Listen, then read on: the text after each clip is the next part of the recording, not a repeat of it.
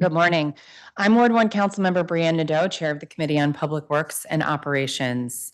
Today is Wednesday, July 8th, 2026, and I'm calling to order this hearing of the committee in room 412 of the John A. Wilson Building and over Zoom on Bill 26-369, the Nightlife Noise Balance Amendment Act of 2025, and Bill 26-648, the DC Hospitality Amendment Act of 2026.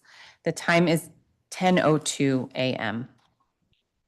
Today, we'll hold a hearing on these two bills introduced by Mayor Bowser's administration.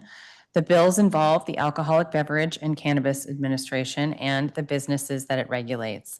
Many of our witnesses today will want to discuss both proposals, and I will briefly summarize them one at a time to start us off.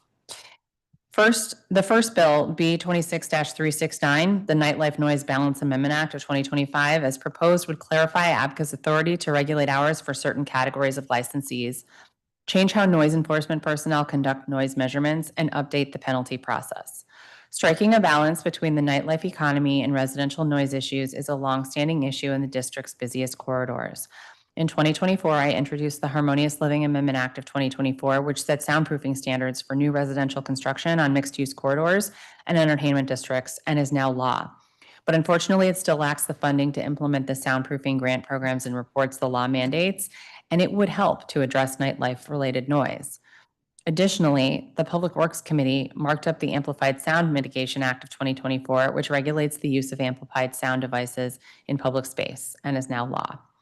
In 2015, 6 months into my first term, the council heard B21-196, the Nightlife Regulation Amendment Act of 2015, introduced by then Councilmember Vincent B. Orange.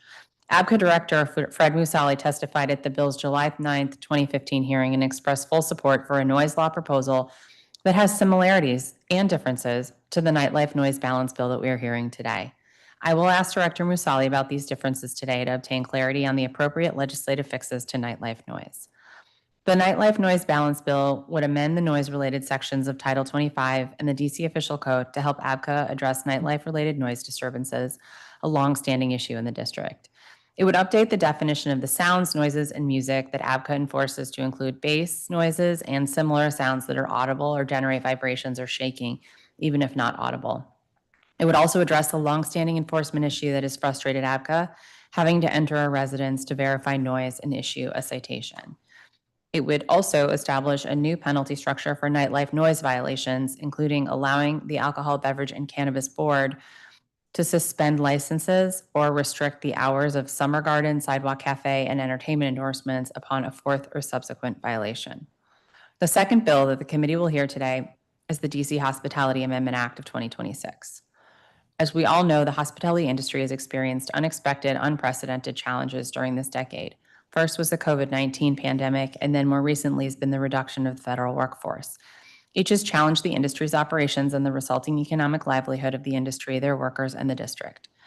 In response to COVID-19, the mayor introduced and the council considered Bill 24-44, the Reopen Washington, D.C. Alcoholic Beverage Regulation Amendment Act of 2021, to provide relief to the hospitality industry in the form of innovative business models and industry evolution.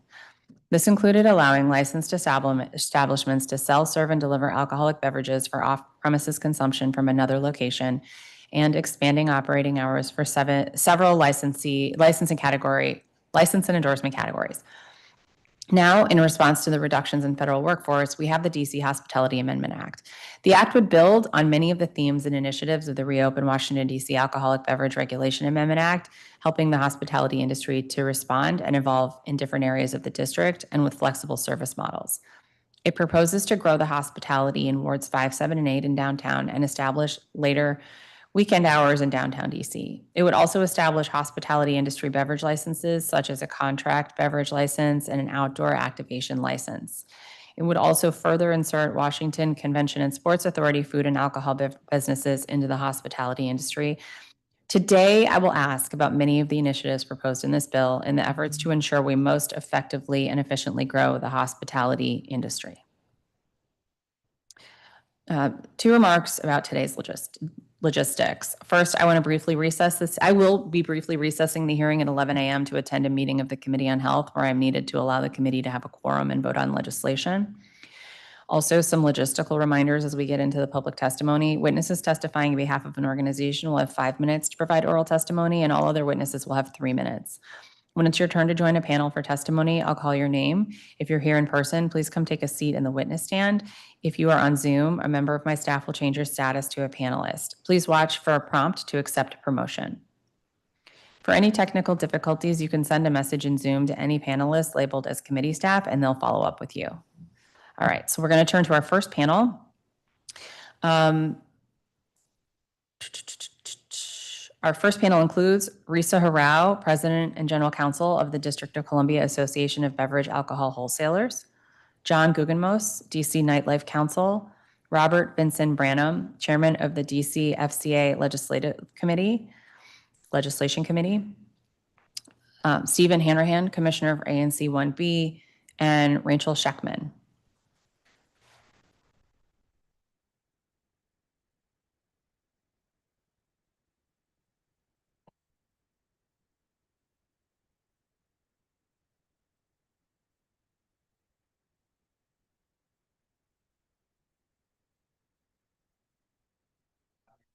Doesn't matter, just sit your butt down and we'll have your testimony. Whatever pleases you. We'll go in the order that I read your names, regardless of where you sit, is probably what I should have said. All right. Well, you can lower it. It's probably you should, so that it picks up what you have to say. So maybe put it just like right by your face, Risa, and then when you're ready, hit the button there so that the red light is on, and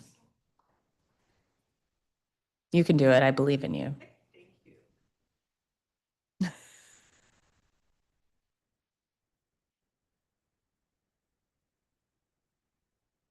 Yeah, and say something so I can tell you if you're loud enough once you got it on. Does this work? Yeah, that works. Oh, okay. All right, here we go. Move it a little closer. See how it's kind of off to the side? How's this? There you go. Oh, okay. Yeah, All right, thank you. sure. Here goes. Good morning, Councilmember Nadeau. My name is Risa Hirao for the DC Association of Beverage Alcohol Wholesalers. DC's alcohol regulatory structure promotes public safety, orderly markets, and fair competition by separating manufacturers, wholesalers, and retailers.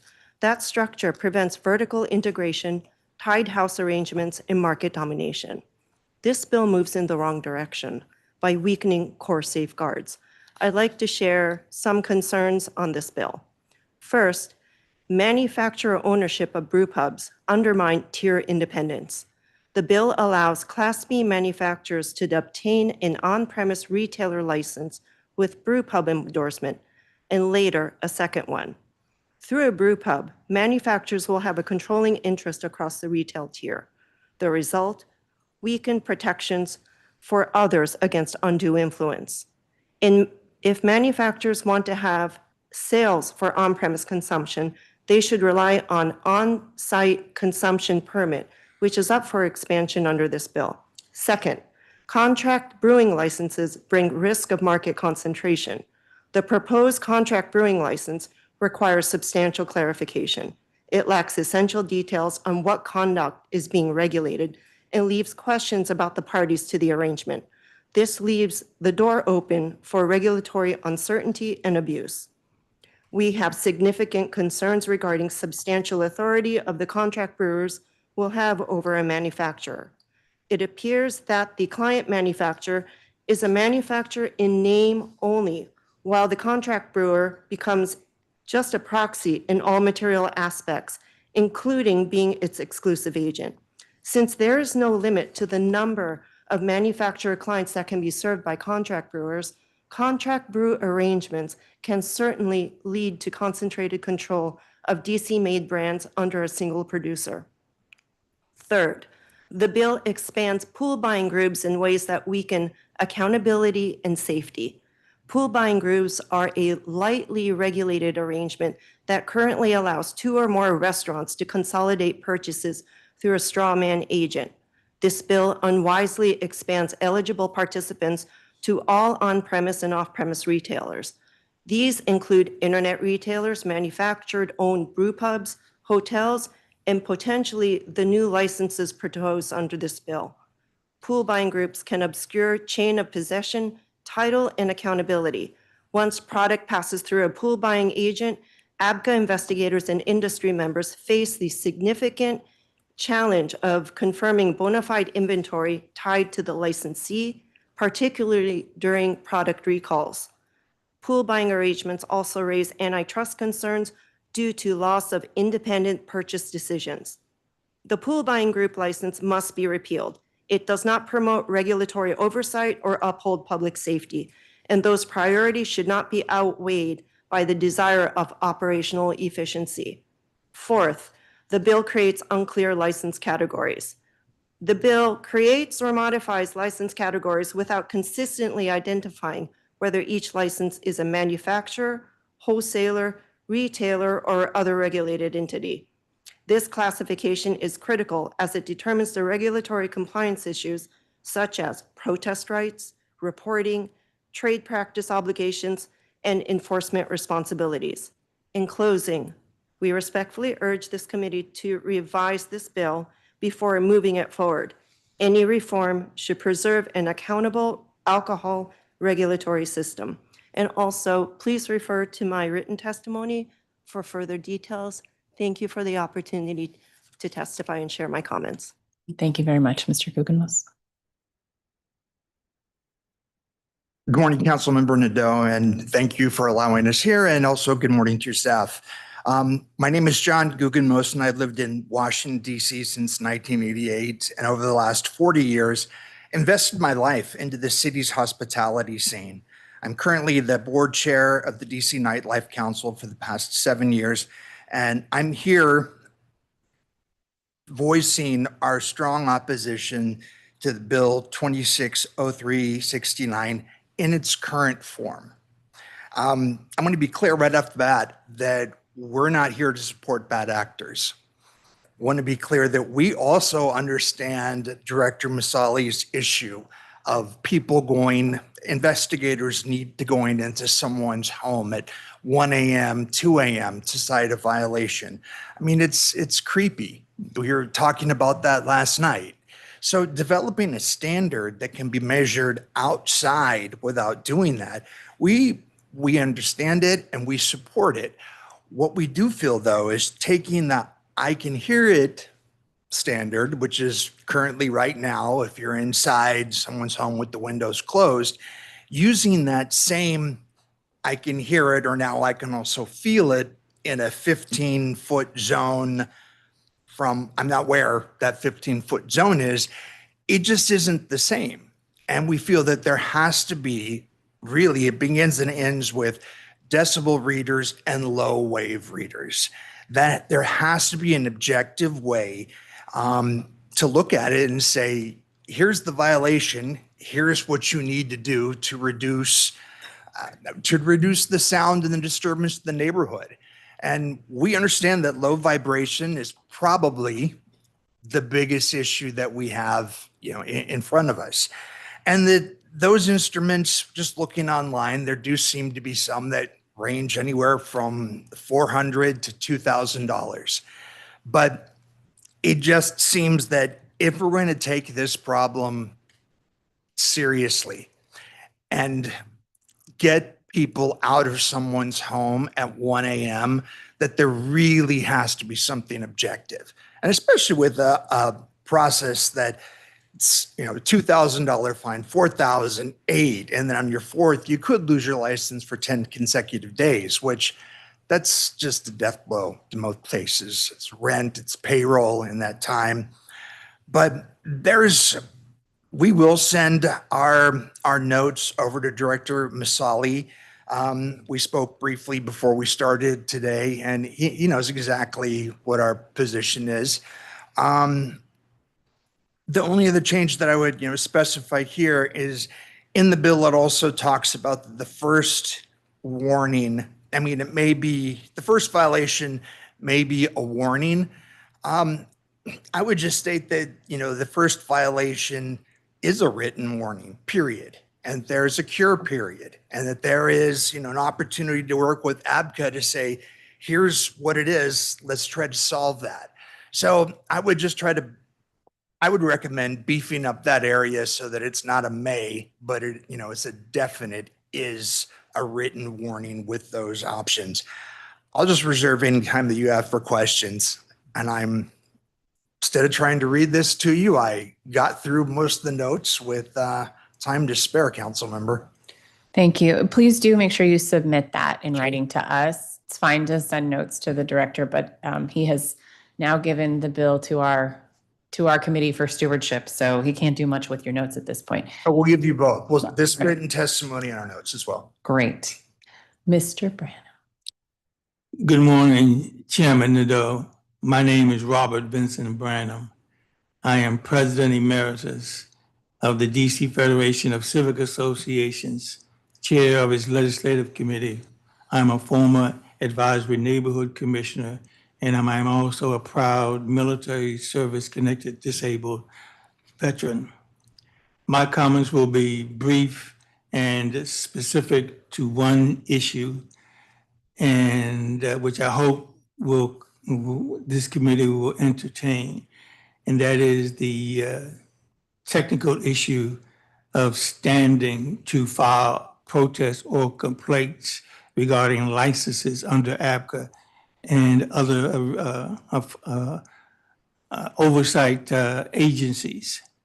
I feel that it is important that that civic associations in the community and the DC Federation of Civic Associations and the DC Federation of Citizens Association be codified into this legislation as entities to have standing to bring complaints and protests on the oversight of licenses under the jurisdictions. And I think that would embrace the effort of the interest of the community and bring forth a greater involvement and clarify what I feel was a loophole that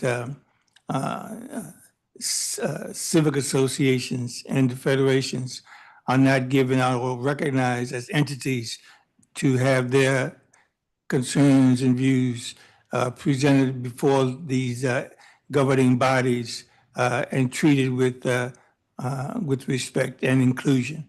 So I think that these two pieces of legislation should be modified to specify that community civic associations and those that are recognized by the Office of Planning, there are 37 of these recognized standing communities in Washington, and the governing bodies to have standing to file complaints and challenges to licenses. I thank you, and we'll be able to address questions on this technical point of standing, not on the overall underlying issues of noise and other issues.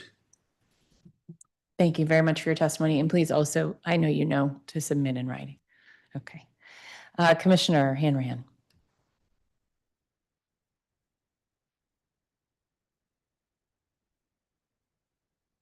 Good morning. Just bringing it up, moved it to another window, and here we go. Okay, I'm in the right window now.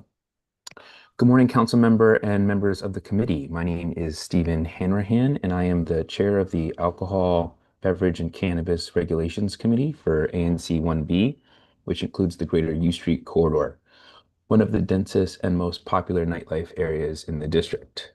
ANC 1B is home to over 140 ABCA licensed establishments with nearly 20,000 residents who live and operate in close proximity to each other. We value the vibrant nightlife culture that defines our neighborhood, but are often challenged when the peace, order, and quiet of the community is impeded on by ABCA licensed establishments, preventing residents from having a restful night in their homes. Noise coming from rooftops, summer gardens, and outdoor spaces is consistently one of the top concerns we hear from constituents, and the current law gives us limited tools to address it. ABCA inspectors have to verify the noise complaints by entering into a home directly, which is often late at night. And the current noise definition does not account for bass or vibration, which is often the result of the very loud music that's being played, and is a primary complaint of residents itself is just hearing the sounds of the bass. Um, Settlement agreements, which are the primary tool that's used to maintain a harmonious relationship between operators and the community, are currently vague in terms of what is enforceable and not. And the provisions that provisions in settlement agreements that can account for decibel levels or a security plan are not clearly defined in terms of enforceability in the legislation as it is currently written. This is why ANC 1B supports both B26-369, the Noise Balance Amendment Act, and B26-648, the Hospitality Amendment Act. These amendments would greatly strengthen the ability for ABCA to enforce and define noise violations, create clearer guidelines for settlement agreements, and maintain an overall more harmonious relationship between operators and the community. However, we urge the committee to consider the following recommendations on ways to even further strengthen this legislation. Specifically for the Noise Balance Amendment Act, one, extend noise restricted area protections to mixed use zones like Arts 2, where residents currently fall outside of the definition despite living directly beside licensed establishments. There's been a lot of mixed use development along the U Street corridor, and the current definition of this noise restricted area would only apply to R zones, not the Arts 2 mixed use overlay. So we would like the committee to consider that inclusion as well. Two is allow a written warning in place of a fine for a force violation. But as I think other testimony was suggesting, ensuring that the warning is documented and can also be made publicly available, and to allow no more than one warning per license every 2 years. Three is to create enhanced ABCA license review standards, specifically for Summer Garden, Sidewalk Cafe, streetery, and entertainment endorsements for any new establishment within 50 feet of a noise restricted area, so that these problems are anticipated before they start, not after residents complain. And then also four is to kind of explore ways in which these noise violations and warnings can be made more transparent to the public without requiring a FOIA request. If there could be investments made to the ABCA reporting system so that these are made more publicly available without having to FOIA. If that could be included in legislation, I think the ANC would be in support of that as well. Turning to the Hospitality Amendment Act, we have two recommendations here. One is to fund ABCA training and expanded community engagement, FTE, through a modest tiered license application surcharges, such as $150 for new application licenses, $125 for substantial changes, $75 for renewals, as a way to fund in another internal community engagement position within ABCA. Other DC agencies have community engagement positions for every ward. I believe ABCA has one person who is community engagement for everyone, and there could be more. And then finally, ensure that the ABC board and ABCA inspectors receive the regulatory training needed to enforce these positions once they're in law. So taken with these recommendations, the legislation is pivotal to preserving a thriving nightlife culture while giving residents real and enforceable protection for peace, order, and quiet. Thank you for your time and the work that has gone into these amendments. ANC 1B believes they are both essential legislation. Thanks, Commissioner. Thank you so much. Thank you. Rachel Scheckman.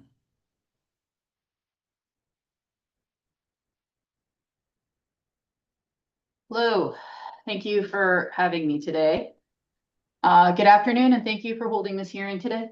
My name is Rachel Scheckman. I have been a resident of LaDroit Park in Ward 1 since 2021. I'm testifying in support of the Noise Balance Amendment Act because I have experienced firsthand how difficult it can be for residents to obtain relief from excessive noise generated by licensed establishments. Shortly after moving here, I began experiencing severe late-night noise impacts from a nearby rooftop venue that operates bass-heavy open-air EDM events, so loud that they could be heard from a quarter mile away and often continuing until 3 a.m. The impacts on residents have been substantial. I organized a Party of 5 protest that collected more than 40 signatures from residents of my neighborhood who had been impacted directly by this club. Despite numerous complaints, the enforcement system has frequently fallen short. UBCAL often lacks the staffing needed for timely in-home inspections, and many neighbors find the current inspection process uncomfortable. Many of us have become discouraged from reporting violations. A settlement agreement was eventually reached with the club, and neighbors established direct communication with ownership, who generally responds with corrections. However, this arrangement highlights a larger issue. The establishment had a professional sound study and knows exactly how much sound is reaching nearby homes.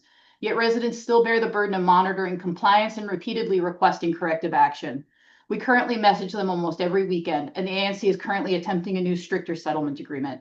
I've spent more than $50,000 on soundproofing measures. The club has spent over $100,000. Despite these investments, the sound study and the settlement agreement based from the club's outdoor rooftop, remains audible inside my home, and my health has suffered. These experiences demonstrate why stronger enforcement tools and greater accountability are needed. For that reason, I urge the council to pass the Noise Balance Amendment Act and consider the following amendments. Require that UBCA inspectors document all verbal and written warnings and limit establishments to a single warning before fines begin accumulating. Strengthen review standards for applications involving outdoor operations or entertainment endorsements for all new establishments located within 50 feet of a noise-restricted area. High-impact entertainment uses adjacent to residential zones need rigorous review. Improve public access to enforcement records and increase transparency. Reform protest procedures so that establishments with substantial or repeated violations can be protested outside the current license renewal period.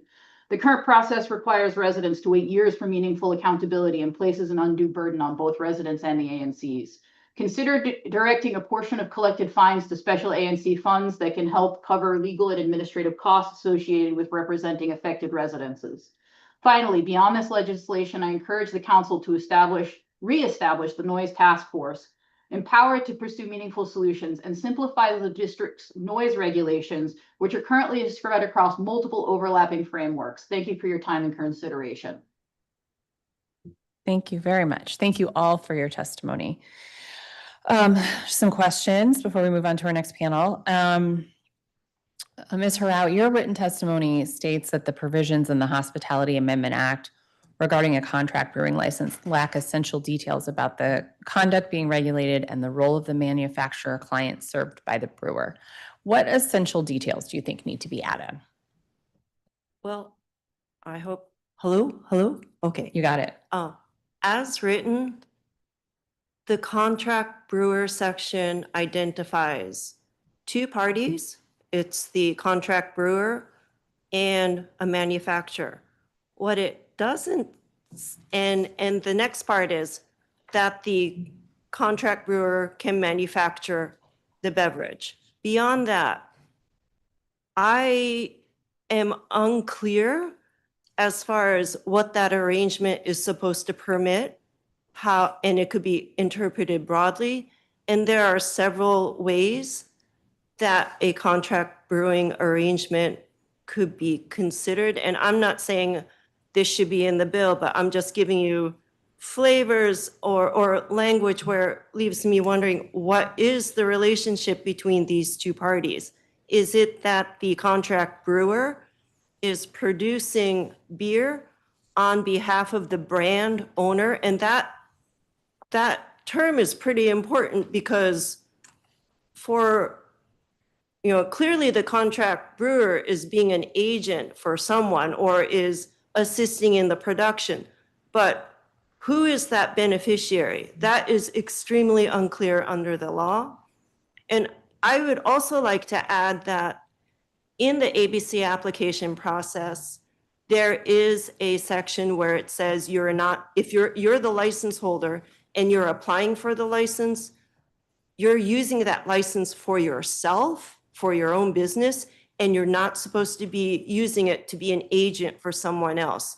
So I think that this contract brewer license really conflicts with the, I'll call it the first steps of obtaining an ABC license. Are you doing it for yourself or are you doing it for another person? And are you basically a hired gun? So that's just one example of the contract brewer that I don't see in this bill. And I would be very interested, what are the goals to enhance and support the business community through this bill, through this license? However, I would like to caution that creating a new license must always be viewed in the context of making sure there's really robust regulatory oversight. And in this case, the contract brewer, I don't know if it's a retailer, I don't know if it's a manufacturer.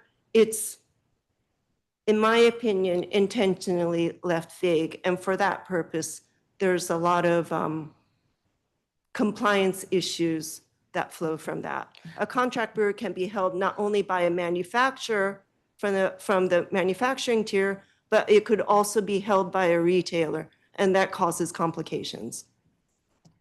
Sorry for the long. No, that's helpful. So do you think the district needs a contract brewing license, or would a written agreement between the parties suffice the way that Virginia and Maryland do? Virginia and Maryland do not include two tiers to be a contract brewer. I would like to hear more regarding the purpose. Virginia and Maryland contain specific objectives and guardrails that govern the conduct of a contract brewer, which is much different than what's proposed. Great. You touch on the proposed amendments concerning settlement agreements with the recommendation to include a provision regarding a process to void provisions in a settlement agreement when performance becomes contractually impossible. Could you elaborate on this? Maybe you have an example you're thinking of. I think maybe the noise example could be one. I'm just, having dealt with settlement negotiations, understanding challenges for a license holder when deciding should they agree upon the terms or should they not agree upon the terms. There could be a situation where building, let's say the noise law passes and they would be required to build structural mitigation items on their premises. It could be impossible due to permitting or the architecture of the building, or I'm just, parade of horribles. So if that happens, is there a way for the license holder to get relief and not be bound by a term they could never, ever be able to comply with? Gotcha. That's what I'm trying to understand. If there's something so egregious that it's impossible for them to comply, are they going to be facing during the lifespan of their license with a violation, risk of violation over their head for the term of their license? Or is there a way to have that provision stricken? Got it. Okay. Thanks. That's helpful. Mr. Guggenmoos, how do we make it easier for good actors to be able to provide entertainment and live music? Well, I think that, again, we just come down to a subjective measurement. And we were looking on yesterday, what does New York do? What does, Charlotte do? And they each have different measurements or, mechanisms. And New York does take a measurement from outside, and they do have, a reader, and there's a low reader versus the, a 47 decibel, whatever that, I do not recall what that number was, but they had a number. And that's what I think for good actors, you just need to have something that is subjective, that doesn't rely on the I hear it or I feel it standard. And, here's the place that it needs to operate from. Here's where the measurement, here's the zone that they're trying to reach. I mean, I want to be able to sleep at night as well. So I understand the challenges, and it is, I think that low base is what's really going to be the hardest thing for us to deal with. Low base is always the hardest thing to deal with. Someone needs to solve low base. Let's do it. Okay. Okay. And I'm asking about the permit and license side, not just enforcement. Should it be easier to have an entertainment endorsement if we have more robust enforcement? Should it be easier to have an entertainment endorsement? That's a good question. I think a lot of the entertainment endorsements come down to the settlement agreements that, get negotiated away. So I think that, enforcement is the key actor. So yes, to your question. How do you think we should account for the commingled sound coming from multiple venues? So 15 feet maybe makes sense in the context of one standalone venue, but it gets confusing very quickly. So somewhere like 18th Street or U Street, any thoughts on that commingled sound issue? Which already exists even for the inside test, right? Oh, yeah. Yeah. Again, was just reading some of the different protocols that they were calibrating the sound that was happening at one building versus the other. And, you do have to have probably far more of a trained technician to do this, to be able to interpret it, than just pressing a button on a gun to get it. But I think this is the investment the district should make to help protect the residents, and also to be fair with the establishments. Okay. And do you think that many bars having last call at the same time contributes to the late night noise issues?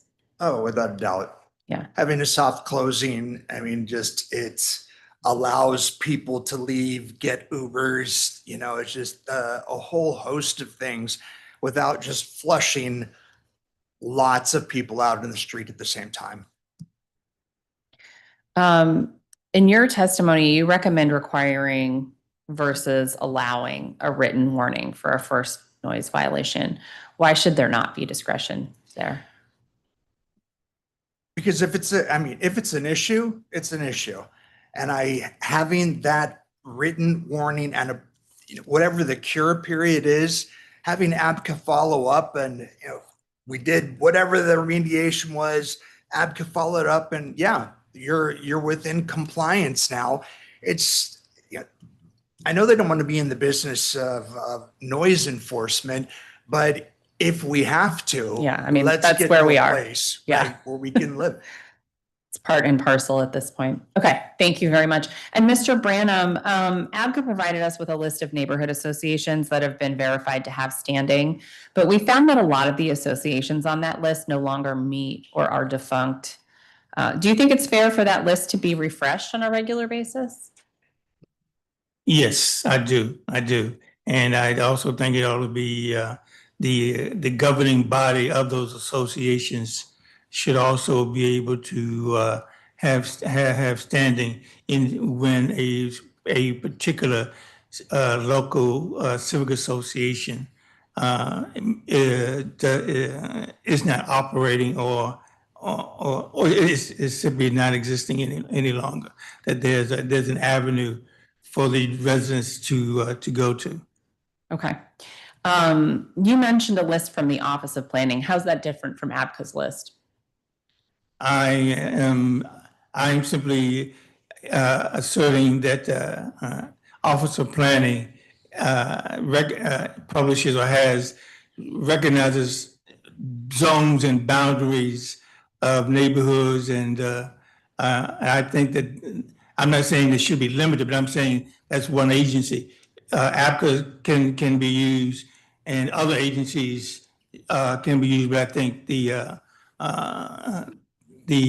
one that I think the government uses mostly is devised from the record of the Office of Planning. Got it. And you're talking about like their proximity to the license. Yes. Got it. Okay. Yes. Thank you for that clarification. What do you think the minimum requirement should be for a civic association to be deemed representative enough for it to have standing?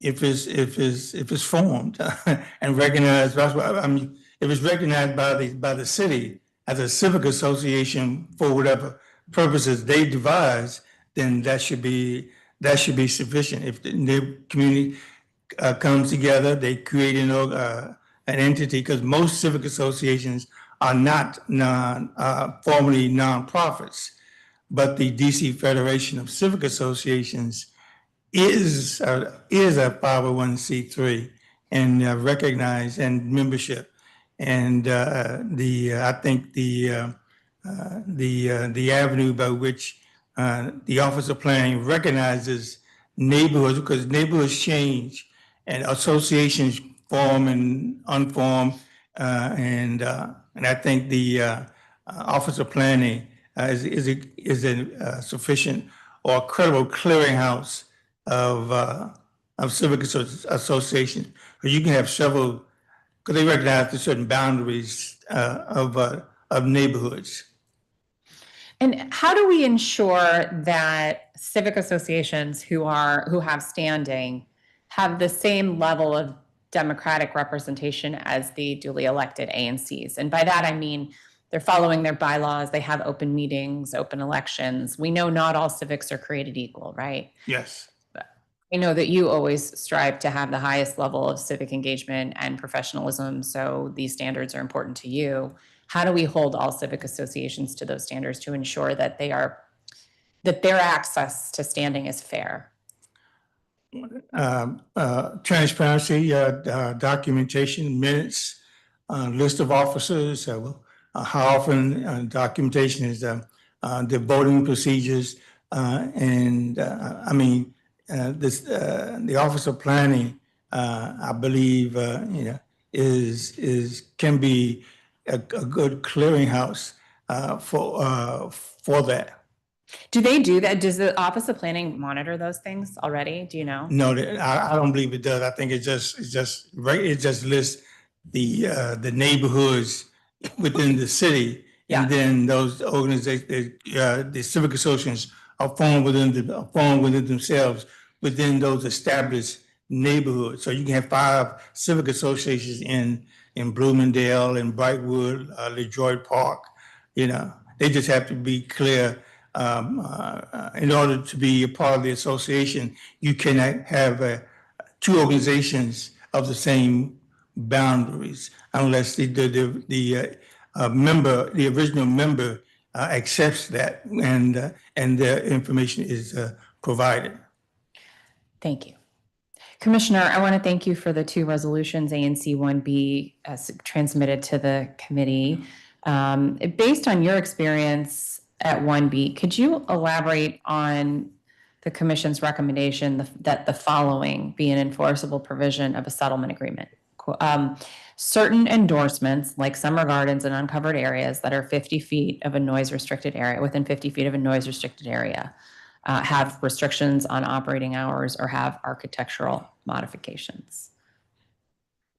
Yes. Can you repeat the question? This is for the Noise Balance Amendment Act, is that correct? Yeah, it is. So 1B recommends that the following be enforceable in a settlement agreement.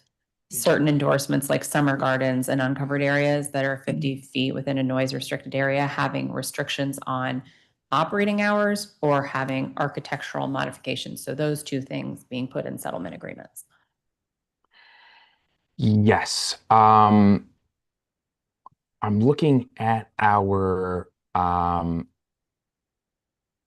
resolution. I don't know if I see that exact language, but I think part of our concern here is that essentially the main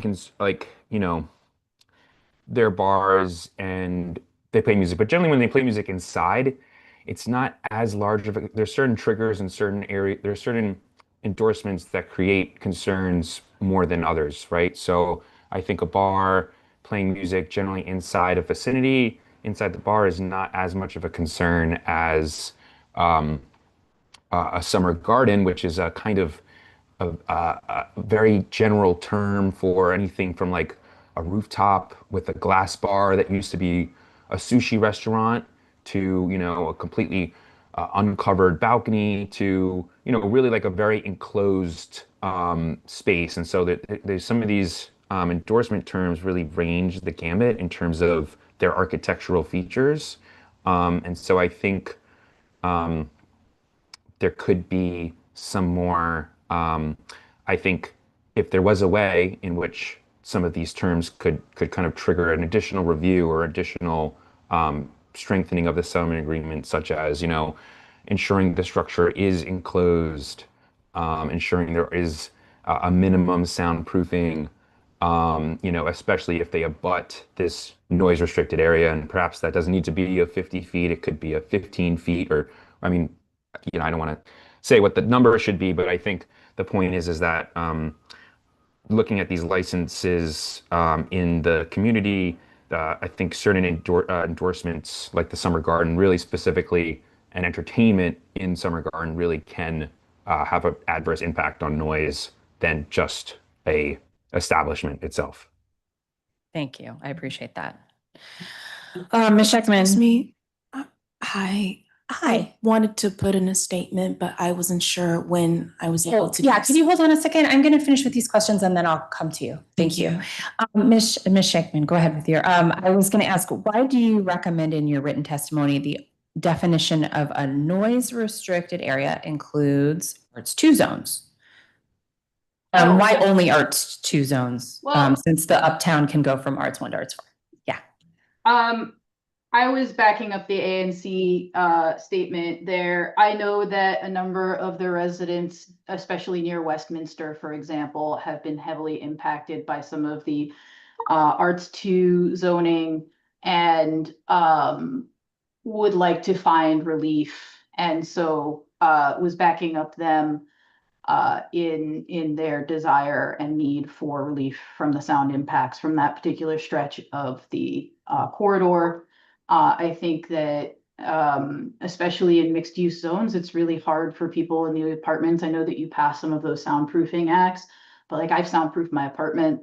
The club has soundproofed themselves, but because they refuse to turn down their bass, like there's no relief, right? And so I think having a little bit more inclusion in what counts, especially I sent you an email after hearing some of the other testimony on the DC sound code, and there are more than one sound codes. There are standards set by DC for what the decibel level should be, though they do not include bass.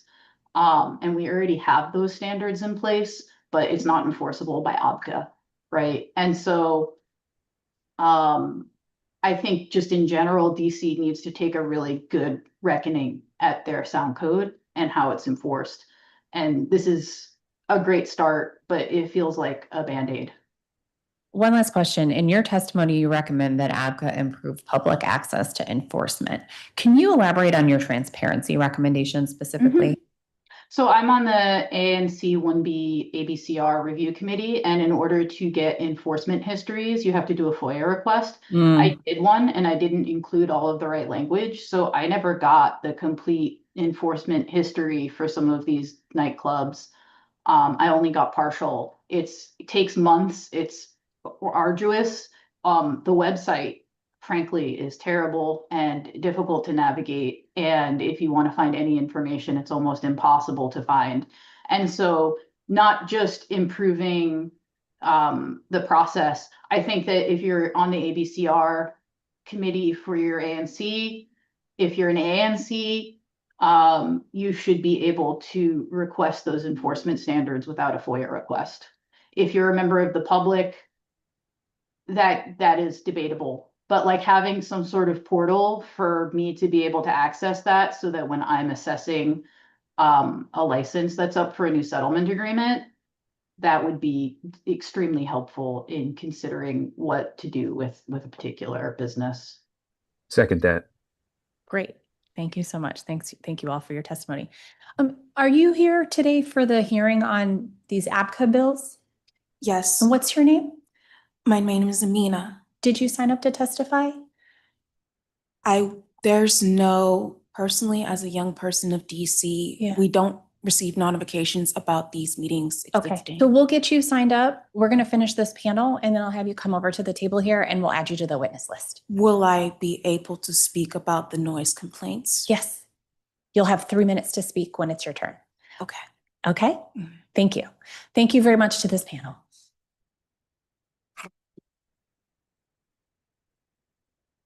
Okay, so it is very close to 11 o'clock when we're going to have to recess for the health committee. So I'm not going to start the next panel, but let me tell you what we're going to do next. I'm actually going to take it from here so that I can come back right away. Councilmember Henderson thinks it'll probably be about 15, 20 minutes. Because it is bills, not just resolutions. And then we'll go right to panel 2. I don't see all of our in-person witnesses for panel 2. So I may add some folks to panel 2. What we'll do is try to make sure we always have at least 5 people on each panel. And if people drop out or drop off, then we will try to fill those so we can keep everybody moving forward. So that next panel, when we come back, will be Salima Dofo, Nancy Groth, Sean Townsend, Caitlin Klein, and Justin Cox. And if we don't have all those people, I may add Parker Griffin from panel 3. And that'll be starting around 11:30. So if everyone can just be prepared for that. And with that, this hearing is in recess. Excuse me. Come on over. No, we didn't. We didn't.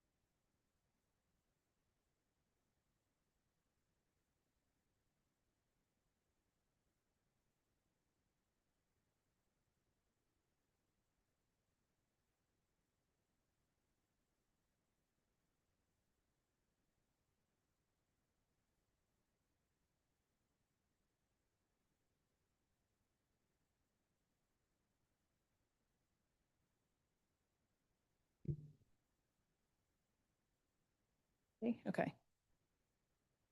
Good morning. It's 11:27 and we are resuming our hearing on bills 26-369 and 26-648. On our second panel, we have two witnesses in person, and then we will have additional witnesses in the Zoom. Commissioner Nancy Groth, ANC 2C. Amina, you may be seated at the table now. And then on the Zoom, we will have Sean Townsend, Restaurant Association of Metro Washington, Justin Cox, founder and CEO of Atlas Brew Works, and Connor McCormick, Vice President of Development with First Batch Hospitality District Winery. Connor, I'm calling you a little early, so hopefully you are available. If three of you in the Zoom could just accept the promotion to the panel. And Commissioner, when you're ready, you may begin your testimony. Thank you. Good morning. I'm a first-term commissioner in the Ward 2 Penn Quarter, Chinatown, downtown, Commission 2C. My own single-member district, SMD, stretches from 20th in Pennsylvania to 13th in Mass Ave. Thank you, Councilmember Nadeau and the committee for holding this hearing on a bill that I support in the interests of fair, common sense updates to APCA's authority to treat our hospitality businesses appropriately and with shared expectations within residential communities where they may be situated. If I were to testify in just 6 words, they would be, please just dial back that bass. Of course, it's more complicated than that. I would like to focus my testimony on the phenomenon of open-air rooftop nightclubs.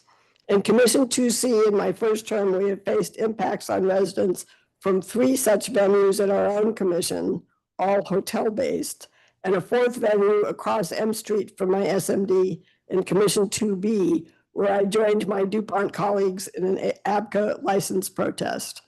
I learned from my first ABCA hearing to lean even harder on my own inclinations as an ANC, to collaborate, to connect, and to convene conversations to find practical solutions long before it should come to that. I believe Bill B26-369 will give ABCA and commissions much needed clarifications and tools to do so. Open air rooftop nightclubs present unique challenges beyond other, quote, summer garden, unquote, sidewalk cafes or streeteries. I would love to see a separate endorsement to APCA licenses specific to rooftop venues. Simply put, blasting nightclub music from 10 stories above street level results in noise that is unpredictable in how far, in what direction, and bounced off which glass wall building the sound will travel. The bass and vibrations, I personally heard music last summer 3 blocks from one of my venues. The bass and vibrations can indeed be felt and sensed even beyond where music is audible. A condo building in my SMD shares a party wall with the hotel topped by one of these venues, and their residents, privately so far, have reported terrible disruption from the bass and vibration. I appreciate the word balance being moved in the title of this bill. I believe that at least in Penn Quarter, Chinatown, and downtown, with regard to nightclub noise, there are 3 constituencies' interests to be balanced, with ABCA and commissions each filling their respective roles. 1, rental and condo residents who are the anchor for the revitalization of downtown, including the office conversions already accomplished and taking place. My own SMD has 10 office conversions. Even without the 3 conversions to hotels, my own SMD will add at least 1,466 rental housing units to downtown between the 2020 and 2030 censuses. 2, the restaurants and nightclubs that activate our spaces and make downtown a place people want to be in the first place. And 3, the hotel industry, which actually combines both other constituencies, with tourists and convention attendees needing to sleep at night, and also being activators of restaurants and nightclubs themselves, and beneficiaries of the other neighborhood restaurants and nightclubs. If I can just leave you with the earworm for It's All About That Bass, my work here is done. Thank you for the opportunity to testify. I welcome any questions. Not an earworm. Thank you, Commissioner. Amina, when you're ready, and then your clock will be right in front of you, your 3 minutes. Go ahead. Thank you for giving me this time. I'm here to talk about the noise complaints that are introduced here. However, I do oppose the petition because there has to be consideration of the community, especially when it comes to these social spaces. These social spaces are important third spaces to communities for social interaction and the enjoyment of American culture through music and dance. Today, those spaces are heavily censored and limited by rules made by others who do not engage in these social spaces and are not aware of the national problem that Americans have when it comes to lacking social skills because of the financial and the limited strain it has on having the opportunity to even engage with these social spaces. So to even go to these nightlife parties, it's very hard to find them or at least to know where they are. Noise complaints of music, noise complaints also, I'm afraid of, involves music genres. One of the famous noise complaints we had was go-go that happened out nearby Howard University when somebody called a complaint on a Metro PCS playing go-go music outside of their store. Yet go-go is a big staple to DC and its social community. Music tastes and nightlife is already limited financially, economically, and by gentrification, where we have plenty of empty apartments purposely built with thin walls on a cheap budget. And that's why it's no wonder many locals can hear everything. But the point I'm making here is to consider nightlife to be a staple of community spaces for locals to gather, learn about one another, and come together to trust one another and build a stronger American society in and outside of the nightlife. Many of the neighbors who submit testimonies may not know their neighbors nor community. As for young adults, are not aware of our community, including this council, nor the issues that we discuss. I hope that our communities and DC council members can focus more on sustaining better social spaces for locals to gather and share lives through the power of music, rather than limit and separate our communities one suppressant rule at a time. Thank you for listening to me. Thank you for taking the time to testify. Mr. Townsend, feel free to join us at the table. I don't want to put you on the spot, but if you're ready, you can go. If you'd rather, I can turn to someone in the Zoom. You good? Okay, great.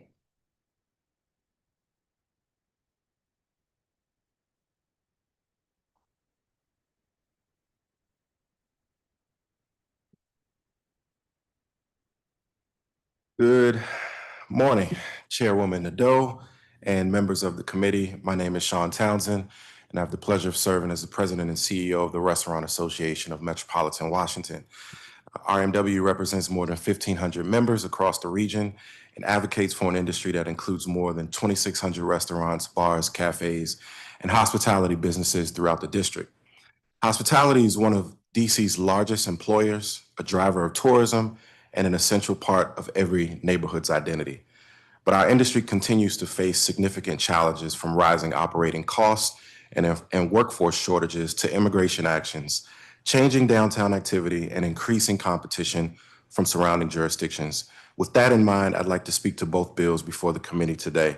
First, RMW strongly supports the DC Hospitality Amendment Act of 26.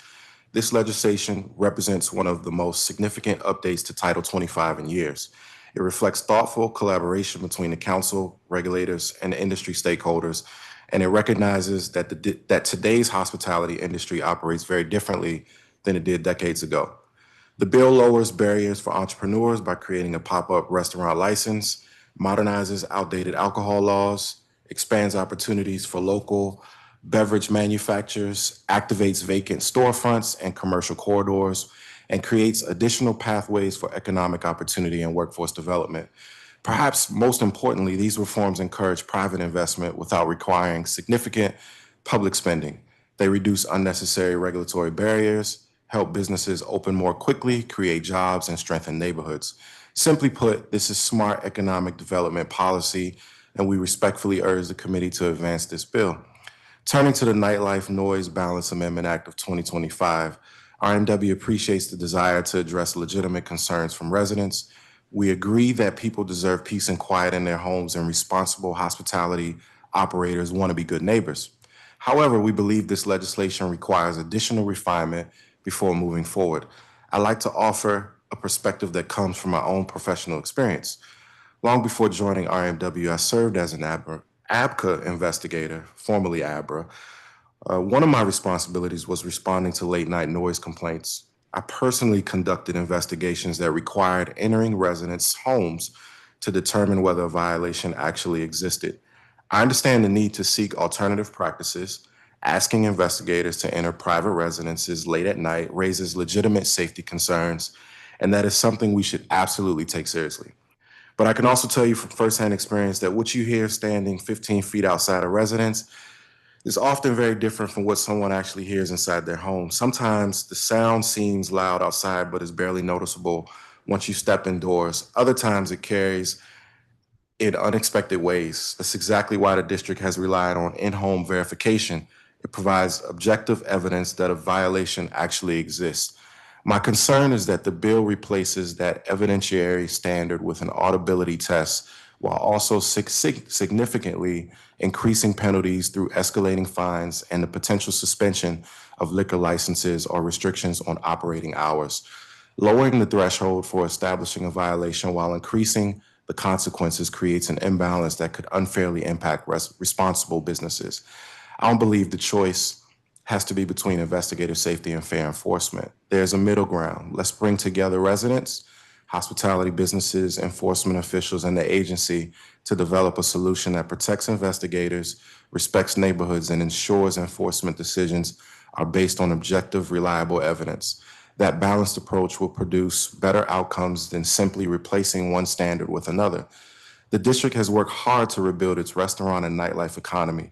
We should continue removing unnecessary barriers to investment while ensuring reasonable accountability for businesses that fail to be good neighbors.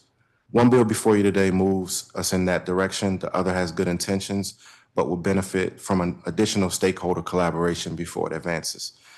RMW respectfully urges the committee to approve the DC Hospitality Amendment Act of 2026 and continue working with stakeholders to refine the Nightlife Noise Balance Amendment Act of 2025 so we can achieve a solution that works for residents, businesses, and the district alike. Thank you for your time and consideration. Happy to answer any questions. Thank you very much for your testimony. And now we'll hear from Justin Cox, founder and CEO of Atlas Brewworks. Thank you for the opportunity to testify today. My name is Justin Cox. I'm the founder and CEO of Atlas Brewworks. We're a craft brewery and brew pubs in Ward 8 in the Bridge District and Navy Yard. I'm also the president of the DC Brewers Guild. We've been brewing beer in the district since 2013, and Atlas has become one of the larger independent craft breweries in the region. And I'm here today primarily in support of the DC Hospitality Amendment Act, which I think takes meaningful steps forward DC's craft brewing industry and its hospitality sector more broadly. A few provisions in particular. The new brew pub pathway for Class B breweries in Wards 5, 7, and 8 in downtown. I think this is an important provision. DC breweries, we've spent more than a decade navigating regulatory environment that effectively prevented us from operating full service tap rooms with the flexibility that our counterparts in Virginia and Maryland take for granted. The ability to open a new brew pub in Wards 5, 7, 8 or downtown and neighborhoods that frankly need more investment in foot traffic is not just a win for breweries like Atlas, but for those communities. However, the 250 barrel production minimum in the bill, I think, is too high. So for context, our brew pub in Navy Yard, right outside Knights Park, is very fortunate to have pretty heavy foot traffic from the baseball park and during that season.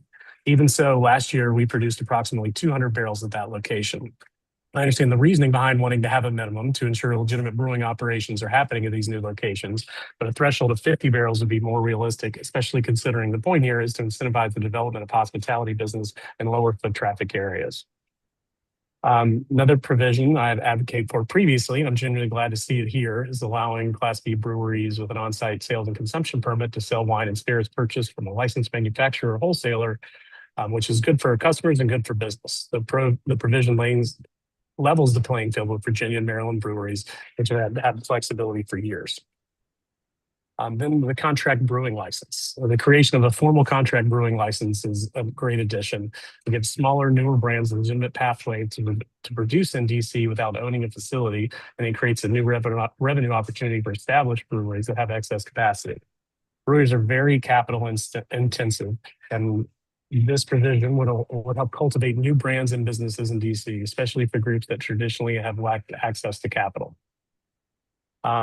Fourth, the outdoor activation license. I also want to express support for this, for authorizing bids to sell and serve alcoholic beverages in outdoor spaces owned or controlled by the district. I think it's a smart economic development tool, particularly for areas like Navy Yard and Anacostia, where Atlas operates. Outdoor activations drive foot traffic, create vibrant public spaces, and benefit every business in the surrounding area, including ours, and we strongly support this provision. I wanted to take a little time to touch on the three-tier system because I know there's been some testimony today about this, about the need to preserve the three-tier system with the usual industry talking points about preserving safety, independence, and a couple other made up but seemingly good sounding reasons.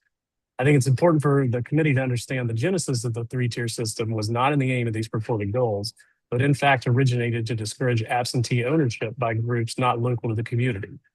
As the authors of the often cited treatise on the issue, Toward Liquor Control, wrote, "Tied House system has all the vices of absentee ownership. The manufacturer knew nothing and cared nothing about the community. All he wanted was increased sales. He sold none of the abuses, and as a non-resident, he was beyond local social influence." The bill before the committee today does the exact opposite, empowers locally owned and operated businesses who take pride in being a part of the local community, are accountable to that same community, and work in tandem with that community to make the district a better place. Thank you for the time, and I'm happy to answer any questions you may have. Thank you for your testimony. We'll come back to you for questions. Next, we'll hear from Connor McCormick, Vice President of Development with First Batch Hospitality at District Winery. Good morning. Good morning, Councilmember Nadeau, members of the Committee on Public Works and Operations and staff. My name is Connor McCormack, and I'm the Vice President of Development at First Batch, the company behind District Winery. District Winery has been serving the district in the heart of the Yards Parks in the Navy Yard since 2017.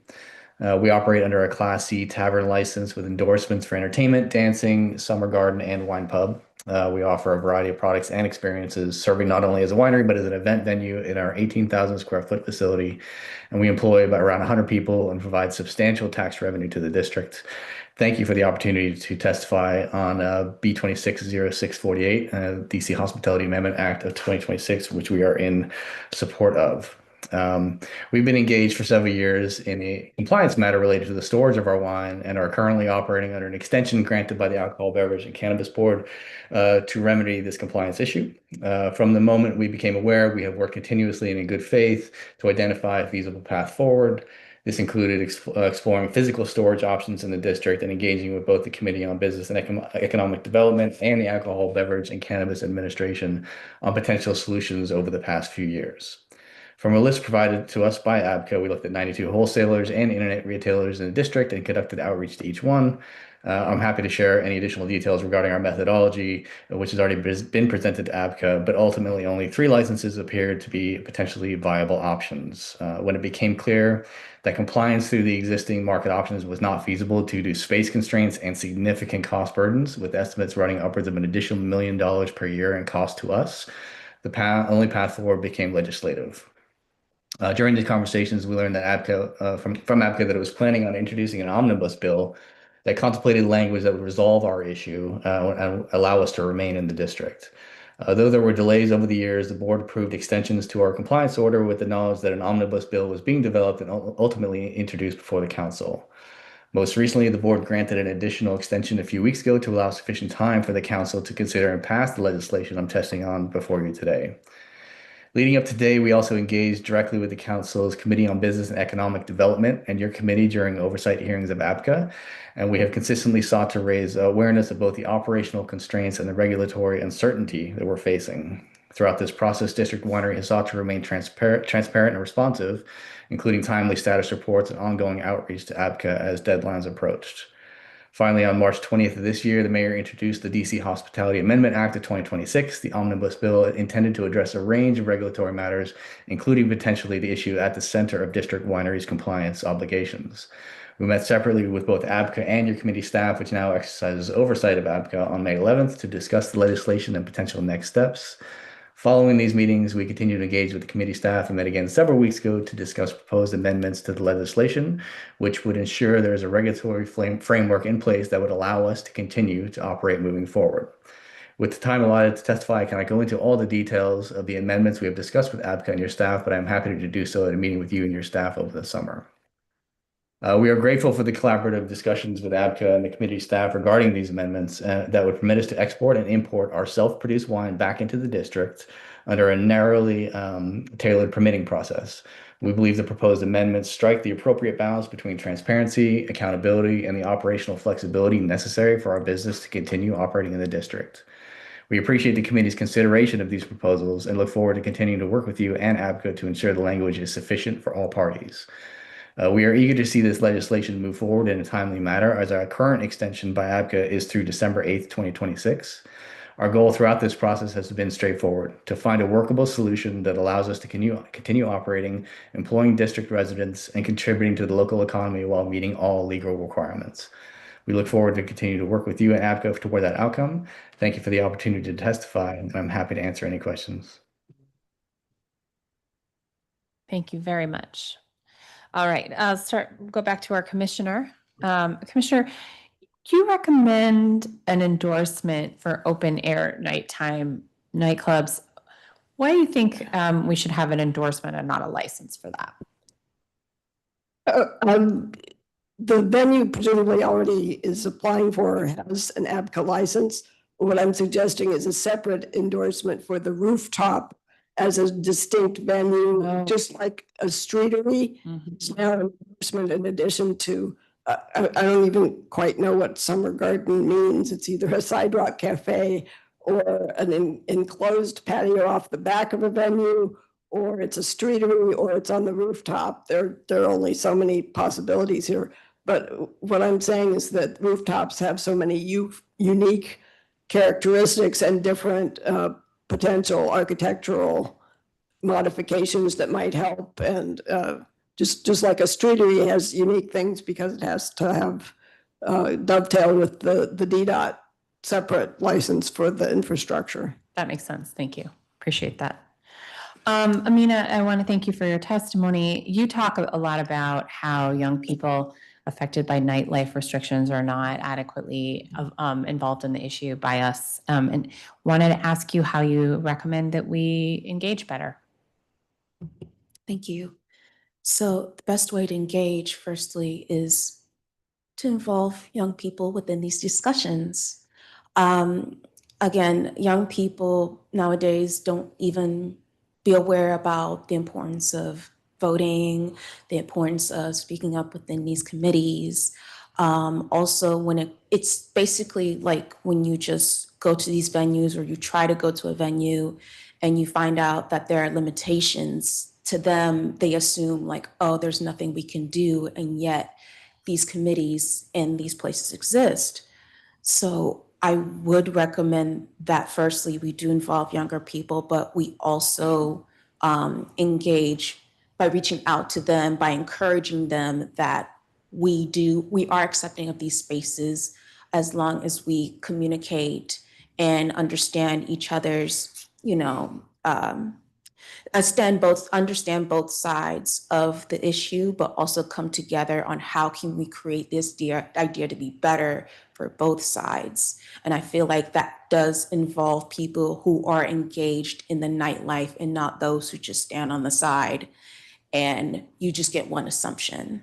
So it's important to get the input of both sides, especially those who engage themselves in the nightlife. And we'd love your help if you want to assist in the next couple of weeks getting more statements from your peers. They can submit them in writing on our website. Absolutely. Great, thank you. Mr. Townsend, Please, let's make sure we get your testimony in writing too. Yes. Make sure we have that for the record. And same with you, Amina. We'll show you how to do that, Amina. I know you know how to, Mr. Townsend. Any aspects of the DC Hospitality Amendment Act that you particularly like? Well, the pop-up piece, I know that there's particularly been some interest in that over the last couple of years. And I think that this is going to allow some of our vacant properties to be taken up by some of these pop-up opportunities. I know that there is some workforce development pieces that RNW is particularly interested as well, as we are constantly looking at ways to fill the pipeline to ensure that folks are continuing to come into the industry.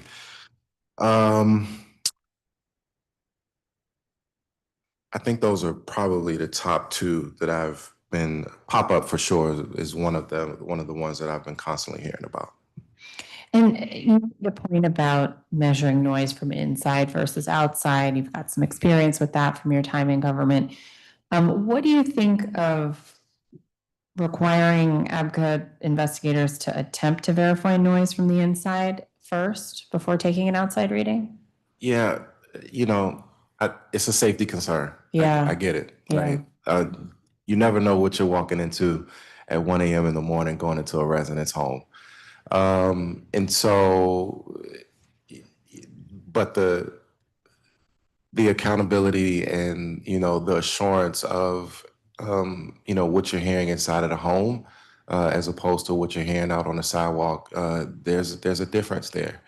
And in some cases, I know very well of a few where some residents were just like, they just got in the habit of calling for any type of noise that was emanating, and it may not have been from an establishment at all, right? And so I think there's a fine balance that we have to maintain, whether or not we're having investigators go in homes or not.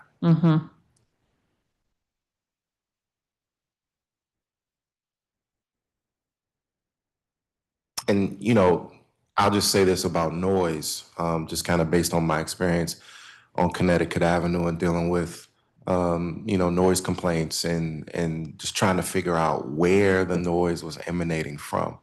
And noise travels in weird ways that I never even imagined until, digging into this. And, it really takes, some investment in, understanding noise in different parts of the city and how it travels. In particular, Austin has done a really good job of this with the whole agent of change. I know you're very familiar, but they've done a good job. I think Brian Block is his name, and he has really taken the lead on figuring out noise ordinances that work for both the community and the businesses and large scale festivals as well. Thank you. Appreciate it. Mr. Cox, you testified in support of the establishment of a brew pub pathway for Class B breweries in wards 5, 7, and 8 in downtown. Do you think this provides a sufficient enough carrot for breweries to locate in these targeted areas? I do. I mean, carrots can always be bigger, right? But I think this is a great path for the established breweries here who've been asking to be able to do this for quite a long time now. And so I'm happy to see it. Great. Thanks. And you recommend that the bill lowers the 250 barrel production minimum. What is the barrel production minimum in Maryland and Virginia? And should the district follow those? I don't believe that they have one. I don't know the answer to that, but the structure there, I don't know. I'm sorry. I don't know the answer to that. No problem. Appreciate you acknowledging that rather than trying. Not used to that around here. We're politicians. We try to answer regardless of whether we know what we're talking about. Okay. And let's see. You also testified in support of establishing a contract brewing license. Do you think there needs to be a license, or is it sufficient to have a written agreement between the parties like Maryland and Virginia do? I think Director Musali is probably better positioned to answer that, but my understanding is just having a written agreement would not be sufficient because the the contractee entity would not have an alcohol license to be able to sell the alcohol, right? So to keep them within the regulatory system, I think they would need some type of license. Got it. Makes sense. Well, thank you all. Thank you. Appreciate the panel. Thanks for your Thank time you. today.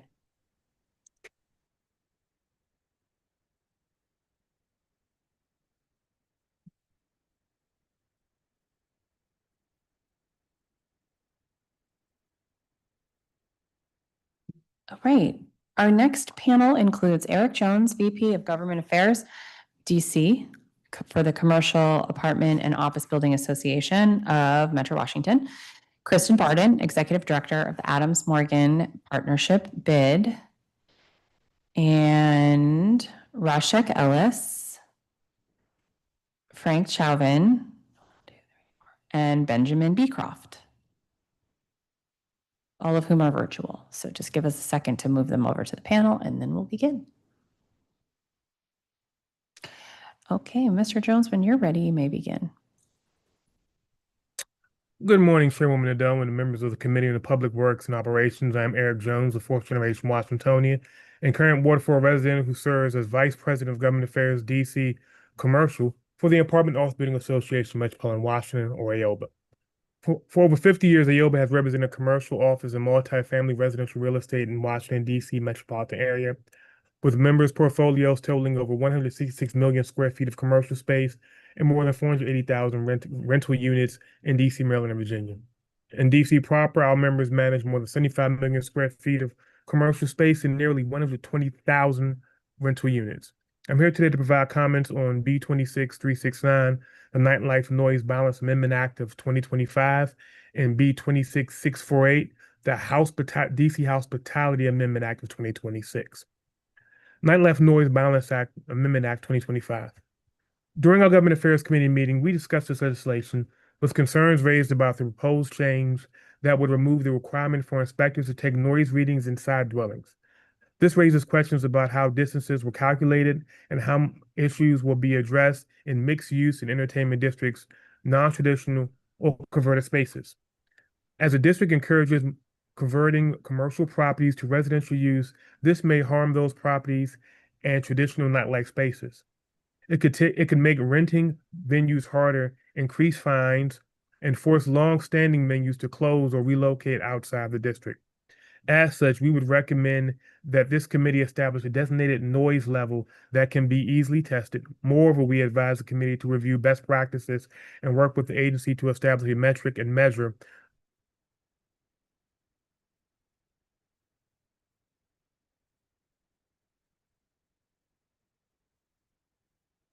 I don't know what happened to Eric, but when he comes back, we will let him continue. In the meantime, Kristen Barden, go ahead. Hi, good morning. I'm Kristen Barden, and I'm the Executive Director of the Adams Morgan Partnership Business Improvement District, or BID. I've been in this role since November 2008, and I've lived in DC since May of 1994.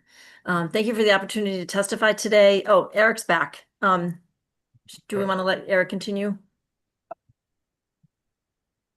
Eric, are you okay to keep going? Yeah, I didn't. I was still going. It was showing me still there, so I'm not sure where I cut off at.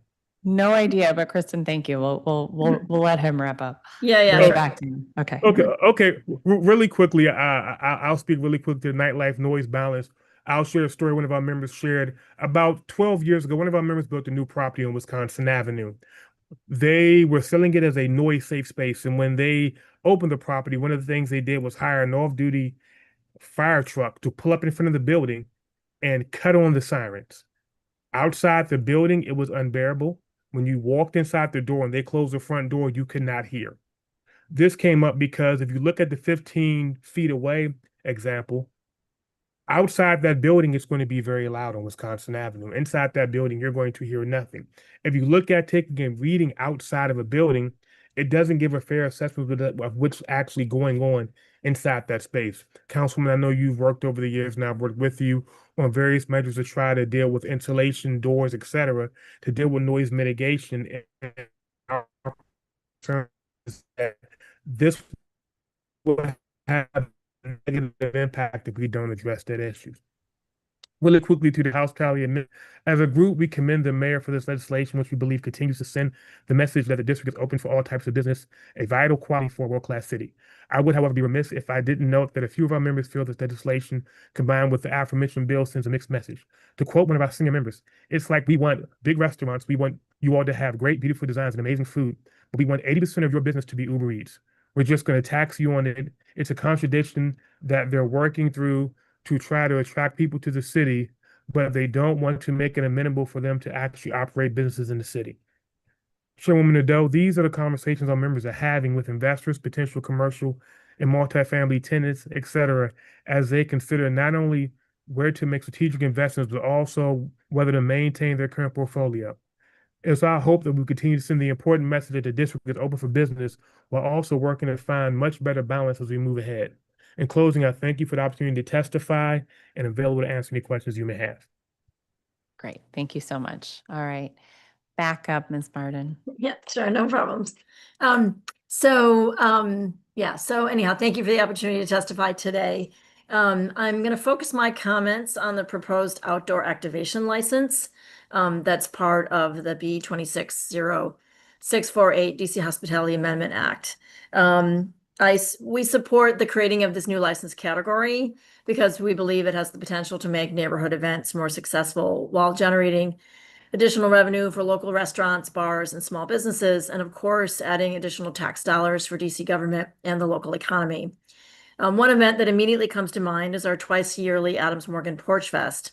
Twice a year, thousands of people come together to enjoy live music, explore local businesses, and experience one of DC's most unique neighborhood traditions.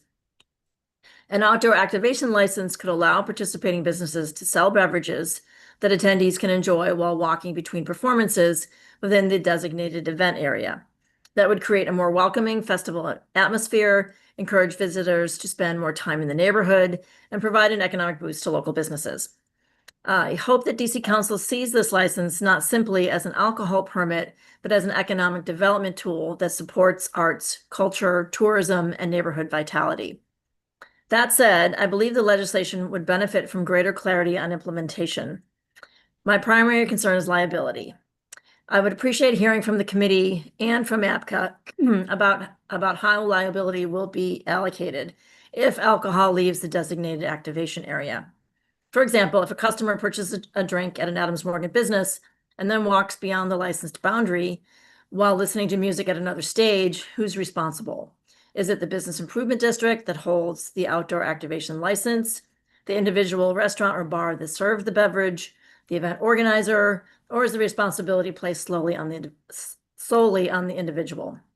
Similarly, if an incident occurs after alcohol has been taken outside the permitted area, how will liability be determined? These are important questions for business improvement districts, participating businesses, insurers, and event organizers who will need to understand their legal responsibilities before deciding whether to participate. I also encourage the council to consider whether the bill should require clear and consistent signage, identifying the boundaries of the licensed area, along with guidance for attendees so that compliance is realistic and easy to understand. The easier it is for people to know where alcohol consumption is permitted, the more successful and enforceable the program will be. My final questions for the committee and for APCA are, how will licensed activation areas be defined and communicated to the public? How will the district enforce those boundary requirements during large multi-block events? Does the proposed legislation provide enough certainty regarding liability and insurance for bids and participating businesses? Will additional regulations or guidance be issued before these licenses become available? For example, staffing requirements and signage guidelines. How many staff per 1,000 people will be required and what training will they need, for example? And for renewal, what will justify a complaint? What would have to happen for the license not to be renewed? I believe the outdoor activation license is an exciting opportunity for the district and neighborhoods that hold large events. I can anticipate lots of organizations would want to apply for these licenses. With thoughtful implementation and clear answers to these questions, I think it can serve to create a really vibrant public spaces, strengthen neighborhood events like Adams Morgan Porch Fest, and support the hospitality businesses that make our communities really unique. Thank you for your time and consideration. I appreciate the opportunity to be here to testify today, and I look forward to the discussion. Thank you so much. Rashek Ellis? Yes, good afternoon. Thank you, Councilmember Nadeau and members of the Committee on Public Works. My name is Rashik Ellis, and I'm a resident of the Mo Apartments located in Ward 5. I want to thank you all for the opportunity to testify on Bill 26-0369. I'm here to support the intent of this bill and to ask that as you move it forward, you explicitly protect residents living in legal housing and mixed use and PDR corridors within the Union Market District. I live in a lawful residential building that the district has permitted and encouraged in a production, distribution, and repair zone, which is immediately adjacent to nightlife and entertainment uses operating under alcohol beverage license. Several nights a club level bass and vibrations that is clearly audible and physically felt inside our homes. It interferes with sleep, work, and basic mental and physical health, and has become for us a nightly quality of life issue rather than an abstract land use debate. As a DC native, I'm not asking for silence. I understand and expect reasonable urban noise in mixed use neighborhoods. What we are living with is beyond reasonable. Low frequency bass and vibration permeating walls well past traditional sleeping hours with no effective resources because of how the current enforcement framework treats our zoning label. This bill is an important step because it expands ABCA's authority to regulate the hours of operation, service, and consumption, and the use of summer gardens, sidewalk cafes, and entertainment endorsements during the initial licensing and renewal process. It defines noise-restricted areas to include public or private outdoor spaces of a residential building within 15 feet of a licensed establishment. It makes it clear that bass and similar sounds that generate vibrations are part of what should be controlled. It also creates a dedicated fine schedule for noise violations and allows ABCA to suspend or otherwise restrict licenses within violations when they reoccur, which is a critical step when it comes to enforcement. However, as ABCA's own guidance makes clear, the board's enforcement authority is still largely framed around accountability or audibility standards and around whether sound can be heard in premises outside of the establishment. While the underlying decibel nighttime threshold in PDR and mixed-use corridors, the split enforcement structure contributes to a gap which we live in. ABCA says certain violations can't be substantiated from inside our homes because zoning and DLB's decibel-based enforcement is not designed around nightlife licensing decisions. As you consider the nightlife, I urge you to add language making clear ABCA enforcement authority under this bill, making sure it extends not only to sound that is audible in noise restricted area, but also to sounds that exceed the decibel limits established in the Noise Control Act and related regulations. There are a couple of asks that I would say that needs to be added. Ensure the definition of the noise restricted areas. Clarify that ABCA may rely on decibel measurements rather than taken by DLB or ABCA where appropriate meters are needed as a part of the enforcement and license decisions, and also direct ABCA and DLB to develop shared protocols and data practices so that decibel-based findings can flow in licensing and enforcement decisions most directly affected residents' nightly experience. Thank you very much for your testimony. Thank you. And next we'll hear from Frank Chauvin.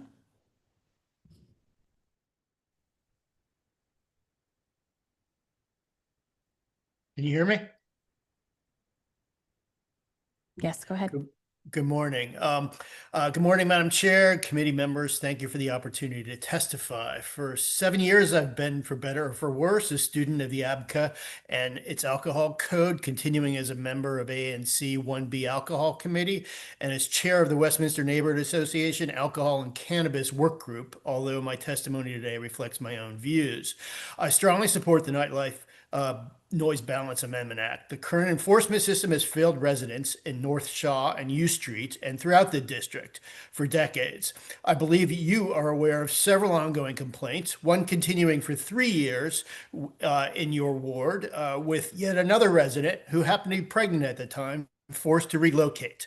This bill makes 3 important improvements, eliminating the requirements that investigators enter a residence to verify a violation by establishing the new 15-foot noise restricted area, expanding violations to include excessive bass, vibration, and shaking, and finally, strengthening enforcement through higher penalties and operational restrictions for repeat offenders. I respectfully recommend 5 additional improvements. Extend the bill's protections to Arts 2 mixed-use districts where homes may directly adjoin or be very close to licensed establishments.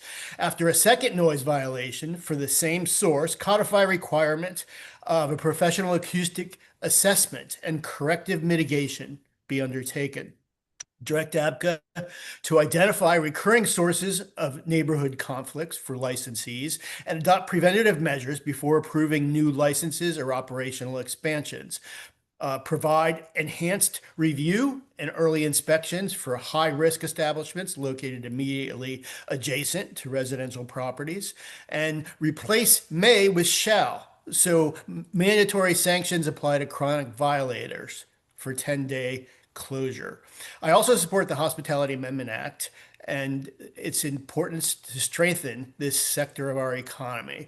However, I ask the committee to retain the long-standing authority allowing settlement agreements to require a full kitchen and menu through agreed-upon evening hours, maintaining balanced operators in the community. This provision, stricken in the bill, helps preserve balanced mixed-use neighborhoods and remains especially important for moratorium zones. Finally, because this is an omnibus bill, I encourage the committee to strengthen accountability by codifying A&C great weight requirements for ABCA. This acutely important matter, ABCA has recently instituted a challenging protocol ceiling for an A&C to gain great weight on alcohol and cannabis matters. Codifying this will highlight this important A&C and community matter, which remains hidden to most, increasing penalties for books and record violations for what is, by any definition, fraud.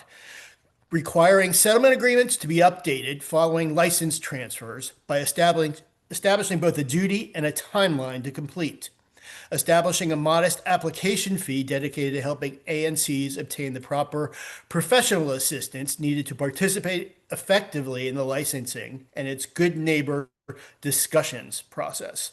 Require ABCA adoption of inspector and investigator code of conduct to prevent and prohibit any untoward private or offline communication by agency officials and licensees which can destroy a violation enforcement case.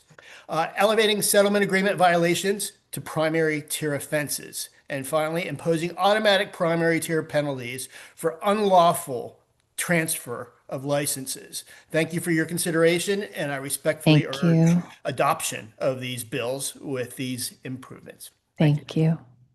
And Benjamin Beecroft will be our final panelist for this panel. Oh, did he go on? He left. Oh, no, there he is. He must have fallen off the panel. Can we promote him? Thanks.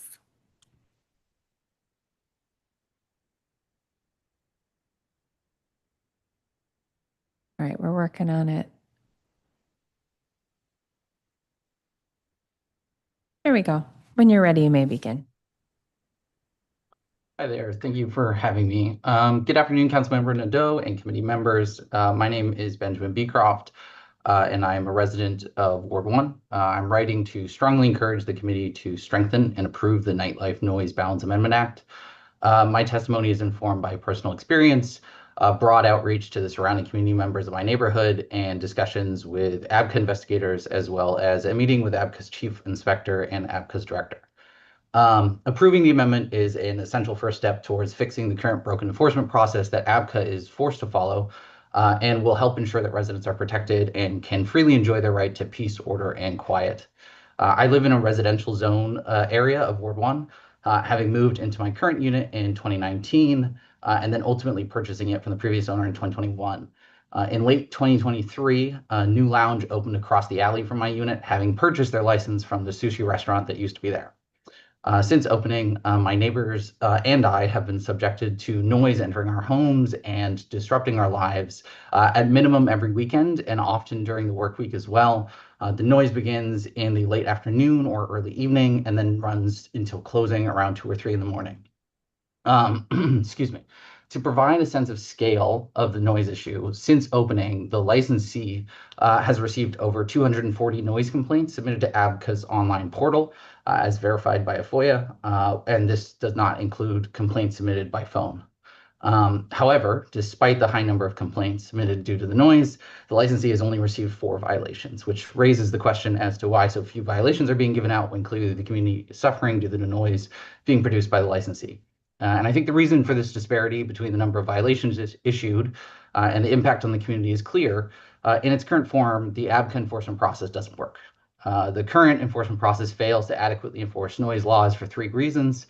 First, it places the onus on residents, creating barriers to enforcement. And second, it's not evenly enforced and relies on subjective interpretations from ABCA investigators rather than the legal language as written. And third, the penalties imposed for violations are inconsequential and often considered a cost of business, resulting in zero incentive to follow noise laws. I elaborate on each of these 3 reasons. So for placing the burden on residents in its current form, for a licensee to receive a noise violation, the onus is on residents to overcome a series of barriers, all of which significantly decrease the likelihood of the licensee receiving a violation. To substantiate a noise violation, 2 ABCA investigators have to enter homes, which creates this barrier that residents are unwilling to have 2 strangers enter their home for a host of reasons. Maybe they have family members who are immunocompromised, maybe they feel unsafe. Whatever it is, it creates an issue where residents are unwilling to have investigators enter. And even when they can, due to staff shortages, they're often late and tend to show up or are unable to show up, which results in usually by the time they show up, the music is either off or the location is closed. And as a result, many residents are put off from actually having in-home visits and just resort to submitting complaints online or requesting that someone go and ask them for the licensee to turn the noise down. Additionally, there is a problem of just the investigators not following DC Code 25-725 as written. Oftentimes, I've even had them argue that the only time they will enforce it is if paintings are falling off the walls from vibrations being so loud, or if they can hear every single word in the song, that would be the only time they actually classify it as a disturbance. And then finally, just because of the penalties being so low, there are often warnings being issued over citations, there's very little reason for them to follow. As such, I would just encourage the committee to approve the Noise Balance Amendment Act. Thank you so much for your testimony. Thank you, everybody. Mr. Jones, your written testimony addresses the intersection of the 2 bills and the need for a balance. Could you briefly share what particular concerns do you have about the lack of balance, and do you have any recommendations to address them? So, for example, when you look at the punitive measures that are laid out in the noise legislation, while we understand the need to provide safe and comfortable accommodations, we have to also understand that we are in a city. We are in some would argue the world's capital, and we understand noise is going to be a balance. I gave you the example previously of a building where you're standing outside where you could clearly hear a fire truck, and when you walk in the door, you can hear nothing. When we try to attract businesses and restaurants, other venues, they're making a decision whether they want to be in DC, Bethesda, Roslyn, Reston, Crystal City, etc. And we're having difficulty getting those folks in for reasons of being scared they're going to be fined because of the type of business they operate. And so trying to bring these folks in, trying to attract these people, they provide vibrancy to downtowns. I see Kristen here working with our bid partners and some of these folks. These are the folks who make our bids vibrant places. And trying to get these folks in here to drive up our commercial rents and get that tax base that the district needs, it's difficult when these folks feel like they're going to be penalized for being in business. So that's what I mean by trying to find that balance of making sure that residential places are safe and comfortable, but also kind of making sure that these businesses are encouraged to be here because they make folks want to come to the city. They make folks want to spend that money. And that's the piece our members are really concerned about. And I think it's unique because we have commercial property owners and managers and multifamily property owners and managers, and they don't always see eye to eye, but both groups seem to be concerned about how this would impact us long term. Thank you. In your testimony, you expressed concern about the proposed change to remove the requirement for ABCA inspectors to verify noise from inside a residence. Why do you think it could harm efforts to convert commercial properties to residential use? Because when you look at some of the areas, so for example, look at areas on the outskirts of downtown where you have commercial properties. Many of those folks in areas where you have bars and restaurants that may not be major entertainment hubs. People aren't going to want to spend the money and resources to try to convert these properties if you're going to have situations where they can't get ground floor retail, if they can't have restaurant and music venues.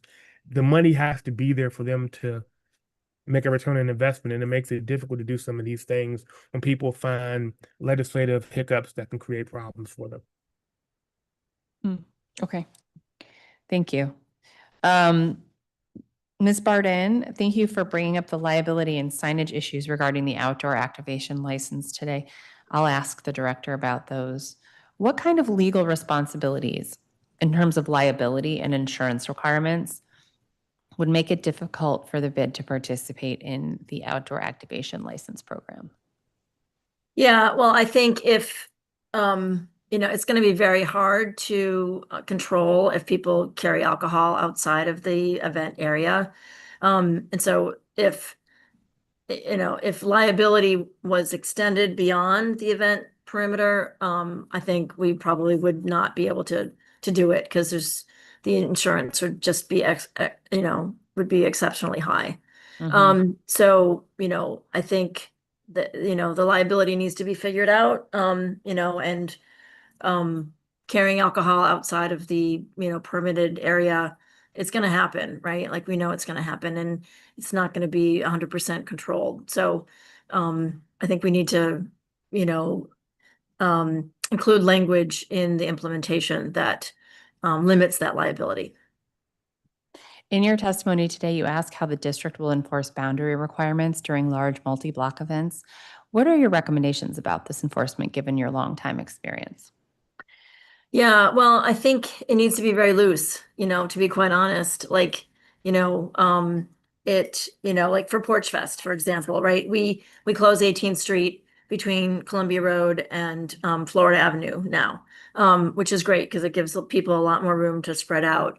But, if people are getting something to drink in that closure area and then they go to a porch, on Lanier and carry their alcohol, I don't think that we should be responsible, for that, and what happens.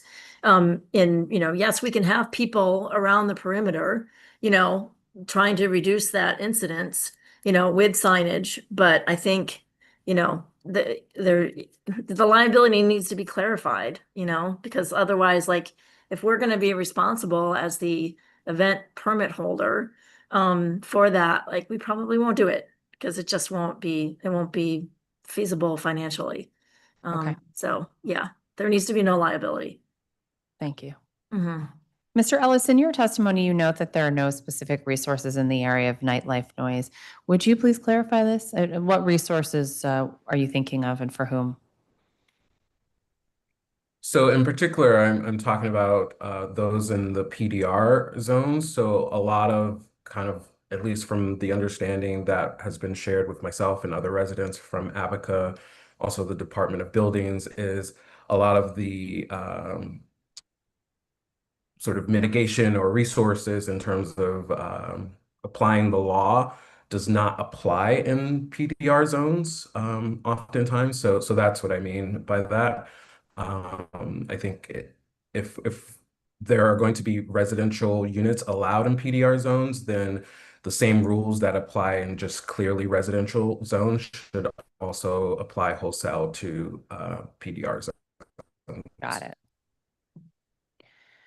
You discuss ABCA and DOB sharing protocols regarding noise. Any specific protocols you had in mind when you said that?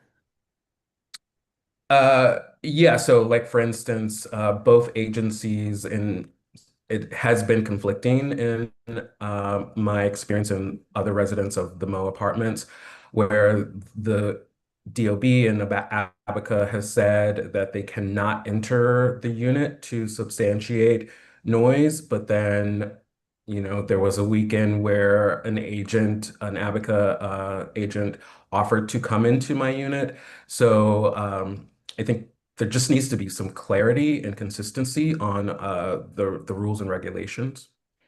Okay, great. Thank you. Mr. Chauvin, in your testimony, you addressed suspensions upon a fourth or subsequent violation. Do you think a 10-day suspension is the right amount of time? I would be happy with 5 or any to make and increase the understanding that this is a matter that must be addressed. So 5 days I'd be happy with. Okay. What do you think about a range based on the number of violations, like 10 days for 4, 5 violations and 14 days for 6 or something like that? Sounds reasonable. Cool. Thank you. Mr. Beecroft, you recommend that the definition of noise restricted area be expanded. How so? Sorry, can you repeat the question? Yes, you recommended that the definition of noise restricted area be expanded. What did you have in mind there? Yeah, so just one of the things that we've run into in my experience has been that for folks who are in the residential area, which is directly across the alley from the licensee, we get all the protections and all the help, but we also have neighbors who are adjacent and who are kept up by vibrations through their walls, et cetera. So finding a way to kind of protect those folks as well. Okay.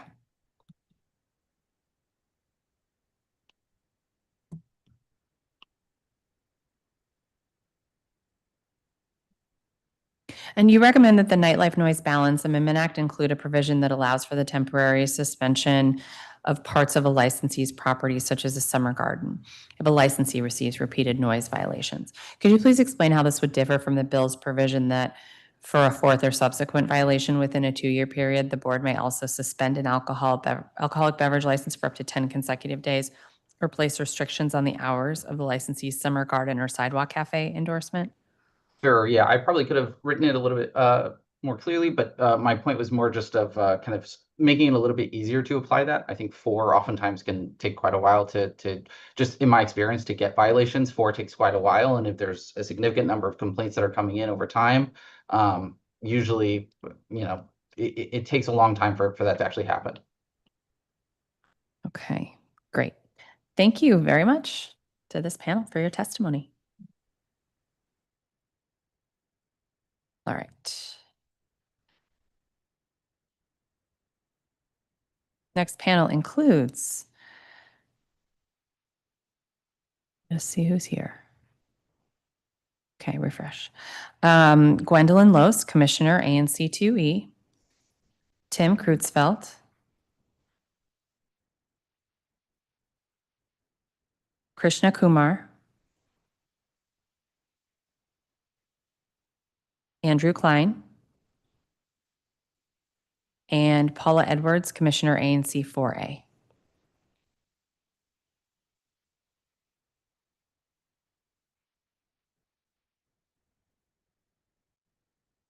Commissioner Lose, you can begin when you're ready. Great, thank you. My name is Gwendolyn Lose. I'm testifying today on my role as ANC 2E 06 Commissioner. I am in Georgetown, and Georgetown's home to over 70 ABRA licensed restaurants and taverns. These establishments are an essential part of our community where commercial residential harmony is essential to quality of life. My testimony focused on addressing gaps in the proposal based on my relevant ANC work, such as supporting a tavern, increasing the number of taverns in historic Georgetown, outside-only pop-ups with tavern licenses, negotiating multiple settlements with summer gardens and amendments to those, working on a range of public space applications, and supporting the BID and its sister organizations as they hold wonderful outdoor festivals. The requests below for changes, additions relate to 2 areas. Use of ABCA licenses in outdoor spaces, whether that space be public or private, and the ABCA enforcement inspection process. In both areas, removing or not providing appropriate public review is against the public good.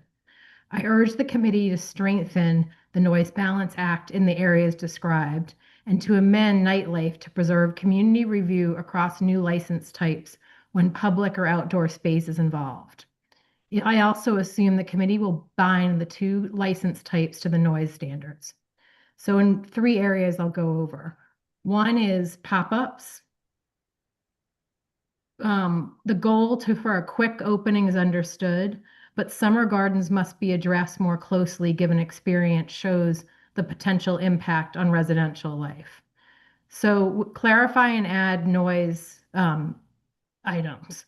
1, any pop-up with a summer garden located in proximity to residential homes will not play music outside, amplified or otherwise, unless the applicant has a non-pop-up traditional entertainment license for that summer garden or an ANC settlement to do so. 2, applicants with such summer gardens will close the summer garden part of the pop-up no later than existing comparable and low compliant ANC settlements.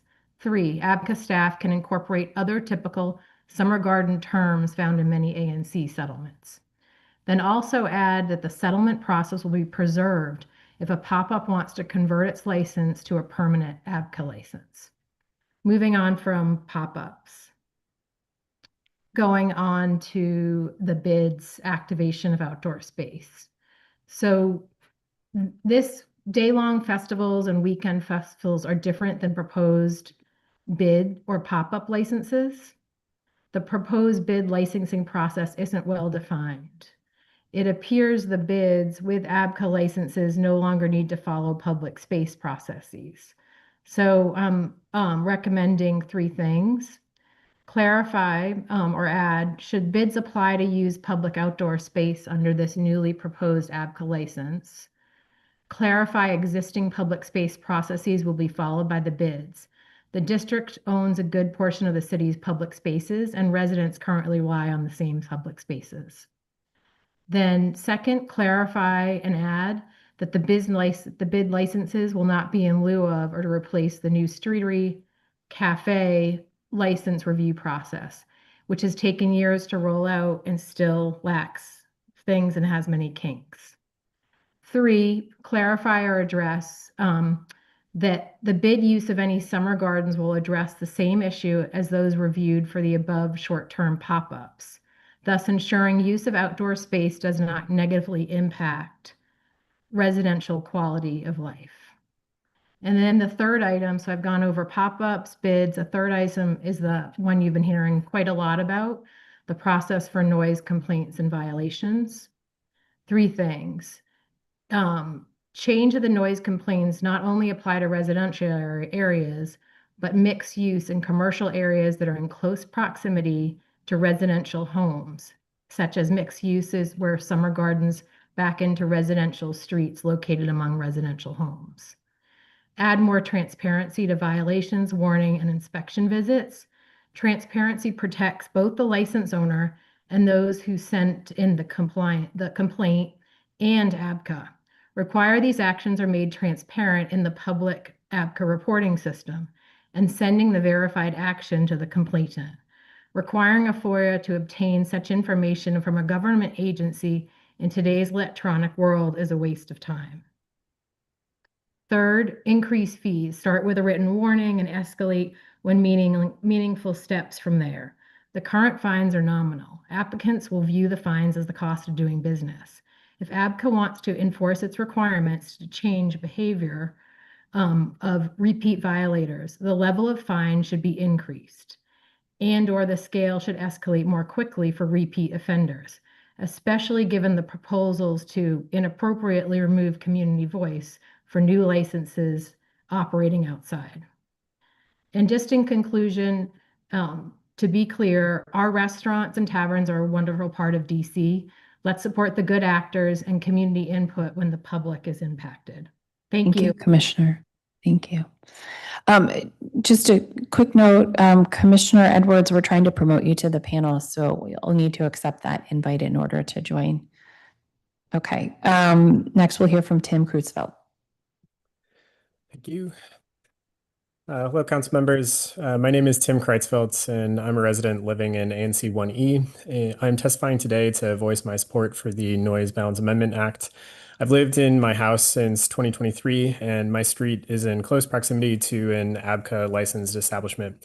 Dealing with excessive noise on my block has become an ever-present part of my life. On most weekends, music from this establishment can be heard from several blocks away, and makes it difficult to live and especially sleep in my nearby residence. These clear and repeated violations of DC noise ordinances continue to occur on a regular basis, in part due to how difficult it is to arrange ABCA noise investigations and a lack of real consequences for offenders.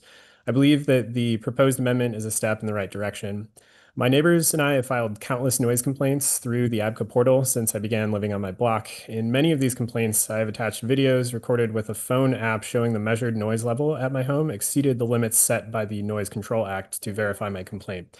Now, on paper, the next step in this process should be for an ABCA investigator to confirm the violation by measuring the noise with their own device. However, in practice, the requirement for an ABCA investigation to be performed within a resident's home makes many of my neighbors hesitant to volunteer to assist. Yet, even when neighbors are willing, this process falls short. On numerous occasions in the past year, I have volunteered to allow investigators into my home to substantiate excessive noise, only to be contacted several hours later or not at all. I strongly support the amendment removing the requirement for investigators to enter residents' homes to substantiate violations. On the topic of enforcement, the business next to my home has incurred repeated noise violations over the past few years without noticeable improvement. ABCA investigators have occasionally needed to return to the business later on the same night they had already issued a noise violation. So I strongly support the amendment's inclusion of a fine schedule to further disincentivize repeated noise violations. Finally, while the amendment as written is positioned to improve the public's well-being, it would benefit from additional measures to ensure objectivity and transparency. Businesses and residents alike deserve consistent standards for noise violations. ABCA investigations should be required to use a sound level meter to substantiate noise complaints outside of an establishment. And furthermore, when the sole response to a noise complaint amounts to an investigator contacting an establishment to instruct them to turn down music volume, it only achieves a short-term rather than a long-term outcome. In order for the new measures in this amendment to be enforceable and transparent, the process for substantiating complaints must be standardized and include documentation that is easily accessible to the public. I include some recommendations in my written testimony. Thank you for your time. Thank you for your testimony. Now hear from Krishna Kumar. Good morning. My name is Krishna Kumar. I'm a resident of Ward 1 and of U Street for over 15 years. I've been a DC resident since 1994. I think that officially makes it that I'm old enough that I've gone from making noise to complaining about it, which is not necessarily the best journey you can take in life, but that's the way it goes. I want to thank the council member for her service with the ANC and with the council for all these years. I have not submitted written testimony yet, but I will do so before the deadline. I want to support and ask the council to support this Nightlife Noise Balance Act and urge the council to pass it. Why? We need to measure the noise inside of the homes. I'm sure the council member remembers from her service on the ANC and beyond that residents here love to complain about noise. This has been going on for a very, very long time. And I understand that we have some very special residents out there who love to complain, but we also have a sign of a failed regulatory system. And asking putting the burden on the residents that have the noise measured in their home is part of the failure here. And I think that this is a good first step to trying to address it. I've heard a lot of testimony today about the inside versus outside and how many clubs, can soundproof themselves. That's wonderful. But if you're having a noise complaint, it's not being soundproofed. Maybe the door is open. Maybe somebody left the back door open and sound is leaking out. I mean, this is the exact problem. I also wanted, and I'll go into this in a second, but the issue of whether it's disturbing me in my house or whether I can hear it on the patio, this is about regulating our public space, which is really needed here. That's particularly needed when we have an agglomeration of nightclubs in an area and that noise is compounded. I think just going on to my second point, I think the major failing here, and I was disappointed to see that we're not including low density mixed use zones in my area, which is U Street. That would include Arts 1 and Arts 2. Arts 2 is designed to add light density onto our commercial and entertainment corridor. So we have many, many existing structures. These sometimes are very old buildings. you're not going to be able to noise insulate a row house that has a brick wall that was built in 1888. There's just no way to do that. Yes, if you build a new building there, it could be insulated and some of these things are be ameliorated. But honestly, again, that's not the purpose of an Arts 1 and Arts 2 zoning overlay. The final point there, and this is more of a zoning issue than necessarily this, but having loud amplified music, which is what we have on U Street, that's not an arts use. It shows why it needs to be included, why we need to include Arts 1 and Arts 2 in this new regulation. In terms of just some other things that we could be looking at or thinking about that might be included in this legislation, I'm just curious why we are not putting automatic sensors in. I see my time is up, so I'll skip the rest and save it for my written. Thank you for your time. Okay, thank you. We can talk about the automatic sensors when we do questions. And next we'll hear from Andrew Klein. Good afternoon, Councilmember Nadeau, Chairman of the committee. There's some irony that I'm appearing before you, perhaps for the last time as a council member, in that I met you on these issues when you were an ANC chair many years ago, and we appreciate your service to the district. I associate myself with the comments of John Guggemos and Eric Jones, and agree specifically that there should be an objective standard for noise violations. Currently, can it be heard? Is that by your hearing or mine, which is a lot different as I've aged. So it's not objective, and we've had residents who are hypersensitive and complain about noise. And when the investigators go out, they say, well, I don't hear it.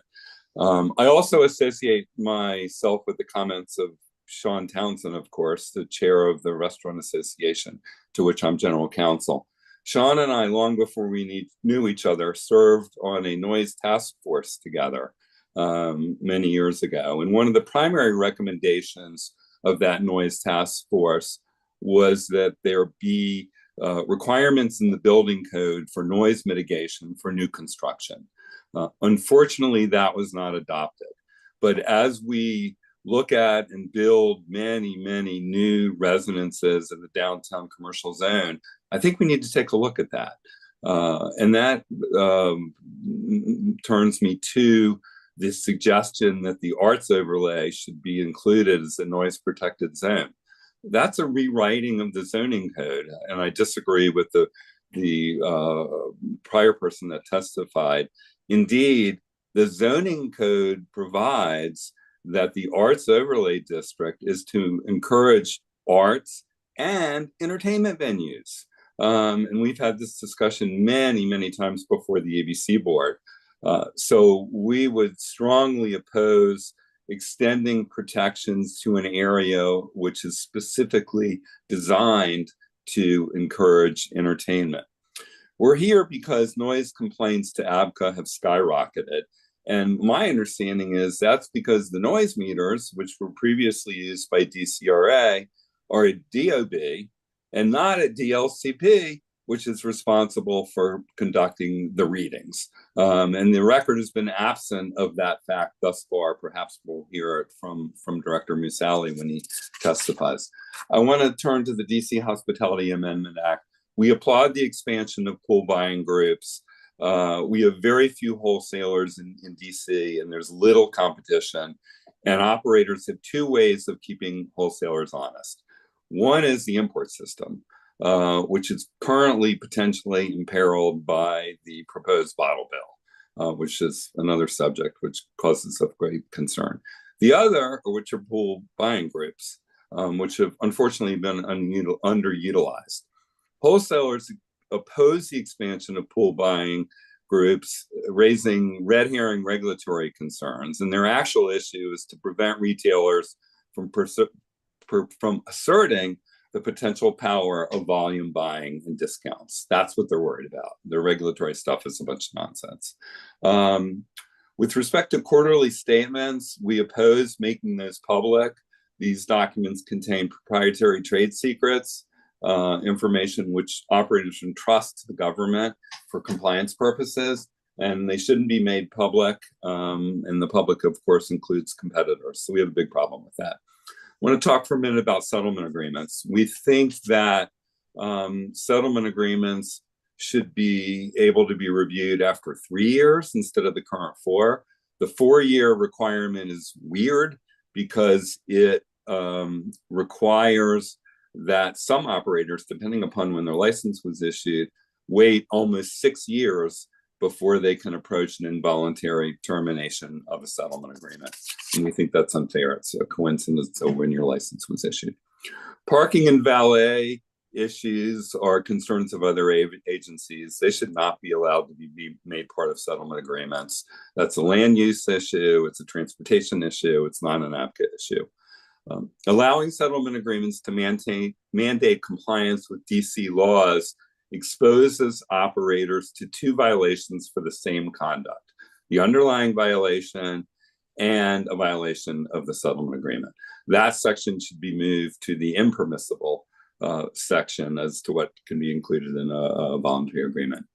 In terms of suggested expansion of citizens associations' rights, we think that we should go the other way. They should be contracted. Although I've dealt with many very responsible citizens associations over the years, and many that cooperate with the affected ANC, I've also had the Citizens Association of one who repeatedly protest every license. And we think the citizens associations should work through the ANCs, and the duly elected ANC members should be the ones that protest and are involved in the process. One last thing, I know I'm over time. The suggestion that fees be imposed on applicants to assist protestants. Fees are high enough on applicants. Business is tough. If they want a pot of money to assist applicants, let's charge a filing fee for filing a protest. Create some revenue and also discourage frivolous protests. Thank you for your time. I will submit written testimony, which I have not as of yet. Thank you. And did we get, oh, Commissioner Edwards, great. When you're ready, you may begin. Thank you very much. Sorry for the problem. Hello, Commissioner Nadeau. Thank you for allowing me to testify today. I'm testifying in my capacity as Commissioner for ANC 4A01 in support of B26-369 with caveats. I will submit any written testimony for both bills in writing before July 22nd. Mr. Kumar brought back a lot of memories. We have gone from creating noise to complaining about noise. We used to go to tracks. There was nothing around. We created all the noise we wanted. We went downtown to Plum and Rumors. There was no one around. There are no residents around, so we made a lot of noise. We have, in a sense, created this problem through mixed use. It used to be that there was nobody around to disturb, and now we're disturbing everyone. I'd like to thank Mr. Chauvin for sending the very useful talking points, and for the most part, they are consistent with my experience in working with settlement agreements and noise enforcement for ABCA licensees, where there have been complaints of sound violations. I very much encourage anything that will facilitate inspection and ease the pressure on APCA inspectors. Anything that standardizes the process of establishing if a violation has occurred and the consequences. I support the use of noise meters and advocate that there be an appeals process to protect residents and licensees by recognizing that sound readings can vary by season, ambient temperature, construction vagaries, immediate surroundings, etc. This bill does not address hookah and cannabis smoke. I hope that APCA and DOH can work out the jurisdictional conflicts there. I've dealt with four locations that had sound violations as a commissioner. One was a roof garden in downtown Silver Spring from which noise could be heard in our Shepherd Park community across the DC line. Another was a Class C licensee that operated as a club with residents living above who complained about noise, hookah smoke, and frequent altercations. One was a Class C licensee operating as a club close to a residential area, and the most recent was a Class D licensee operating as a restaurant with residents living above whose neighbors feared live music endorsement. We were able to close down 2 venues, negotiate settlement agreements with the other 2, and have received no subsequent complaints. I think we all have to be very honest about how this situation comes about before we attempt to address it. The loudness of music drives alcohol sales and can even create the perception that drinks are sweeter. Telling a venue to lower the sound is telling it to reduce revenues, and I have relevant research to support that. By abandoning entertainment center zoning and embracing mixed-use zoning, we have exposed residents to the inevitable conflicts between nightlife business models and residential living. These conflicts have to be addressed by the Office of Planning, by zoning, by the Department of Buildings, and ABCA licensing long before they become an issue for ABCA enforcement. In ANC 4A, we have settlement agreements with all our licensees. We feel that this provides protection for residents and businesses and enhances neighborhood cohesion and cooperation. But we acknowledge that sometimes this places licensees at a disadvantage to their competitors in other commissions that do not have agreements. In addition to or in lieu of fines, I recommend that mediation be used to promote compliance and understanding with licensees and complainants. Ms. Fletcher, Ms. Weiner, Mr. Berman of ABCA have been very helpful to us in crafting settlement agreements that overcame adversarial relationships and promoted cooperation. In the long run, we cannot enforce our way out of this, but good planning, mutual understanding, and respect can go a long way to solving the problem. I'm available for questions if you have any. Thank you. Thank you. I was just notified that cable television can't hear the Zoom. So the support services needs to restart our Zoom. And Commissioner Edwards, unfortunately, we're going to ask you to testify again so that we can ensure it gets on the record. I think what will happen is everybody's going to have to sign back into the meeting. But wait and see, don't log out yet. So stand by. We are going to briefly recess the meeting while we reset the Zoom, and then we'll be right back with you as soon as possible.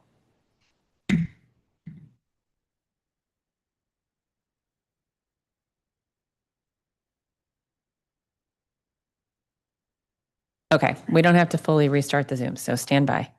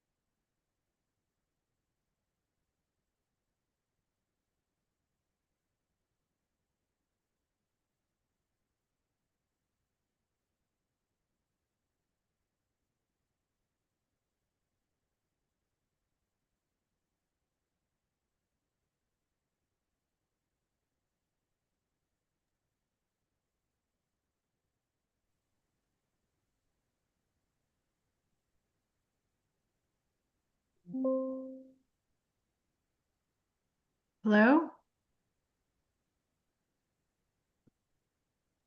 Hello? Hello. Hi, everybody. Are we back on? Not quite yet. Hang it. We're just testing. Okay.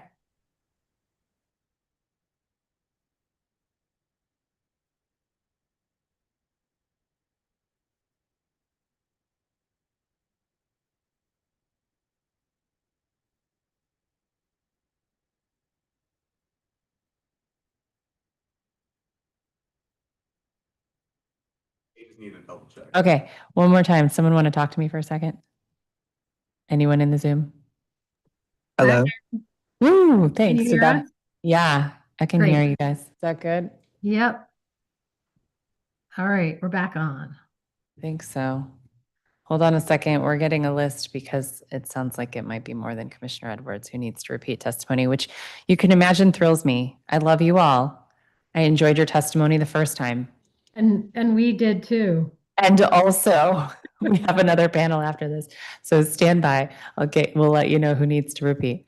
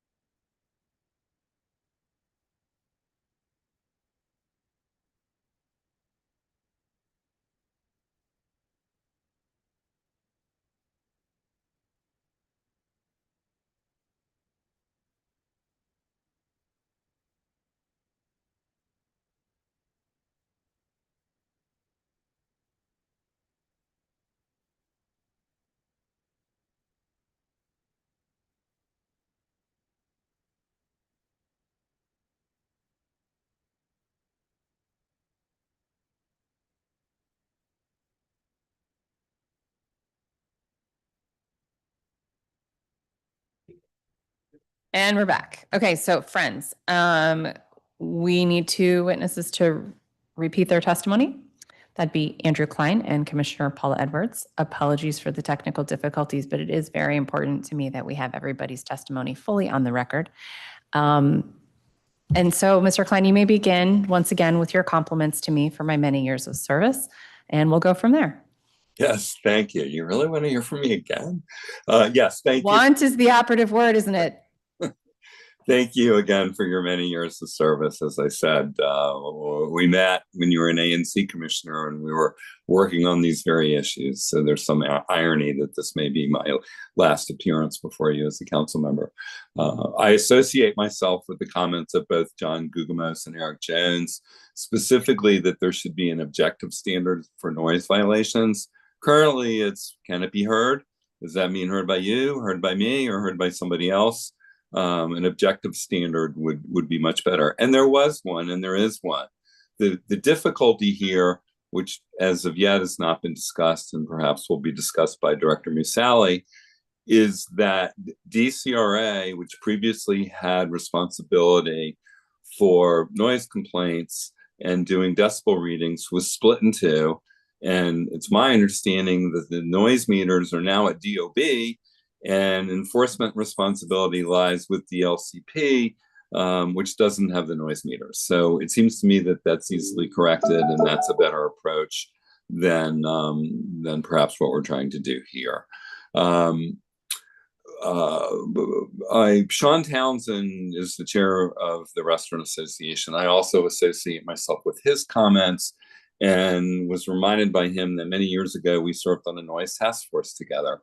One of the principal recommendations of that noise task force was that the building code be amended to require noise mitigation techniques in new construction. And this becomes particularly important as we seek to build new residences and locations downtown. The previous witness, I think, said 11 or 12 buildings in her neighborhood were being converted from office commercial use to residential. So I think it's a big mistake to go forward with that without focusing on how noise might be mitigated in the construction or conversion of these new properties. Also oppose the inclusion of the arts zoning area as a noise protected zone. If you read the zoning code, contrary to what the previous witness said, the arts district includes arts and entertainment uses. This is something we've argued many, many times before the ABC board. And the very purpose of the arts zone is to encourage these uses. So why we would add in noise control measures would seem to be contrary to zoning in an effort to rewrite the principles of the zoning regulations. With respect to the DC Hospitality Amendment Act, we certainly applaud the expansion of pool buying groups. There are only 3 wholesalers in the district. There's very little competition. And there's 2 ways that operators keep the wholesalers honest. One is the import system, which is currently potentially imperiled by the bottle bill. And we have great concerns about that, which we'll discuss in a different setting. And the second are pool buying groups, which so far have been underutilized. Wholesalers oppose the expansion of pool buying groups, raising regulatory red herring concerns. But their actual issue is they want to prevent retailers from asserting the potential power of volume buying and discounts. There's no issue there. With respect to making quarterly statements public, we oppose this. These quarterly statements contain proprietary information, and it's provided to the government for regulatory purposes. This information shouldn't be disclosed to the public and certainly shouldn't be made available to competitors, which also comprise the public. With respect to the proposed amendments to settlement agreements, something that's not mentioned, we think the renewal period should be after 3 years instead of the current 4. The current 4 years creates an anomaly whereby, depending upon when your license is issued, it may be almost 6 years before you can seek an involuntary termination of a settlement agreement. And that seems unfair. Parking and valet issues and settlement agreements are inappropriate. These are issues that are governed by other agencies, specifically DDOT and zoning, and we don't think they should be part of this process. Allowing settlement agreements to mandate compliance with other district laws raises something that we've experienced, which is double charging. A licensee, if they violate another law, then they can be found liable for that, but also be found liable for violating the settlement agreement for the same violation. So we think that this particular provision should be moved from the permissible to the impermissible category of what can be in a settlement agreement. With respect to citizens associations, although I have dealt with many very responsible ones, I've also dealt with the ones of citizens association of very few or as few as one person. Frankly, we think the right to protest should be concentrated in the ANC, the duly elected representatives, and would not be opposed to some requirement that the ANC consider the views of a legitimate citizen association in making this decisions. Lastly, with respect to fees imposed on applicants, we don't need any more fees. Business is really tough right now. If we need money to assist protestants, we would suggest a filing fee for the filing of a protest, which would raise some money and perhaps also discourage frivolous protests. Thank you for your time. Appreciate it. Sorry I had to do it twice. Thanks for your I'll patience. submit written testimony. Very good. Thank Very you. good. And Commissioner Edwards, if we could get you one more time, we'd appreciate it. Thank you. Thank you. I can take a hint. Thank you very much for your years of service. I've thanked you before, but I forgot this time. It's okay. And I will miss testifying before you. Thank you for allowing me to testify today. I am testifying in my capacity as Commissioner for ANC 4A01 in support of B26-369 with caveats. I will submit my written testimony concerning both bills in writing before July 22nd. I would like to thank Mr. Mr. Chauvin for sending me very useful talking points that for the most part are consistent with my experience in working with settlement agreements and noise enforcement for ABCA licensees, where there have been complaints of sound violations. I very much encourage anything that will facilitate inspection and ease the pressure on inspectors. Anything that standardizes the process of establishing if a violation has occurred and the consequences. I support the use of noise meters and advocate that there be an appeals process to protect residents and licensees by recognizing that sound readings can vary by season, ambient temperature, construction vagaries, immediate surroundings, etc. This bill does not address hookah and cannabis smoke. I hope that ABCA and DOH can work out the jurisdictional conflicts there that in order to facilitate enforcement. I've dealt with 4 locations of sound violations as a commissioner. One was a roof garden in downtown Silver Spring from which the sound could be heard in our Shepherd Park community across the DC line. Another was a Class C licensee that operated as a club with residents living above who complained about noise, hookah, smoke, and frequent altercations. One was a Class C licensee operating as a club close to a residential area. And the most recent is a Class D licensee operating as a restaurant with residents living above whose neighbors feared a live music endorsement. We were able to close down permanently 2 venues and negotiate settlement agreements with the other 2. Since we have negotiated the settlement agreements, we have had no subsequent complaints. I would like to thank Mr. Kumar for bringing back memories that we've gone from making noise to complaining about it. When we were at Trax, Club V, Rumors, Plum, Knights Table, etc., we were in downtown office space or in far southwest where no one could complain about the noise at night because no one lived there. I think we have to be very honest about how the situation has arisen before we attempt to address it. The loudness of music drives alcohol sales and can even create the perception that drinks are sweeter. Telling a venue to lower the sound is telling it to reduce revenues. By abandoning entertainment center zoning and embracing mixed-use zoning and office to entertainment center conversion, and we have exposed residents to the inevitable conflicts between the nightlife business model and residential living. These conflicts have to be addressed by the Office of Planning, Zoning, the Department of Buildings, and ABCA licensing long before they become an issue for ABCA enforcement. In ANC 4A, we have settlement agreements with all our licensees, and we feel this provides protection for residents and businesses to enhance neighborhood cohesion and cooperation. But we acknowledge sometimes places licensees at a disadvantage to their competitors in other commissions that do not require these agreements. In addition to or in lieu of fines, I recommend that mediation be used to promote compliance and understanding with licensees and complainants. Ms. Fletcher, Ms. Weiner, Mr. Berman of ABCA have been very helpful in aiding us in crafting settlement agreements that overcame adversarial relationships and promoted cooperation. In the long run, attempting to enforce our way out of this will drive venues or residents out of DC.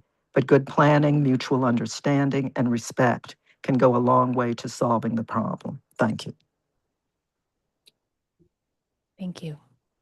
Okay, so we're going to do some questions for the panel, and then we will head to our final panel. Commissioner Lowe's, thank you for your comments on the outdoor activation license. I'll be addressing this with the ABCA director later. You recommend that the outdoor activation license should not replace the existing streetery process. Is that right? Yes, although the streetery process is far from perfect, and there's still a lot of kinks about communications, rules, exceptions. It's been how many years? 6, 7 years, and it's still not worked out. Starting fresh now is not the benefit to anyone at this point. Got it.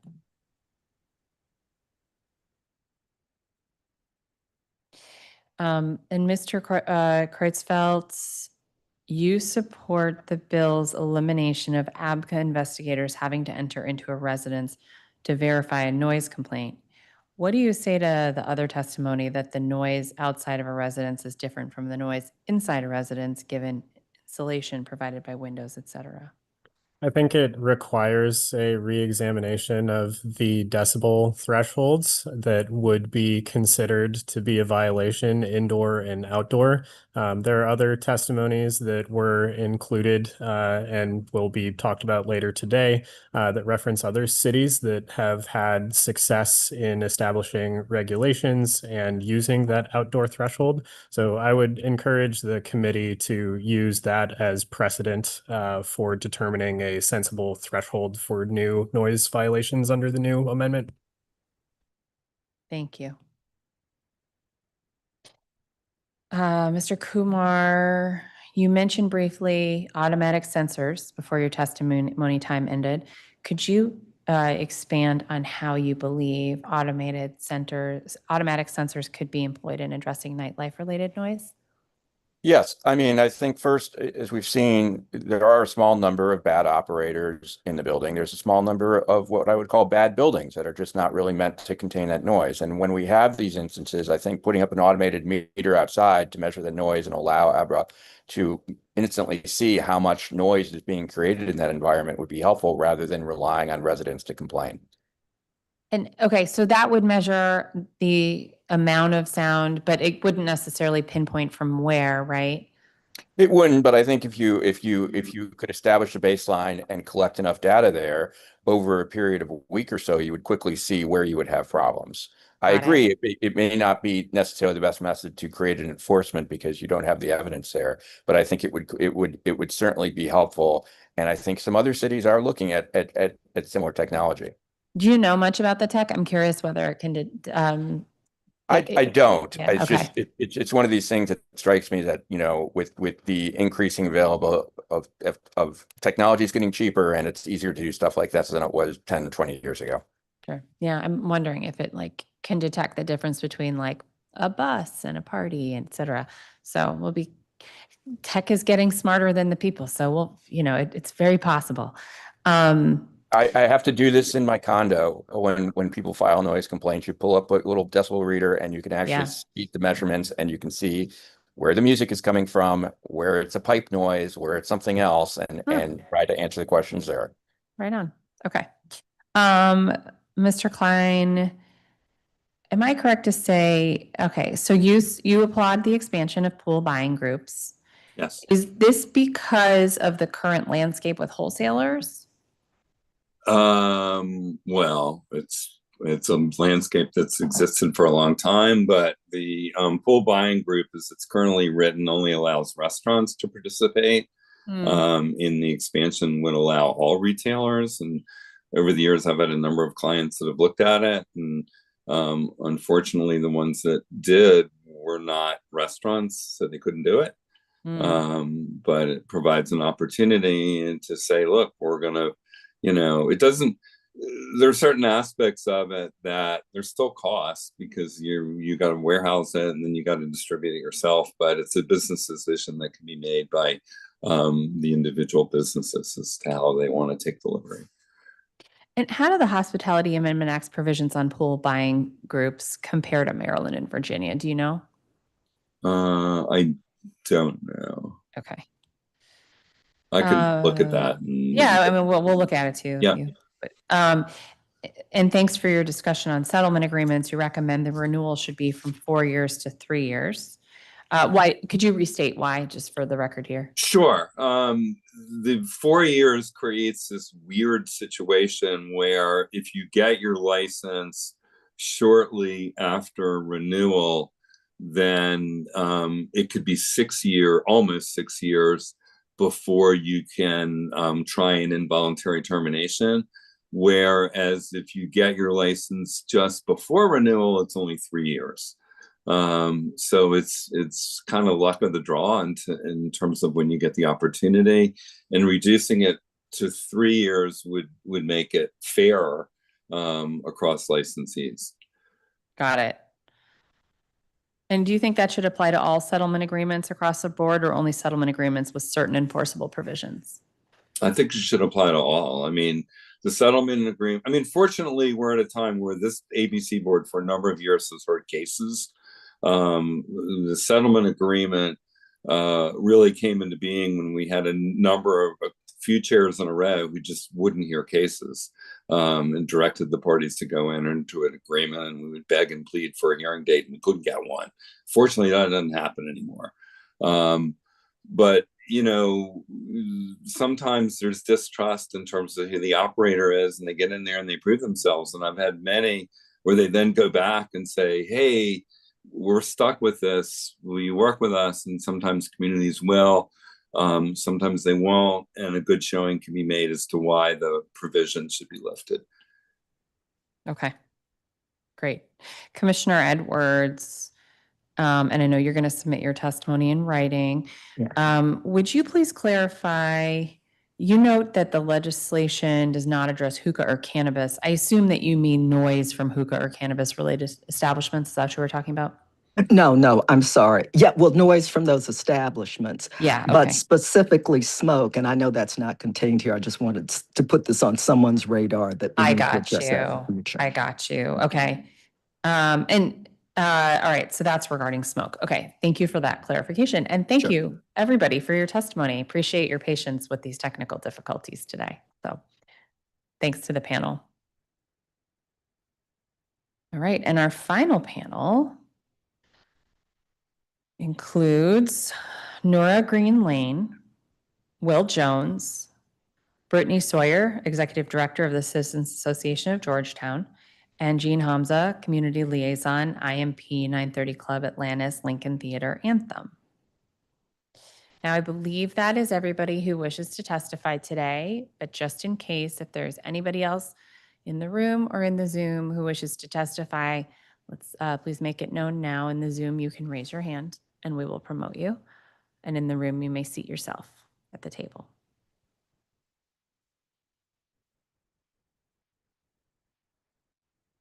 Okay. And Nora Lane, when you are ready, you may begin. Good afternoon. Can you hear me? I can. For some reason, your camera is not working, although it does look like you turned it on. I did, and I've been struggling with this for the whole morning. Well, I mean, it's in good company with the technical issues of today. So if it doesn't bother you to testify this way, it doesn't bother me. Okay, well, I will begin then. I do appreciate it. Thank you so much. Thank you for your patience with me. Good morning, good afternoon, Councilwoman Nadeau. My name is Dr. Nora Green Lane. I'm a fourth generation Washingtonian. I'm a Ward 7 resident. I'm also a prevention specialist and a mom. And I'm here as a resident and a mother to talk about Bill 26-648, the expansion in hospitality. I support economic development, restaurants, entrepreneurship, hospitality growth in our communities, especially in wards 5, 7, and 8, and we deserve meaningful investment. However, economic development must not come at the expense of our youth, especially prevention and public health or community safety. This bill, including the licensing options and alcohol-related business growth and later alcohol service hours, are matter to us as prevention specialists. I hope that the council will consider. I urge you to really think about public health and the cost burden associated with the increased alcohol availability, especially increased outlet density and the extension of hours of sale. And most importantly, as a mom, the youth exposure to that. Research has shown that the environment matters. Youth substance use is influenced not only by individual choices, but also by availability, advertising, social norms, and access. And studies have found associations between alcohol outlet density and underage drinking behaviors, including frequent drinking and attempts to purchase alcohol. The Community Preventive Service Task Force, which is this national entity, recommends using licensing and zoning authorities as our APCA does to limit alcohol density, and to really consider and strategize about what that might look like in terms of related harms. So we must also recognize that the Surgeon General in its 2025 report noted really that alcohol does cause cancer. And alcohol consumption is causally linked to at least 7 types of cancer, including breast cancer, liver, colon, rectum, mouth, throat, voice, esophagus.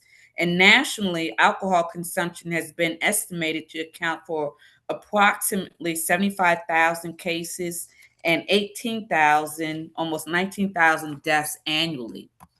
So I just want to make sure that we put policy first in terms of public health and make it sure that prevention is most importantly, especially African Americans east of the river who often are most impacted by chronic conditions related to certain consumptions. And so please be aware of that for our young people as well as for individuals east of the river, making the balance. Thank you. Thank you so much. Next, we'll hear from Will Jones. Good afternoon. I am a third-generation Washingtonian, a resident of Ward 4, and I'm here to advocate for public health as well with regard to the expansion of the licenses and types of alcohol outlets that would be allowed here in DC. We currently, DC is in the top 5 in terms of density for alcohol outlets and places serving alcohol in the country. And this would continue to give more opportunities for the alcohol industry to expand and offer more products here in DC, which is problematic when we think about that from a public health perspective. I agree that it can bring in a lot of revenue, which a lot of the businesses that were here before were testifying about how this legislation could help bring in more business for them and help them with their business expansions. But we need to realize that as we expand this, with the alcohol industry and other addiction for profit industries, it comes at a cost for public health. Some of the data that we look at when we talk about alcohol in its business model is that, and you can see this here behind me, 75% of the revenue for the alcohol industry comes from 10% of the users. And that is people that are drinking on average 10 drinks a day. And so that's a lot of data that shows, again, that these addiction for profit industries have a cost for public health. And I would encourage us to, instead of expanding more businesses and opportunities for businesses to sell alcohol and make it more easy for people to buy it and walk around with it in these things, is to attempt to keep DC has many availabilities and businesses for alcohol. It's not that hard to get alcohol if you want it in DC. And I think that it's a bit problematic for public health to continue to expand and make it easier and easier for more businesses, more breweries, more ways to bring alcohol around the city that has a cost for public health. Additionally, I noted the bill, I believe, would allow 17-year-olds now to complete training and sell. This also is problematic from public health perspective. I understand maybe this brings in more business, but I think it's sad that if these are the types of business opportunities that we're looking to expand, particularly for youth in the city, when again, public health research and data shows that younger users, particularly under the age of 25, when your brain is still developing, are more susceptible to long-term substance abuse issues. And so this type of legislation, I think we need to consider the effect that it's going to have as well on public health and on young people if they're permitted to serve at these establishments. I truly question why we're lowering that age even more to 17. I don't see how this is something that's going to be helpful for public health in our city and for prevention for youth in our city, as substance use for youth in our city as well. Thank you. Thank you so much. Now we'll hear from Brittany Sawyer. Thank you for having me today. My name is Brittany Sawyer. I testify in my role as Executive Director of the Citizens Association of Georgetown, as this committee considers 2 proposed ABCA Amendment Acts: the Nightlife Noise Balance Amendment Act of 2025, the DC Hospitality Amendment Act of 2026. Georgetown has over 70 licensed restaurants and taverns. The residential and business communities are interdependent in creating a vibrant neighborhood that attracts both residents and visitors. Maintaining this harmonious commercial residential relationship is critical to enhancing the quality of life in our neighborhood. The underlying concern of these two proposed legislations is the reduction of the residents' voice in the process. Specifically, we have concerns in the following areas and seek clarity on the impact of these measures will have on the residential community. One, the removal of settlement agreements for pop-ups and the noise restrictions for establishments next to residential housing with current settlement agreements. Two, fines and enforcement for noise violations. The proposed fines are minimal in the cost of doing business, and there's concern regarding the enforcement. Three, existing noise complaint inspection process. An investigator is required to physically enter a person's residence for a violation to be recorded for these often late night disturbances. Four, Business Improvement District, also known as BIDS, license for 1 year in any public space. The public space and the APCA review process for this license are not defined. Removing the ability for residents to provide comments on these matters undermines the premise and rationale of the protest process as established by law. The existence of protests in the ABC statute is a clear acknowledgement of the importance for residential involvement in the issuance of alcohol business licenses. If activity of C and D licensed establishments can negatively impact the residential community, then it is reasonable to assume there will be similar concerns regarding the proposed prop-up establishments. The voice of residents must be heard and considered to maintain the quality of life in our residential neighborhoods. And our ANC Commissioner, Gwen Lowe's, she expounded upon these points more in depth.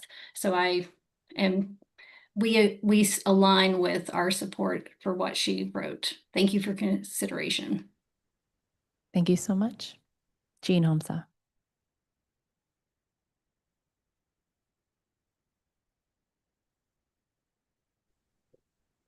Well, you caught me a little bit off guard. I thought I was last.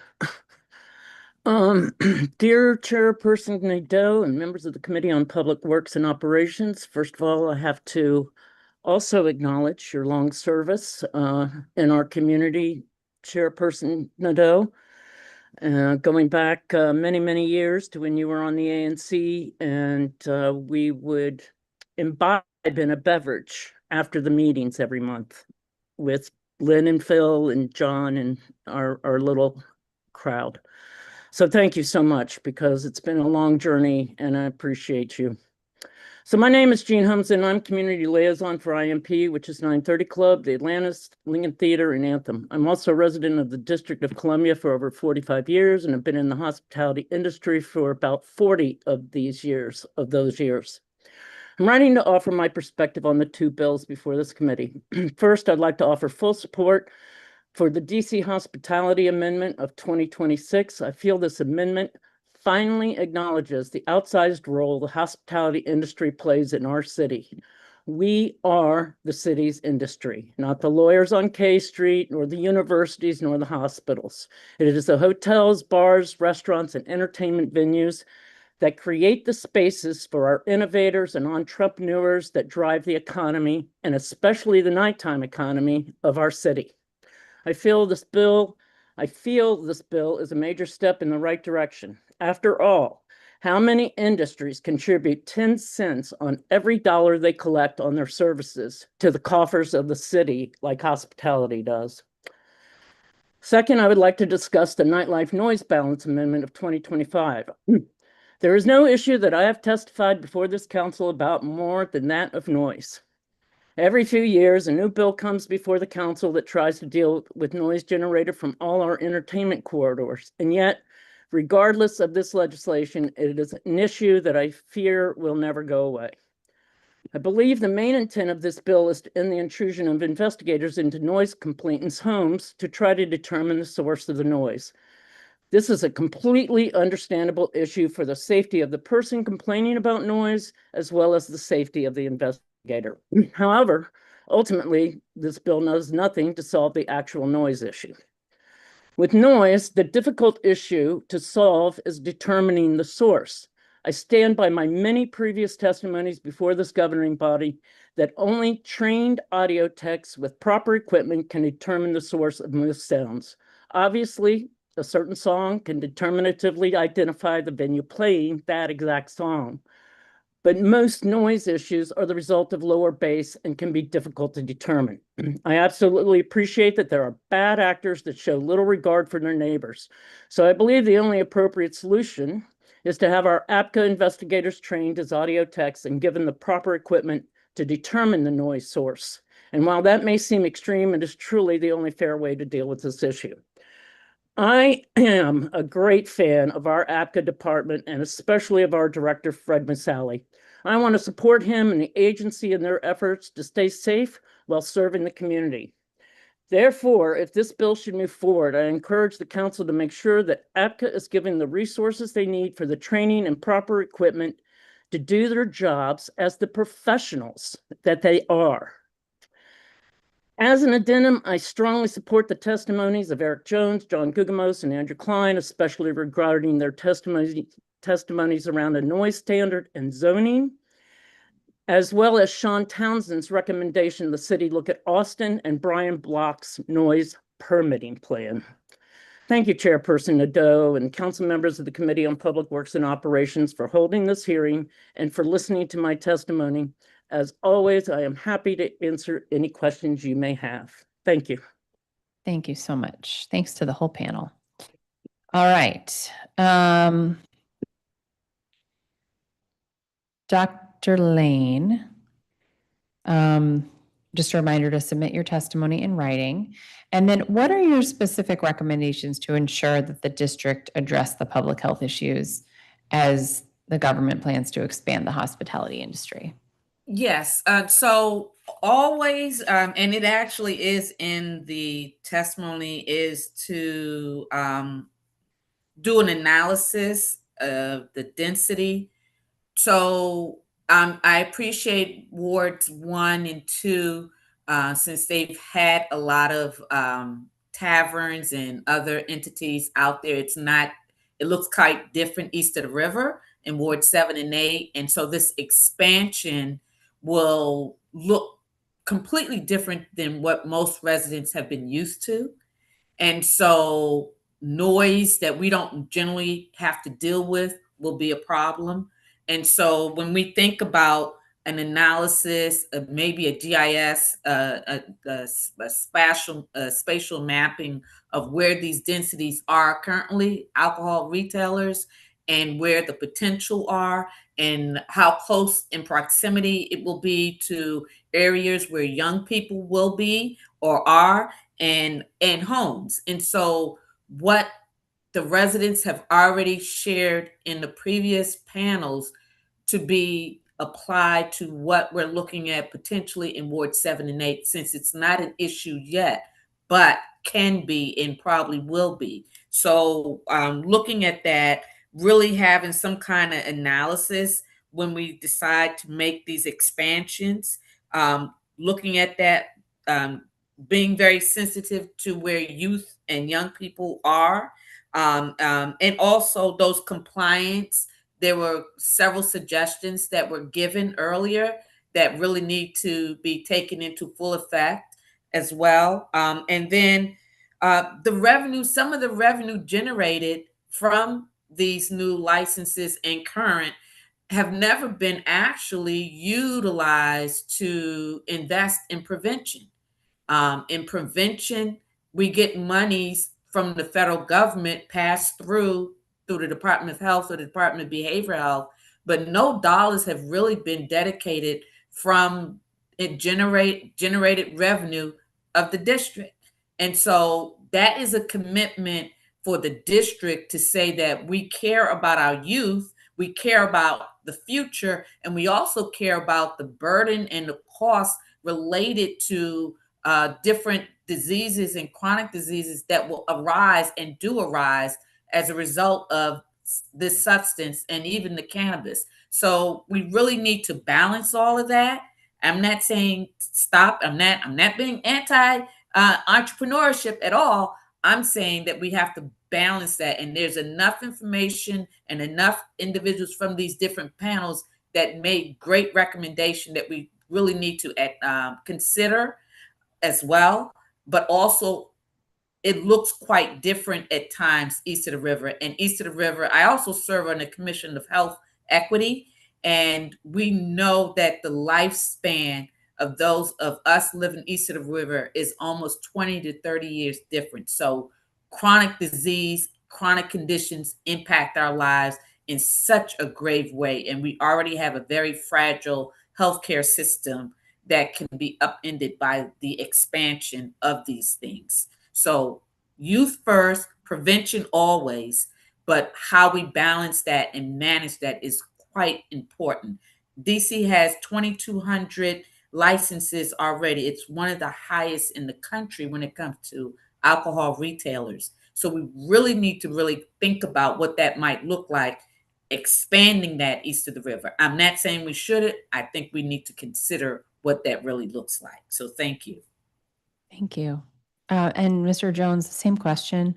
What are your recommendations to ensure the district addresses the public health issues as the hospitality industry expands?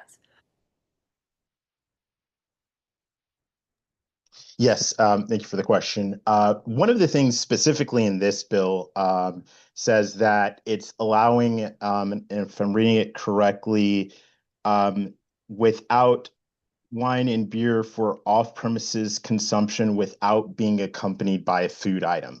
I wonder why we have to include that. I think if we look at the profit lines and business model of the alcohol industry, I understand why that could be important. Again, the research and data shows that about 70% of their revenue comes from heavy drinkers, which comes out, if you look at the data, it comes out to most of the revenues coming from people that drink on average 18 bottles of wine a week or a 24-pack a day, or again, 10 drinks a day, depending on which figures you're looking at.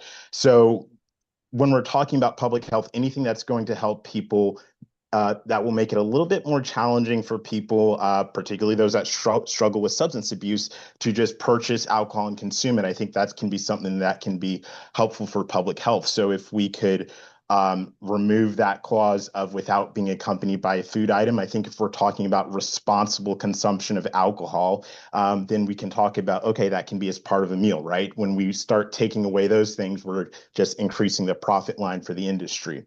As I also mentioned earlier, the reducing the age to 17, when you look at how the brain develops, I don't know why we want more youth being able to serve alcohol in establishments when the research and data shows that the younger that you start and the more that you're exposed to it, the more likely you are to use and the more likely you are to be a young user and the more likely you are to develop a substance use disorder at a later point in life. So again, I question why we're reducing that age. If anything, I think we should increase the age.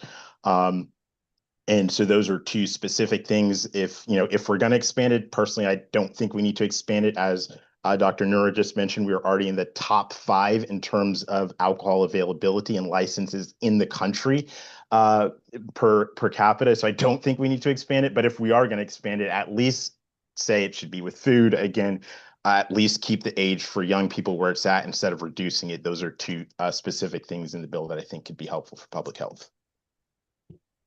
Thank you. Very helpful.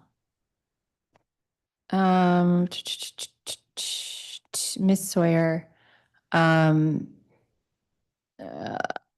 we need you to submit your testimony in writing. I think the initial one didn't go through, so if you could resend. I've submitted it and they've confirmed receipt. Okay, great. Also, our email is down. We're just having a day, so Okay. I'm sure someone knew that, but We got through this meeting. We're good. Great. Awesome. Okay. In your testimony, you note the reduction in resident voices in addressing the noise issue. What specific recommendations do you have to increase resident input here?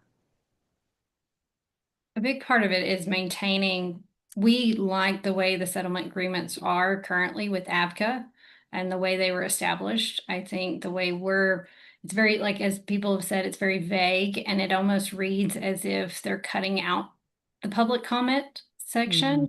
I just think that pop-ups should adhere to the same standards that traditional businesses have to regarding these issues. So if they want to establish a pop-up, they need to go through the due diligence of the settlement agreement, and residents should be allowed to protest.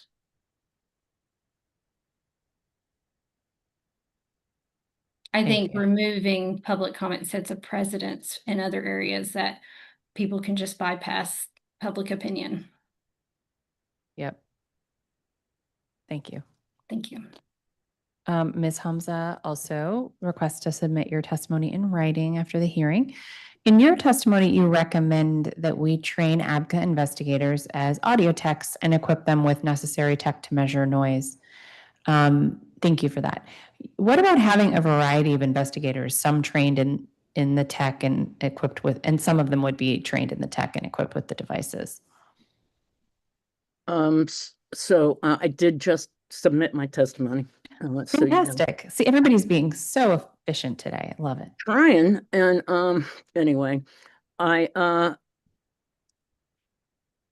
your question, does every investigator need to be specially trained in the tech, do you think? Well, I think, you know, what would be maybe helpful is to have a couple investigators that are trained, because you're going to have noise issues all over the city. I can't speak to APCA's staffing issues. I know last fall or earlier this year, they did some hiring, and you know, it's a struggle. Like you get a noise call on U Street, and then there's a noise call over on Capitol Hill, and then there's a noise call in Georgetown, and so they're responsible for the entire city, or whomever's in charge of noise, because we've been down a long path through this since, you know, noise was changed in the 70s. The noise bill was written in the 70s, I should say. And we've had the DCRA in charge of it, but then APCA is responsible. And so there's a lot of conflict there about the responsibility. And now it seems like we're saying, okay, it's ABRA's responsibility, but is it their responsibility when there's a party on Seton Place Northwest that doesn't have a license? No, it's not. So you still have noise issues, even regardless of an ABC establishment. But I digress. So it is a thing that I would think Fred Masali would have to really look at his staffing and address, and how does he have people that are capable of doing it. I've always believed strongly that ABCA should not be in the noise business. Their professionalism is different than being a sound engineer. If you've got a second, I'll tell you a story that we went through.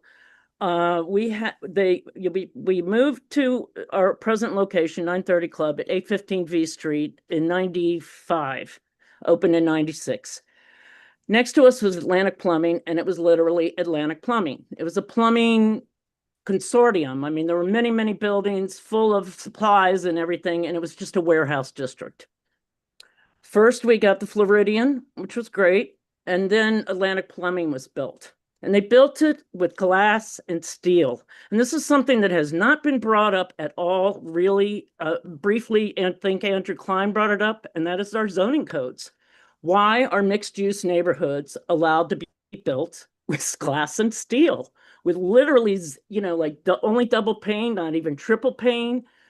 No code around that. And I know I'm hitting you know, this is a trigger for many of us. So Atlantic Plumbing came along, glass and steel, no problems for a long time. And then all of a sudden, one resident, one apartment the guy was losing his mind. Literally, the ABRA investigator came over to visit us after he'd visited them and said, the guy is crying. That's devastating because of the low base. We had to bring in a sound engineer. There's not a lot of people that can afford to bring in a sound engineer, let alone know a sound engineer. We spent almost 6 figures to mitigate noise that was coming through ductwork in the air conditioner on the roof. That's what we did for one neighbor. And people, how on earth would you know that that's what was going to be the problem? I mean, it took a sound engineer to figure it out. So obviously, all these noise issues are not the same.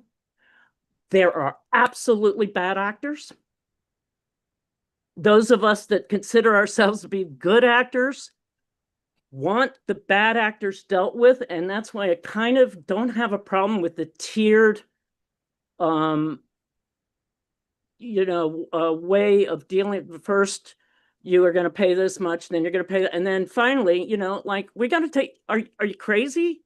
Why not mitigate this sound noise if you can? So there's so much around it, but getting to your original question, Fred is going to have to figure out who's going to be great at being an audio tech and who isn't, or how are they going to approach this, because you can't determine where the noise is coming from on the 900 block of U Street when there's 6 different establishments. And you're across the street and down 9.5 Street and at the end of the block, and everything is just resounding. And even if you have a decibel reader, you still can't really identify where that low bass is coming from. So those are my thoughts. I mean, it's a tough issue. As I said in my testimony, this is not an issue that'll ever go away. We're a bunch of people all trying to live together, but my industry supports this city, and we have to figure it out. Excellent. Thank you. I was just trying to remember which one B commissioner it was that used to walk around with his own sound reader. It was Rhea, wasn't it? Peter Rhea, who went after Phil. I think you're right. Yeah. Poor Phil. I know. Anyway, okay. Mr. Jones, you have your hand up? You had a question? Had one further comment to add, if I may. Sure. I appreciate it. One other specific thing in the legislation is about the doggy bags, which would allow people to take unfinished alcohol out of the premises. That's another specific item that I think is unnecessary. It's again, maybe it helps for sales for the industry, but that's when we're looking at DC with our traffic fatalities that have been increasing year over year. Fortunately, last year they dropped down, but this year we've already had 120% increase. All of these things taken together are things that I think we should look at public health and safety from a holistic perspective.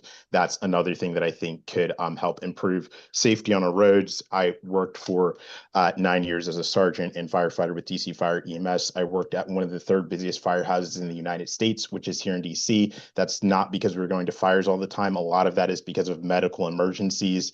I saw that all the time in the evenings, especially on the weekends. And so when we're taking all of these types of expansions, everything that makes it a little bit easier to have a little bit more alcohol and to take it off of premises and to make it more available to people, all of these things add up to having an impact on public health and safety. And that was one other thing I wanted to mention, that the doggy bags, allowing people to take it off premises, that's something else that can cumulatively impact public health and safety that I don't think is necessary.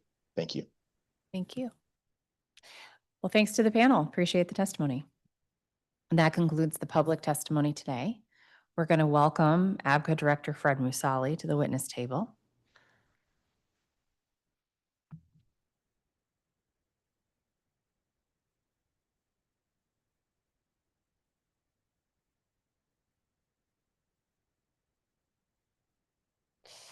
And when you're ready, I will swear you in. Okay. Do you swear or affirm under penalty of perjury the testimony you are about to give to the Committee on Public Works and Operations is the truth, the whole truth, and nothing but the truth? I do. Excellent.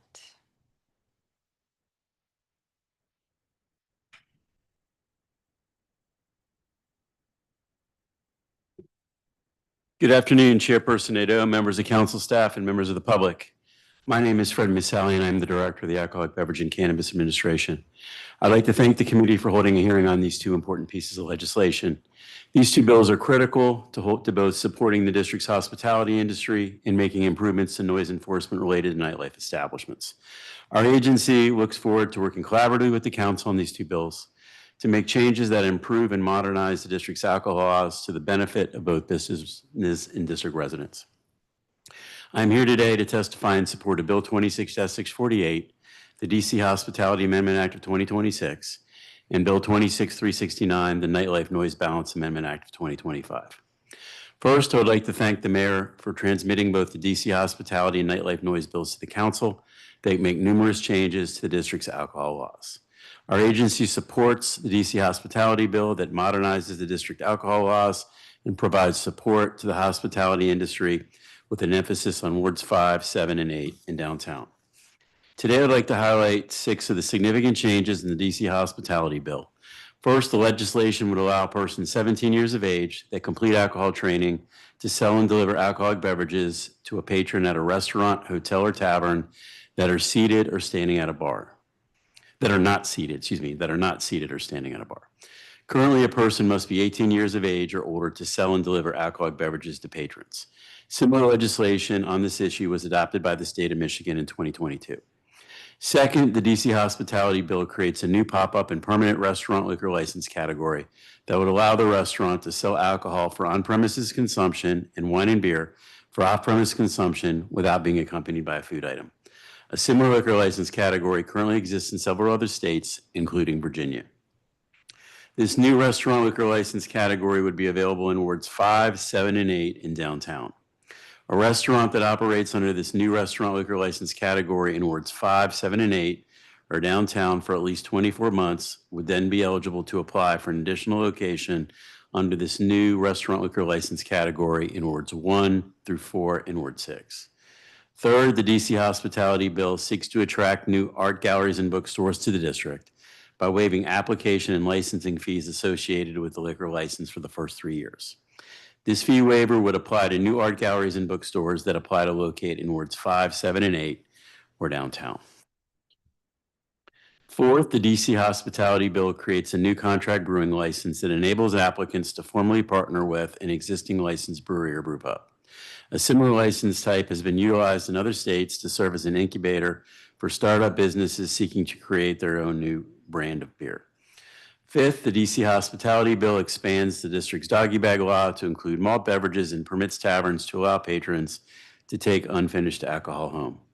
Currently, the district's doggy bag provision only applies to wine and spirits and are limited to restaurants and hotels. The public policy reasons for the district's doggy bag law are to limit over the consumption of alcohol and reduce patrons driving while intoxicated. The doggy bag law has been expanded to include taverns because many licensed taverns that operate in the district have a significant restaurant component as part of their business.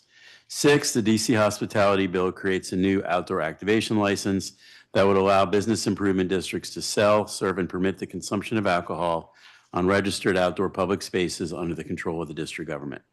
With regard to the Nightlife Noise Bill, our agency supports this much-needed legislation to assist our agency in responding to the rising number of noise complaints that the agency receives.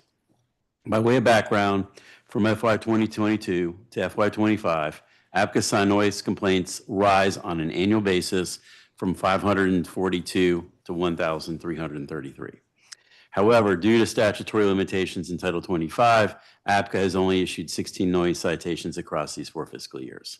The current investigative process for noise complaints is operationally problematic because it often requires 3 investigators to substantiate a noise complaint.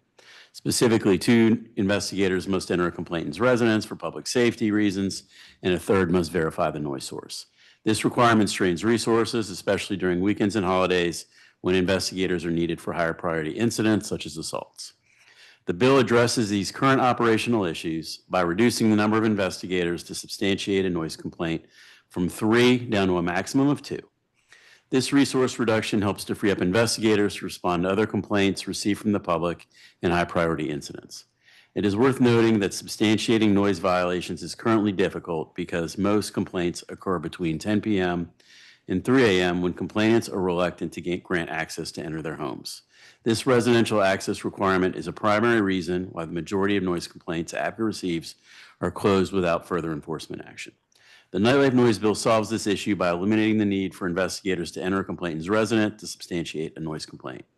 Instead, investigators will be allowed to measure noise from private or public spaces, such as a building lobby or sidewalk, within 15 feet of the residential property.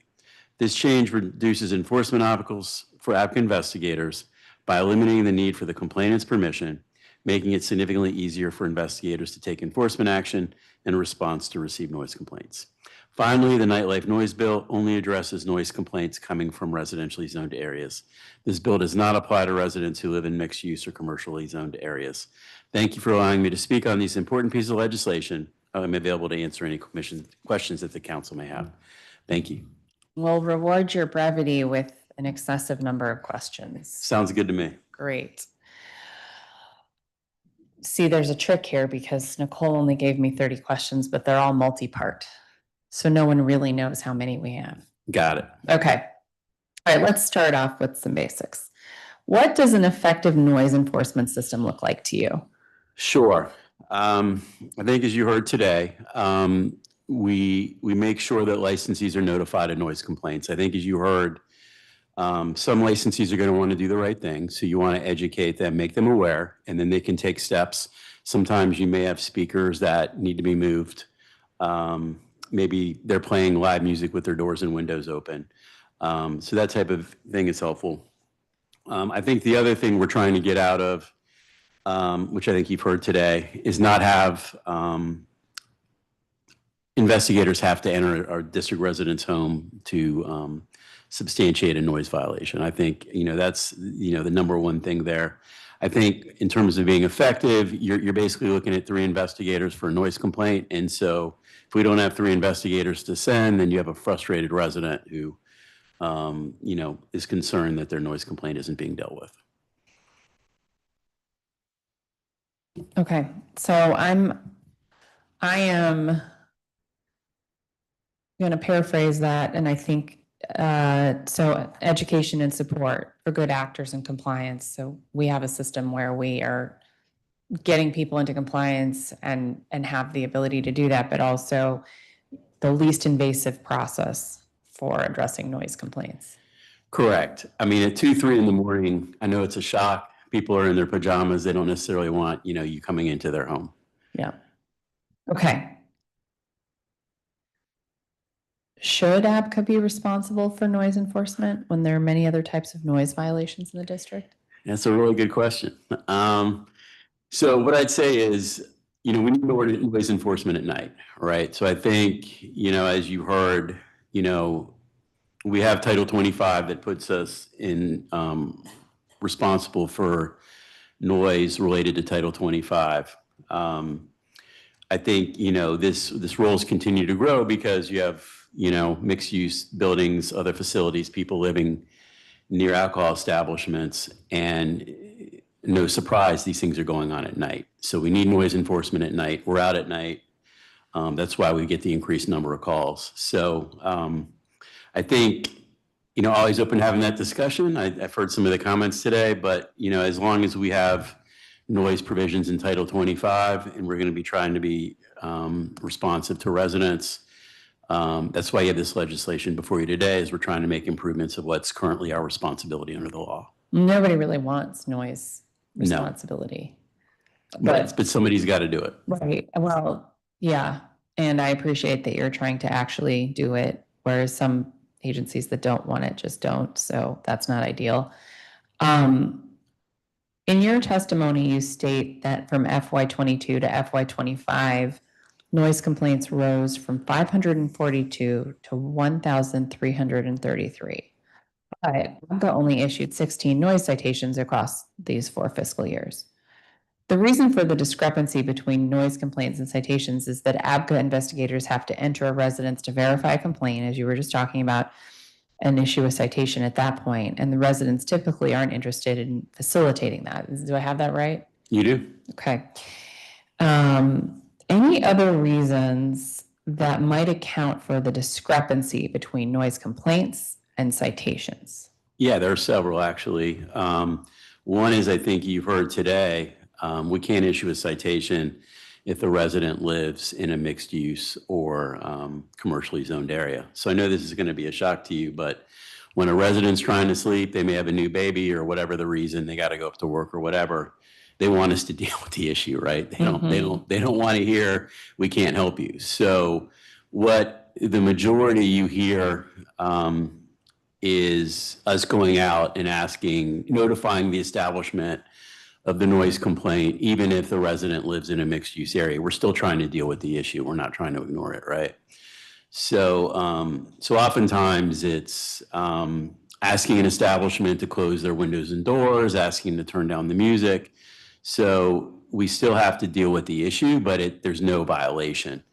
I think also a lot of times, which I think is important to bring up, we get a lot of the noise complaints deal with patron noise. So I'm going to give you an example, right? Like we got the World Cup going on and people may be cheering for their favorite soccer team, and we may get complaints based on that. You also have late at night, people on their way to a bar, people coming from a bar, making loud noise, chanting, singing, whatever they're doing. We get those videos sent to us, whether they're in an alley or what have you. We don't regulate patron noise, we regulate establishments, right? But that's something that comes up.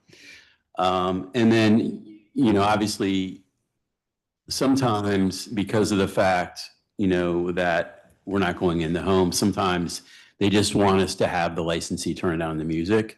So a lot of times it's us going out, just having them address the situation immediately.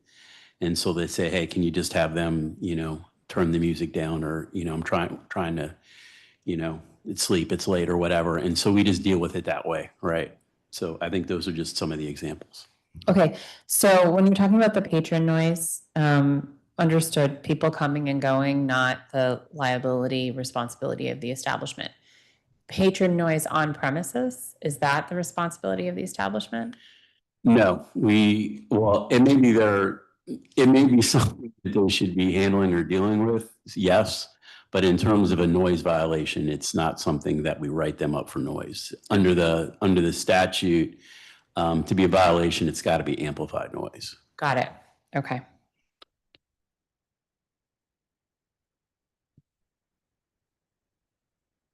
Do you know of the 1,333 noise complaints in FY25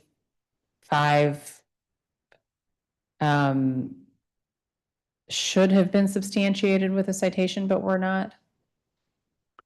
So under the proposed legislation, more noise complaints would definitely have gotten a citation, right? Okay. So I think, what I think you've heard today is we'll get a complaint. We might be right outside a residence in a residentially zoned property. And if that was sufficient, there'd be a violation. Yeah. But, under the current law, no.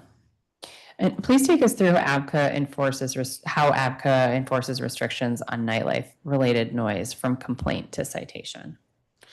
Sure. We'll get a noise complaint. It could be a call to the hotline. It could be an online complaint. There's a variety of ways to file a complaint.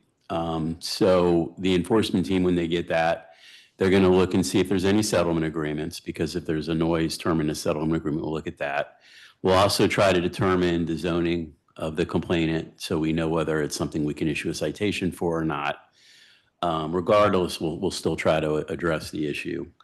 When we go out currently, as I stated, we go into the resident's home. It's going to be at least 2 investigators that go in. You're going to have a third investigator that's going to, and I think you heard about this today, we have to verify where the complaint is coming from, right? So I think, as you heard, the easiest is going to be, I'm just going to give you an example. If a Beyonce song is playing at full blast, right, and you can make out the words in where the resident lives, and then somebody's in the establishment and like, yep, this is the next phrase of the Beyonce song, right? That's how you can kind of use the existing standard to do that. So you get that, you verify it. Whether or not there's a citation issued or not, we're required, which I think is the right thing to do, to notify the licensee of the complaint. So regardless of whether a citation is issued or not issued, the licensee gets notified so they know there's a complaint. A complaint may be anonymous, but they get notified of the complaint, and that's designed to help the licensee address the situation. So hopefully that helps. Yeah. And what about proactive enforcement? How common is that, and how does the process differ?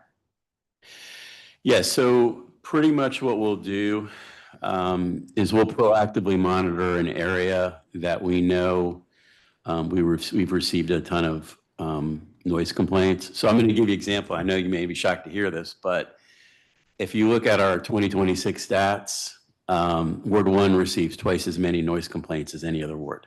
Shocking to me, So really. is by far and away the leader in noise complaints.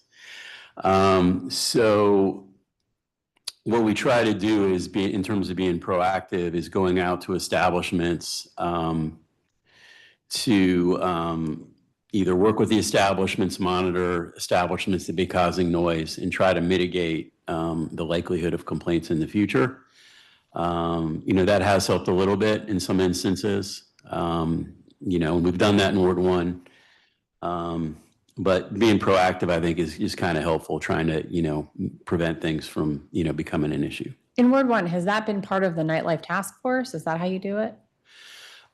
We have used the Nightlife toys occasionally. So we have done that in terms of partnering with them. That is not a regular occurrence, but that is an occasional thing where we'll ask the task force, hey, can we go to this other part of the city? So yeah, that'll happen. But, there's certain parts of Ward 1 that we know we're potentially going to get a noise complaint. And so it makes sense to kind of proactively try to monitor and address issues and try to, reduce the number of complaints we're going to get. And does ABCA connect an establishment that has received a noise complaint to any resources to help them modify their building, sound system, or operations to comply with the noise law? So what we do and make ourselves available for is we'll do a sound leveling assessment. We'll work with the establishment. We may make recommendations on speaker placement and other things to do. We obviously, for ethical reasons, don't recommend specific businesses, but we'll try to work with the establishments. Sometimes we'll work collaboratively with the ANCs or residents in the business, maybe on limiting sound levels, basically like, okay, if the sound doesn't go above, the limiter doesn't go above this amount, the resident can't hear it in their home. And so some establishments will mark it. It's like, hey, you coming in as a DJ, this is as high as up as you can have the speaker go. So we'll try to work collaboratively with the establishment if they're open to that. And the speaker placement is huge, right? Like, you remember when Eatonville opened up in Union Row and the speakers were like bolted right onto the support beams? I was like, oh, this is actually an easy fix to do here. But how common is that? People just not knowing? It's more common than you think. And then, some which you would think would be common sense is some people put speakers right at the front door, trying to get people in. And it's like you have a speaker blasting outside with your front door open and you're shocked there's a noise complaint. But, it's like, hey, come on in, right? So, but yeah, there could be certain floors or certain locations in an establishment. If you move those, then yeah, your noise complaints potentially, go away or reduce. Now, looking at the Nightlife Noise Balance Bill itself, what other approaches did ABCA consider before it arrived at the provisions that you came to? So we've been visiting, as you've heard, we've been visiting residents' homes. We've asked licensees to close their doors. So I think we've done that. We've asked people to lower their music. We've kind of done education, kind of focused on that. I think we got here because, just being candid, we're hearing a lot from residents. And they're not happy. So we get these calls. And so what prompted this, understand the importance of the hospitality industry to the city. But we're also regularly hearing from residents, a large portion from Ward 1, in other parts of the city. And so it's a real issue and it's got to be addressed. And, it's not something we can just ignore. Well, now we finally have a Ward 1 board member, so. That's a start. That helps. It's a start. It helps. Okay. So the bill would update the noise enforcement standard and scheme, providing APCO with additional tools and creating a new fine structure with the possibility of license suspension. So I'll ask you about specific provisions shortly, but at first, at high level, what do you anticipate will be the overall consequences of these changes? I think a couple. One is going to make the investigators more responsive to noise complaints. One, we don't need to send as many investigators, so we can respond to more noise complaints in a more timely manner, frees us up to do other things. It also empowers the investigator. I think a lot of times, with the investigators, you get these noise complaints and then you want to deal with them and respond, but then, the resident doesn't want to let you in their home at 2 a.m, right? So then it's just kind of like, I can't do anything with it. So, now granted, they can go out and still ask them to turn down the music and what have you, but it gives the investigator more of ability to deal with it. And it lets us, respond and the residents are going to appreciate it. They don't want to hear, we don't have 3 investigators to send right now. So do you think APCO will have the tools to better enforce noise? With this bill, yes. Okay. This is something that we discussed with our enforcement division. Like I said, I think it empowers them and, they're excited about it because it gives them the ability to deal with things without having to enter in the home. What do you think will ultimately be the result of more investigators spread out and a lower bar for issuing citations? What do you think is going to happen ultimately?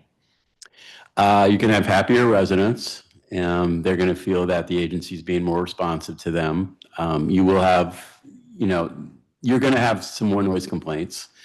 I think if you look at it, we had the 4 in the previous years I mentioned. I think we have 5 so far this fiscal year.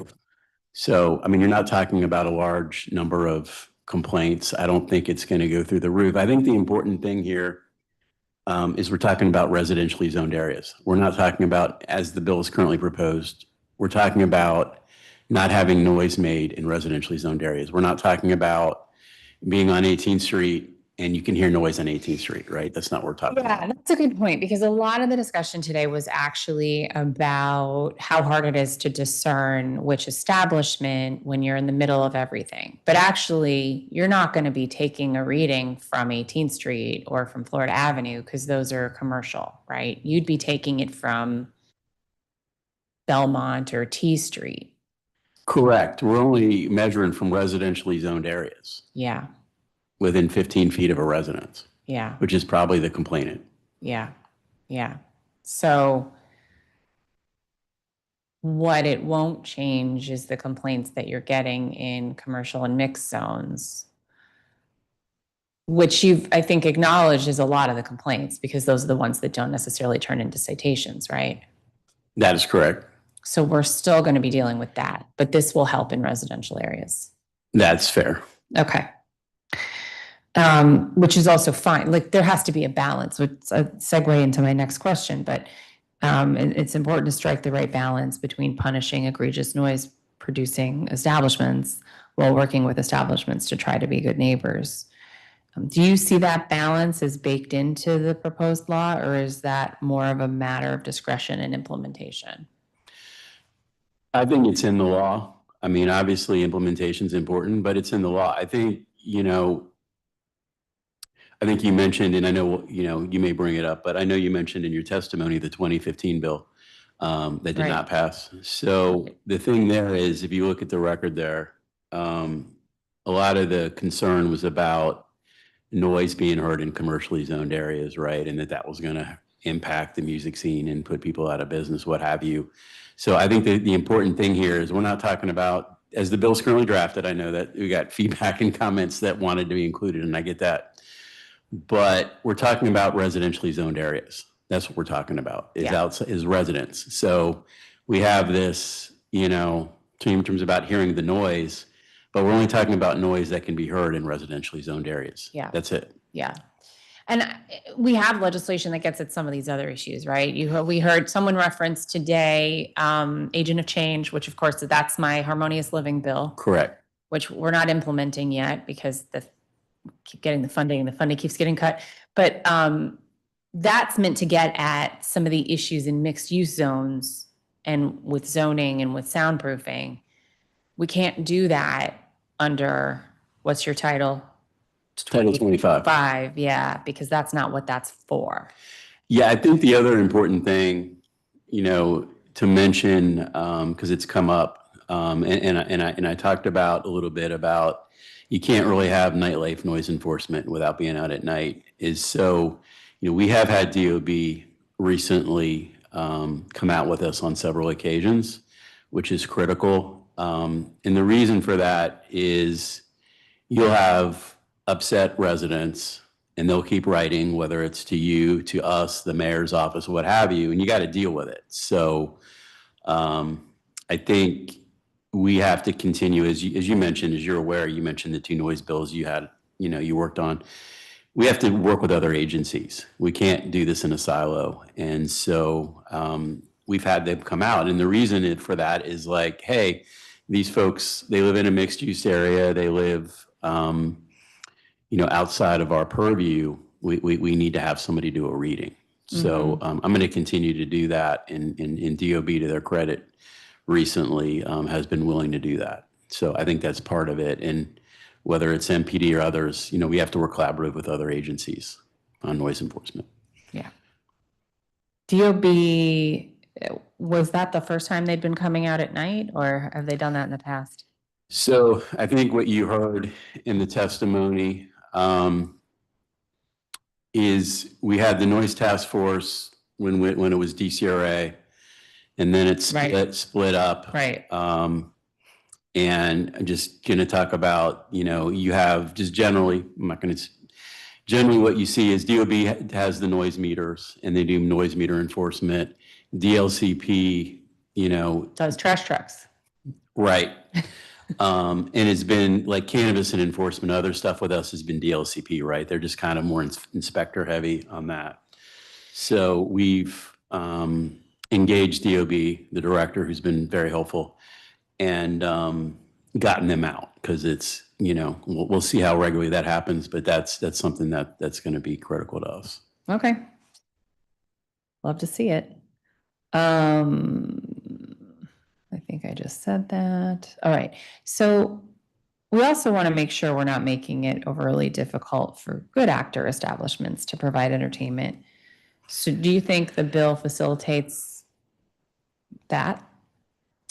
Yes. So that's why we're not doing readings from commercially zoned areas. If you had that, then it would be a problem. And that's why you had the outcry back in 2015, is that you've been on 18th Street or Connecticut Avenue, I think you heard, in other commercial zones. And if you're going to make that a violation, then that's going to curtail entertainment. Here we're talking about residentially zoned areas only. Yeah. So we're not limiting. There might be other noise enforcements, whether it's DOB or others, but in terms of what we do, we're just limiting to residentially zoned areas. Okay. All right. So let's go through each provision in the bill. And for some of them, I'm going to ask you about their difference from the noise law proposal that I mentioned, that we were just talking about, the older one from 2015. So currently the code provides that at the time of initial application or renewal of any class of license, the board may further limit the hours of sale and delivery for an applicant, either one, based on the board's finding of fact, conclusions of law and order following a protest hearing, or two, under the terms of a settlement agreement. The Nightlife Noise Balance Bill would update this language to clarify that the ABC Board may, at the time of license application, limit the hours of operation of a summer garden, a sidewalk cafe, and an entertainment endorsement. Why add this clarification given the current code language? Sure. The current code language you referenced really limits the hours and talks about sale and delivery. It doesn't cover hours of operation or hours of entertainment. Mm-hmm. which are both relevant to noise. And so the bill tries to address that rather than just focusing on alcohol hours of sale and delivery. Great. And in what situations would the ABC board limit the hours of these endorsements? Well, you'd have an evidentiary hearing. And then after that hearing, if the board determined that late night hours on a summer garden, sidewalk cafe, or entertainment endorsement are what were causing the issue, then they could, and adversely affecting poor children quiet, they could place limitations. But it would be after an evidentiary hearing. Okay. And I would hope it would be after, as you mentioned currently in the bill, after, significant number of noise complaints.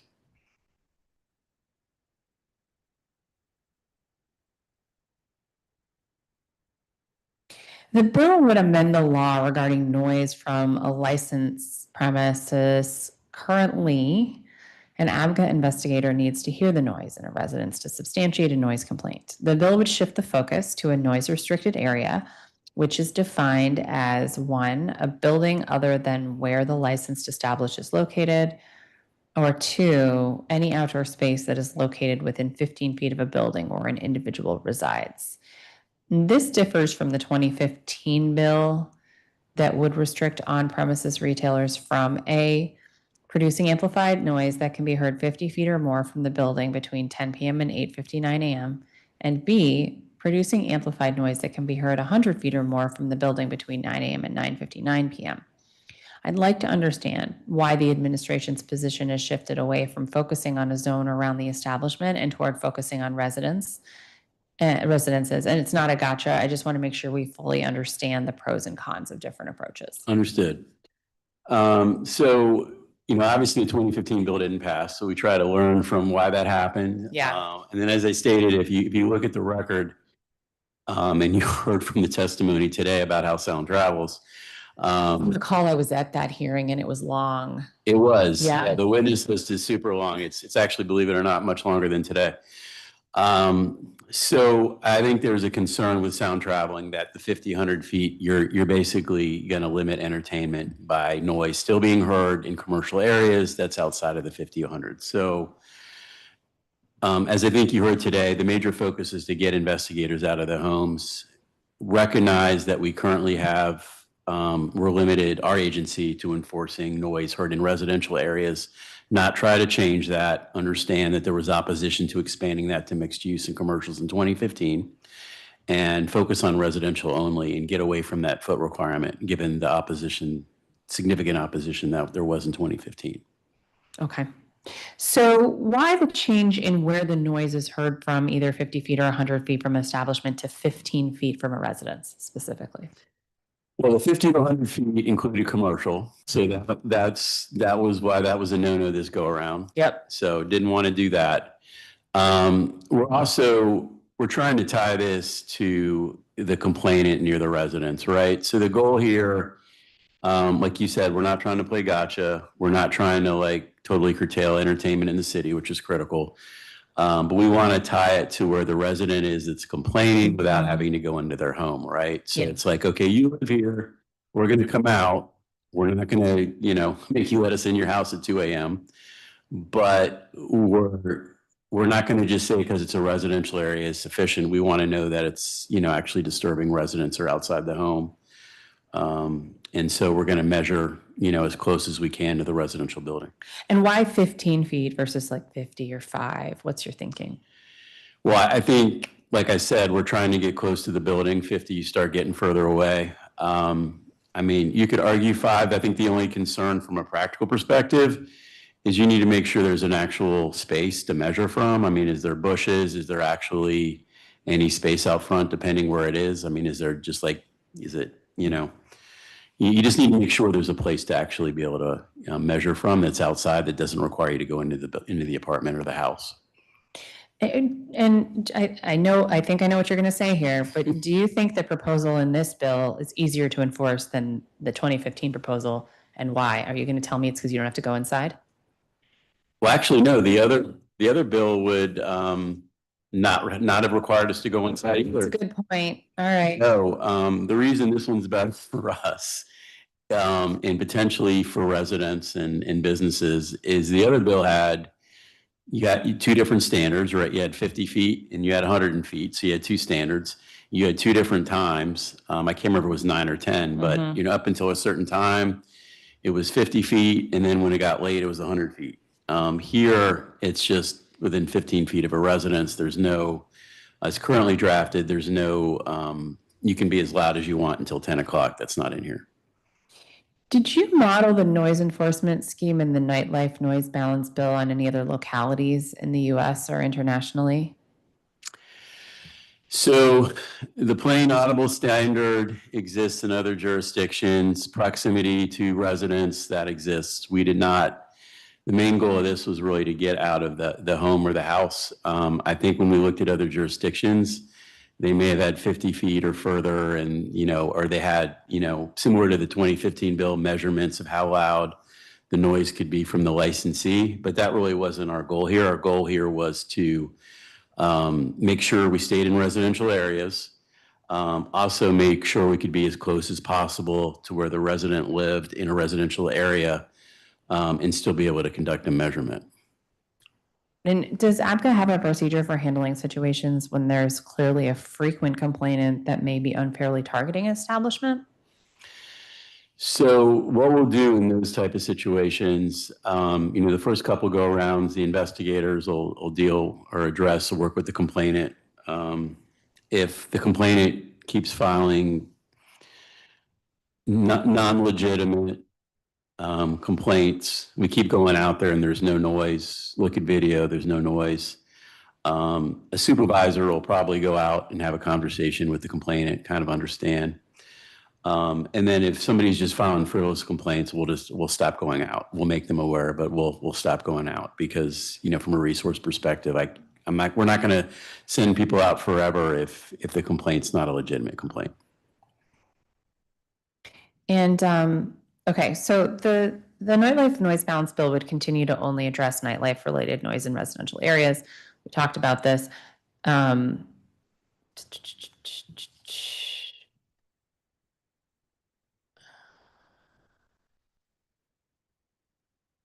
Why the shift from wanting to address noise in mixed use areas in the old bill to only focusing on residential zones? Because we saw what happened in 2015 and it didn't pass, and we're trying to strike a balance, hearing about from licensees with the need to get out of the home. So we're trying to find a balance there, knowing that for residents who lived in mixed use, we're going to have to engage DOB more. Yeah. And I think that's the answer. So that's what we've been kind of circling around so far in our conversation. That's correct. It's a building code thing. Correct. And zoning, but mostly building code. Okay. All right. So the Nightlife Noise Balance Bill would establish a separate fine schedule for noise violations with higher fines than the existing Tier 2 fines. This seems to address a concern that establishments often view fines as a cost of doing business, right? That's correct. Okay. And how did you calibrate the proposed fine amounts to address the issue? Sure. So for the fines for first, second, and third noise violation, they match the primary tier schedule currently in Title 25. So if you look at it, the current fine for a secondary first offense, which is what a noise violation currently is $250. So we changed that to $1,000, which is the fine for a first primary tier offense. So basically we're finding noise as a primary tier offense instead of as a secondary offense for the first three offenses, for the first, second, and third. So that's kind of where we got that from. And you found that in for other offenses in that primary tier, that's been effective? Yeah, so the higher fines have more significance. If you just keep it at $250 or $500, then that lends to potentially it's the cost of doing business. And we heard from the Nightlife Council earlier today that a 10-day closure is incredibly painful for most establishments. Yeah, I mean, suspensions are significant, and that's why you don't have that until much later. Yeah, but that it is a true deterrent. 100%. Yeah. The Nightlife Noise Balance Bill would allow ABCA to issue a written warning for a first violation. Current law allows written warnings for some violations, such as underage drinking and timely compliance with a security plan. Why allow the issuance of a written warning for a first noise violation? To educate the licensee. They may not be aware that that they're causing issues for residents, right? So education is always critical. What we found is the majority of licensees generally want to do the right thing, and so you want to give an opportunity to address the situation. Does ABCA currently notify the applicable ANC about the issuance of written warnings? No, we don't currently do that. I think as we heard today, as we continue to build out a new system, is making sure that ANCs and others have access to that information without having to file a FOIA request. Yeah. So, I mean, that's, I think, important and beneficial to us because it's less FOIA requests we have to process. 100%. And it lets the ANCs get the information quicker. And that would address Ms. Schenkman's issues, I think, as well, about the information available on repeat offenders. 100%. Okay. And we're on track for that, right? We just put some money in the budget to get this going. Thank you for that. Yeah. So we've been working hard. We're excited. So That's good. That's very exciting. All right. The Nightlife Noise Balance Bill would allow the ABC Board to do the following for a fourth or subsequent noise violation within a 2-year period. Suspend a license for up to 10 consecutive days or restrict the hours of entertainment, summer garden, or sidewalk cafe endorsements. And we're just talking about this. So my understanding is some licensees already agree to restricted hours for their outdoor spaces as part of settlement agreements. Is that correct? that's correct. What's the added utility of allowing the board to restrict the hours of entertainment, summer garden, or sidewalk cafe endorsements? Well, it lets the board directly address the noise source without having to suspend the licensee. So you may have the indoor operations of the licensee may not be causing any issues. And so you don't want to, while we mentioned a 10-day suspension as a possible deterrent, you may not want to suspend the licensee. You may just want to address the issue that's causing the problem. I think you had one commissioner talk about, rooftop decks, right? You're not trying to shut down the whole hotel. That's, going to be problematic. But you want to be able to address, the issue that's causing the noise, which just may be a small part of the business. Yeah. But still one they care about. So wanting to get them, again, back in compliance using the stick. Yeah. Absolutely. Because no doubt those rentals are important to the hotels. So has ABCA considered requiring the board to suspend a license or restrict a license for bad actors? Yeah, we did. But I mean, I think we want to give the board some discretion based on the facts. You're going to have a hearing and you want the board to have some flexibility to take into account the actual facts. Yeah, but they'll have the ability to do it even if it's not required. Right. Okay. How did the bill arrive at the suspension for up to 10 consecutive days? And does the 10 consecutive days include the days that an establishment is typically closed? I'll deal with the second question because that's the easiest. First is suspension days are consecutive and they are days that you are typically open or permitted to be open. Okay. If you're not permitted to be open on a Monday, we wouldn't include that. So the 10 days themselves, just kind of looking at what's elsewhere in the code. If you look at 25-781, 783, which are sale to minor and failure to make a reasonable effort to check ID, they have a 10-day suspension there for a second offense. So we kind of looked at this. This is obviously, I think it's a fourth offense before you get suspensions, but we just kind of looked at what other offenses, what kind of suspension days are there. Right on. Okay. And my last question's on nightlife noise for today. ABCA has stated that the discussion of restarting the noise task force will resume following the Department of Buildings rewriting its noise regulations, and there are no plans to resume the task force in FY26. Any news on the rewrite of the noise regulation? I don't have anything on that, but we're not waiting. I think, as I stated, we reached out to DOB. I reached out to director because we were getting complaints. And so we're going to, regularly ask them to go out with us and go out. I'm not going to wait on something I'm not sure the status of. Love to hear it. And why? Okay. So, all right. So you've kind of answered part 2. All right. So turning to the DC Hospitality Amendment Act of 2026, the bill aims to grow the hospitality industry. How did you approach growing the industry while protecting the existing industry? Sure. I think I'll break it into a couple categories. So several of the provisions help the hospitality industry as a whole. So we do have that. And then we were looking to grow the industry by adding restaurants. In particular, I think you've heard about pop-ups and the permanent restaurant piece today, where restaurants are needed. We think this benefits the district. I think you heard about, increased food options and, that type of thing, not having to go to Maryland. So that's the other piece, is trying to look at where development could be needed. And the DC Hospitality Amendment Act has several provisions to grow the hospitality industry in wards 5, 7, and 8 and downtown. For example, it would establish a pop-up restaurant license in these areas. What did ABCA draw on, such as data, community forums, or reports to arrive at the need for these industries in these areas? Good question. So I think one thing to highlight, so we had a previous council committee, and they make recommendations as they go through their documents. And so one of the recommendations they made to us is they wanted our agency to work on trying to attract additional restaurants east of the river, right? Ward 7 and 8. And so that is one of the things we worked on based upon direction and recommendations from the council committee. I think also when you look at it from a data perspective, which I think they looked at, the number of licensed restaurants in 7 and 8 east of the river under the pre-redistricting, or since redistricting with the Navy Yard and stuff, those numbers are a little inflated.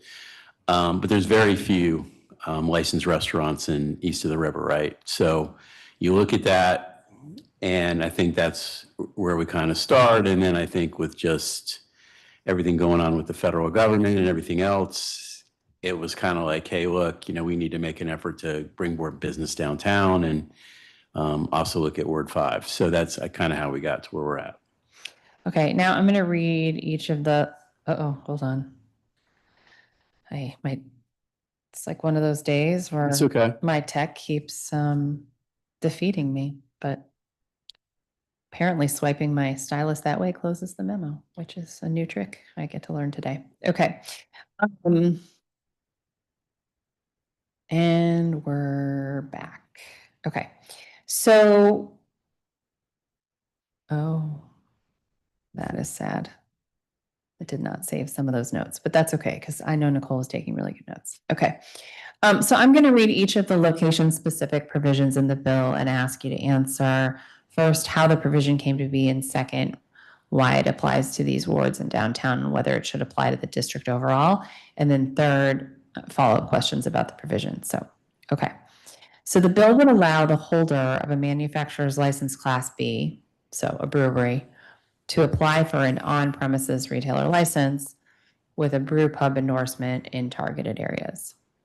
After 24 months of operation, the brewery could apply for an additional license with a brew pub endorsement in wards 1, 2, 3, 4, or 6. What is the policy rationale for this provision? Well, the policy rationale is to attract additional breweries. So I think, and to the district, I think we need to highlight, how we got here. So as I think you just mentioned. So I think it's important to note, we only have one licensed brewery in the whole District of Columbia. Okay. So not too long ago, we had about 5 to 7 breweries.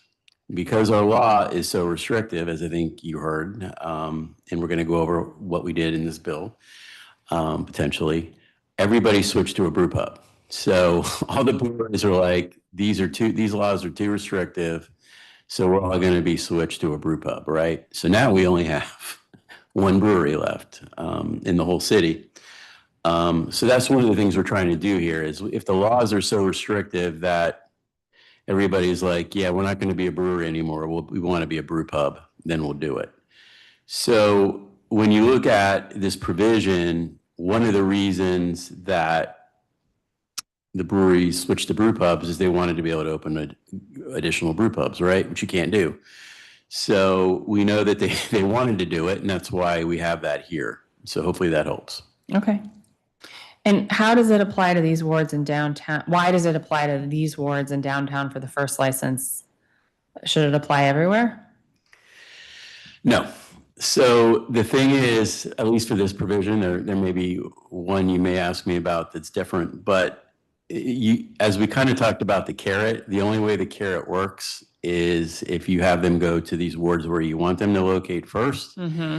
and then they can go somewhere else. I think it's really important to highlight that this CARES approach we did this with grocery stores. You're going to probably, depending on what you ask me, I'm going to mention grocery stores.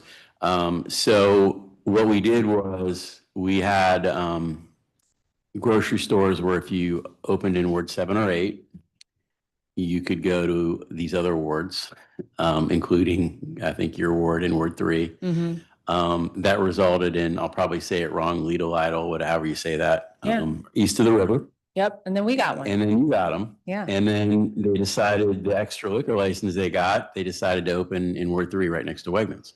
So that's an example of this working where it's like, okay, I'm going east of the river. They're still there, as far as I know. And you legislatively, we're going to take advantage of that. And then we're going to go to Ward 1. And then we're also going to go in Ward 3. So that's just this same type of concept. And why do you think the 24 months of operation first is the sufficient carrot or stick? I don't know which it is in this. Sure. Yeah, no. So when we did the grocery store provision, it's still a year. It was 12 months. I think we got some feedback that, 12 months isn't long enough. And then, would they try to, close once they apply to the other location? So I think we tried to take that feedback that we got and we're like, okay, maybe it was a little short and go with 24 months. That's how we got there. I would say once they've got that sunk cost, are they really going to close? But yeah, that's interesting. Okay. So lessons learned from the grocery store model, basically. Correct. Okay. The bill would establish a pop-up restaurant license that's valid for 90 days and allows the restaurant and the targeted areas to operate daily between 6 a.m. and 1 a.m. One owner would not be able to apply for or operate more than 3 pop-up restaurants at one time. What's the policy rationale for this? So the policy rationale is to encourage new restaurants to open in these areas, right, on a trial basis. So the one advantage here of the pop-up is I can open my business for 90 days, see it's successful. I don't have to enter into a long-term lease. I can try it out in the neighborhood, see if the neighborhood, supports it, see if it does well. So that's that. I think the other key thing we need to talk about, because I heard, some of the testimony we got today, they have to operate as a restaurant, right? This isn't for taverns. It's not for nightclubs. The reason we have the 1 a.m. closing time is we don't want to have a pop-up and then getting all these calls from residents about the tavern or nightclub in their neighborhood that they didn't get to comment on, right? Mm-hmm. So we want to make sure it's a restaurant. And so it allows them to get open right away. Well, I'm sure you may ask me about other aspects of that, but it allows them to open right away, get open on a trial basis, try out the restaurant, and then hopefully it's successful. And if it works, then they get to apply for a permanent restaurant license. And then they'll have to go through the public comment period, which we heard about today. And the goal is to cultivate new business, but also to fill vacant spaces? 100%. Okay. So then why just these wards in downtown? Because certainly we have vacant spaces all over, right? Sure. So like I said, the guidance I actually got from a prior committee was to get more restaurants into 7 and 8. Yeah. So I'm trying to do that. Yep. If you make it citywide, then the carrot's gone, because which we're going to get to, not on the pop-up, but if I open a permanent restaurant in 7 and 8, then I can go to the wonderful Ward 1. So it's kind of a carrot approach. And so as we'll talk about, we know that this business model that this new restaurant has is attractive to others. And so just being frank, if you make it citywide, they're going right for those wards right away. Sure. That makes sense. How'd you arrive at the 90 days? So the 90 days, really what we're trying to do here is to allow for a sufficient amount of time for them to get open and running, try it out on a trial basis, but we don't want to go too long because we want to give the neighbor, as you heard today, ANCs and neighbors the opportunity to weigh in. They can actually get it extended additional 30 days up to 120. They'd have to get approval for that. But we think at 90 days or 120 days, it's like, okay, you need to either decide if you're going to apply for a permanent, license or not. The longer you go, the more you're going to get upset members of the public who are like, how come we didn't get a chance to weigh in? So 90 to 120 days, I think we can explain to the ANCs and community associations and others, hey, this is going to be placarded if they decide to continue, and you're going to have an opportunity to weigh in, and then you can negotiate a settlement agreement or what have you if you choose to. And how do you arrive at no more than 3 pop-ups at a time?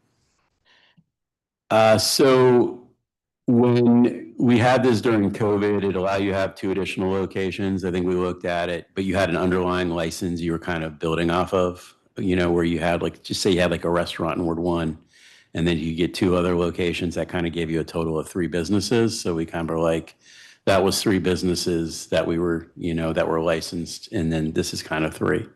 Okay. The bill would allow an applicant with locations in wards 5, 7, 8 or downtown to apply for a Class CRB and DRB restaurant retailer license. That is, to operate a restaurant and a wine and beer store with on and on-premises alcohol sales at the same location. After 24 months of operation, that licensee could also apply for additional restaurant retailers licenses in wards 1, 2, 3, 4, and 6. What's the rationale for this proposal? Sure. One is to turn the pop-up restaurant into a permanent business, right? So you get a pop-up, can't stay a pop-up forever in terms of the 90 days anyway. So you want a mechanism for, if the goal is to put restaurants in Ward 7, 8, downtown, what have you need a mechanism for them to turn that into a permanent business. You also want to have the ability for ANCs and others to weigh in and get public comment, right? So you do that by having a permanent restaurant application. And then, as I said before, you have the carrot provision. It's like, well, we're going to let you operate here, turn it into a permanent restaurant, and then after 2 years, you can apply for Ward 1, 2, 3, 4, or 6. Okay, so would this only be available to people who started with a pop-up, or could they start with this license? They could start with this. They don't have to do a pop-up. Okay. All right. And same rationale for starting with these wards in downtown as we talked about. 100%, that's correct. Okay. The bill would waive application and annual license fees for the first 3 years for art galleries and bookstores in the target areas. What's the policy rationale for those? A lot of demand that we heard from to attract bookstores and art galleries. So this was intended to bring art galleries and bookstores to Ward 5, 7, and 8 in downtown. We got some successful, bookstores and art galleries in the district, but, clearly you need to have more. So specifically, we're talking about art galleries and bookstores with ABC licenses then? Correct. Yeah. So like Kramer Books. Kramer Books, Politics and Prose is another good example. Yep. Yep. Okay. And then how did you arrive at the 3-year period of the waiver of fees? That's just the license period is 3 years, so we're trying to tie it to the length of the license. Okay. And the bill would allow later weekend hours with on-premises alcohol sales, service, and consumption until 4 a.m. in downtown. What's the rationale for those hours? So actually, that language I'm going to kind of highlight is not in the bill. So where that comes from is there's a reference in the letter introducing the bill that it does that, but it's not in the actual text. It's a typo. So, I'll leave to you what gets in the final version of the bill, but it's not in the bill right now. Okay. Do you think it's a good idea to include in the bill?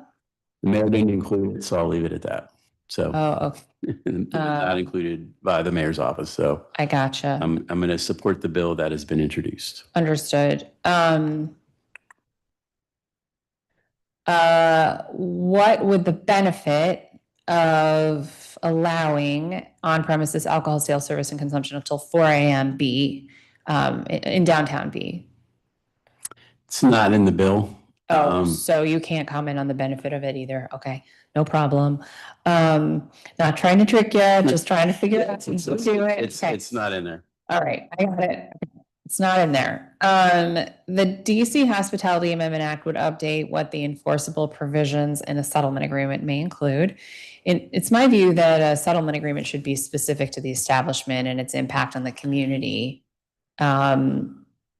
And thus it can include provisions beyond what the law and peace, order, and quiet responsibilities generally require to do. Why do settlement agreements often include provisions that restate the alcoholic beverage law? Sure.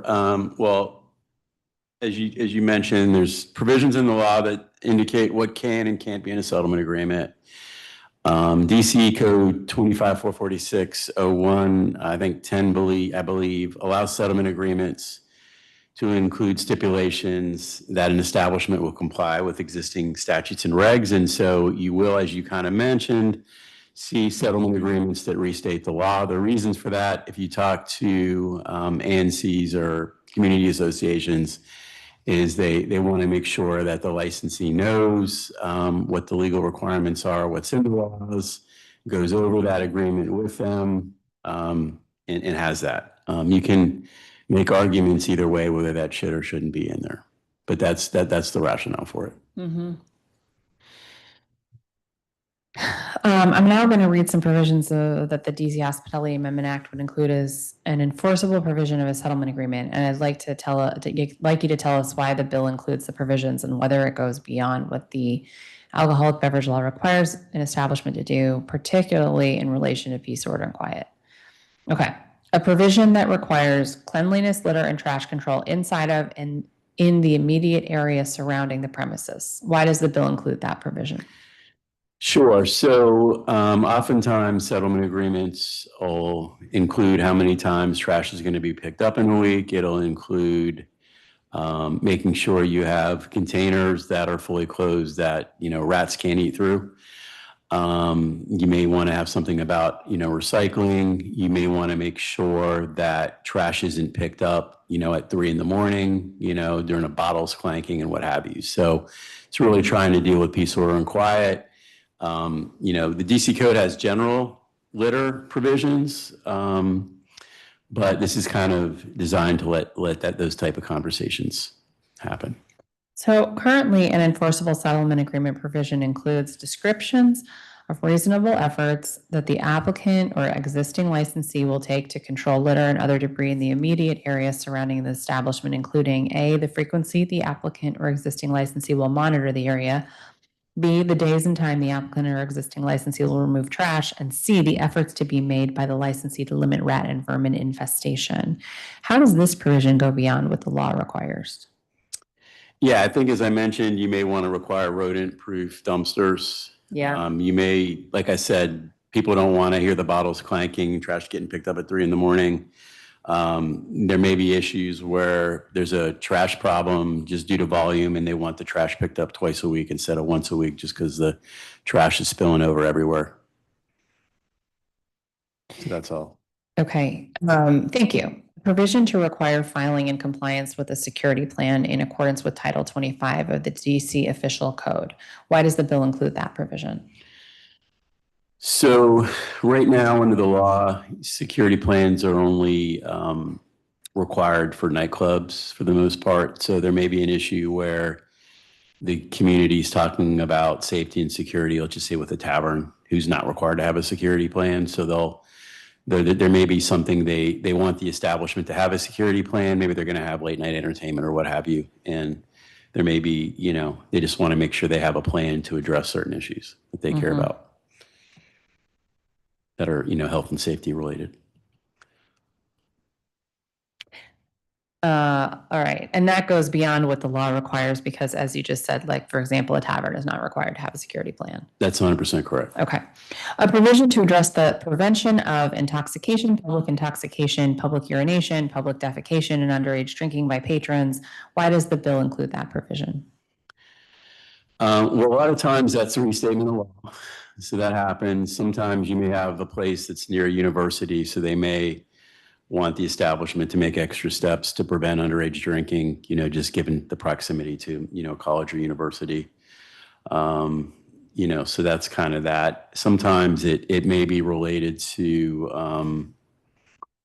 they want to have an earlier last call so people aren't, drinking super late, something related to that. Also, a provision to require minimum training for managers and staff. Why does the bill include that provision? So they may want to just have a conversation with the licensee or something in there about making sure that like security staff is trained.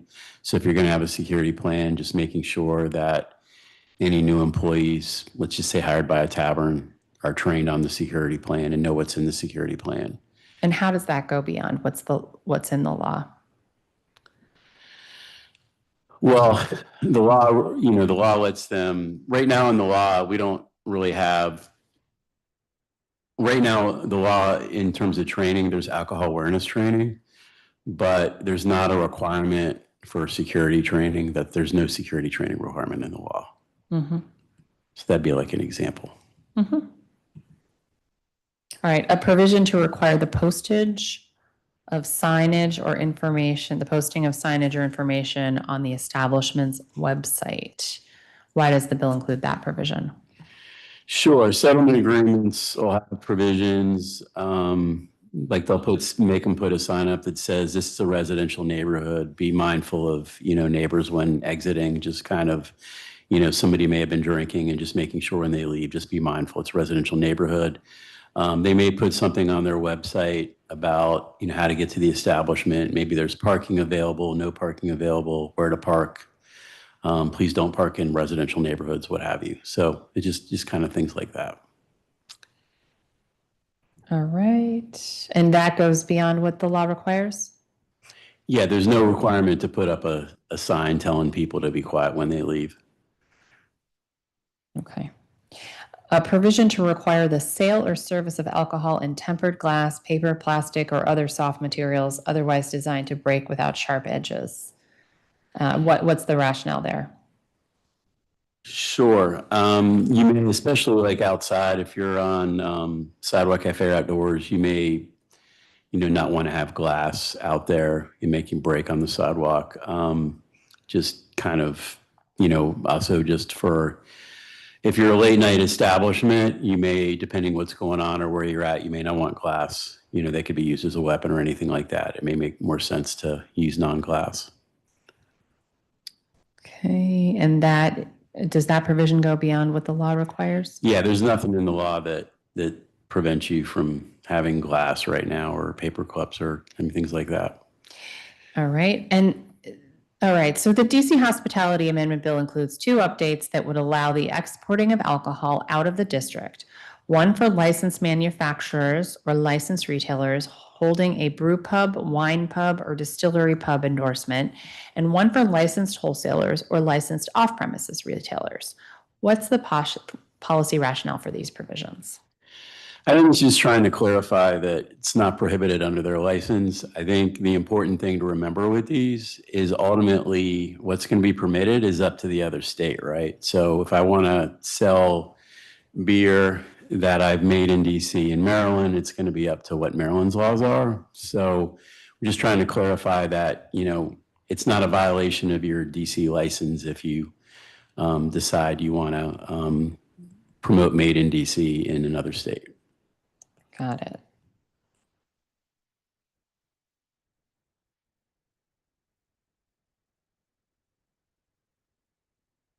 We've heard testimony this year about an establishment that's unable to find a location in the district to store its alcoholic beverages and must utilize a storage location outside the district. How often does this occur and how do we address this? Well, there's only one place. I think you heard from them today. Yep. So I think what you're looking at is wine pubs. That's the universe. And so I think you have a situation here where you have wine that's being made in DC, and then, once it gets made here, where does it get stored? So I think that's pretty much what we're talking about is a universe of one. So the wine pub is the solution? No, they have a wine pub license. That's what they're making the one, and that's not the solution. If you want me to talk about a solution, I'll talk about that. But But no, I mean, I think the solutions, one, they're going to need a legislative change because, as they mentioned, there's a board order based on current law, which requires them to store the alcohol in the district. So I think they've, obviously provided their argument to you of why they can't do that. So it's up to the council if you guys want to find a solution. If you do, there are some possible solutions. One would be some type of, annual import permit where they're able to annually bring things in. I think if you decide to do it, they do need to get a permit of some sort. I think it's important also that we're only talking about alcohol that's made in the district. We shouldn't just be bringing in anything. It should just be talking about alcohol that's made here in DC. Yeah. What is the rationale behind requiring the storage here? Sure. The rationale for requiring the storage here is public policy in terms of being able to inspect. I'll give you an example. All the wholesalers have to store their alcohol in the district. And so that's why we currently have it for the wine pubs is, you want to have it available for inspection. Got it. I think in addition to the annual permit, if you look at what we recently did in the last several years with wholesalers who face a similar issue to this, there's language in the statute as it relates to, making the product rest in the district before it's made available for sale or delivered. Make sure it's entered into the system in terms of their sales system. And the rationale for that is making sure that, that we have the ability to inspect it. We know what's here, it's coming on, right? So on the wholesaler side, you just want to make sure that it's actually resting in the district and, it's available for inspection. Okay. The bill would establish new alcoholic beverage licenses and provide ABCA with additional enforcement tools. And I want to ask you about the proposed licenses and tools. Okay. So the bill would establish a contract brewing license. What's the policy rationale for establishing this license? Yeah, so it's, I think you heard from testimony, brewing is expensive, so it creates an incubator. So I'm just going to, you may have heard about this. So as an example, we just had Urban Garden Brew House. They opened in Ward 1. They did. I don't know if you know this. They started as an unofficial contact brewer at that previous location. And so that's kind of an example of you get people to start, they can try their beer, what have you, their brand, build their brand, and then hopefully, they open up their own business in the district. Yeah. That makes sense. And they did tell that story at the ribbon cutting, which was pretty cool because, and this is what I was thinking about when you were saying, like, we want them for the carrot and the stick, wanting places to be open a long enough time. They're not going to just pack up. Like, we were worried who would take over that space because of the way it had been built out. And I know leaving it was probably, a difficult choice also because of how much Right Proper had invested in it, but it is a great story about how that partnership led to a new business. So thanks for flagging that one. Yeah, no problem. Yeah. So in your testimony, you indicated that a similar license type has been utilized in other states. Do these states have a license or they recognize contract brewing written agreements? Yeah, I think states do differ. Some require a license, some don't. I think, the reason we have a license, which I think, came up in the testimony, is if you're going to be selling alcohol in the district, you need a license for that, right? So we can talk about lesser license fee and stuff like that. But I think it's important if you're going to be selling alcohol in the district that you're licensed. And there's other states we can point to where they require both parties to be licensed in that state or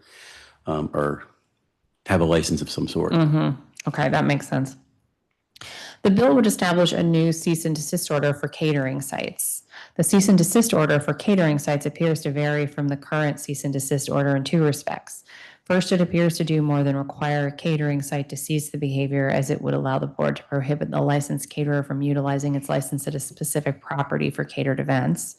Second, whereas the existing law allows a licensee to proceed to a regularly scheduled hearing or an expedited hearing, the DC Hospitality Amendment Bill would expedite all hearings on these orders. Do I have that correct? You do. Okay. So why does the bill establish this when the board or mayor may already issue an order requiring an alleged violator to cease and desist? Sure, that's a really good question.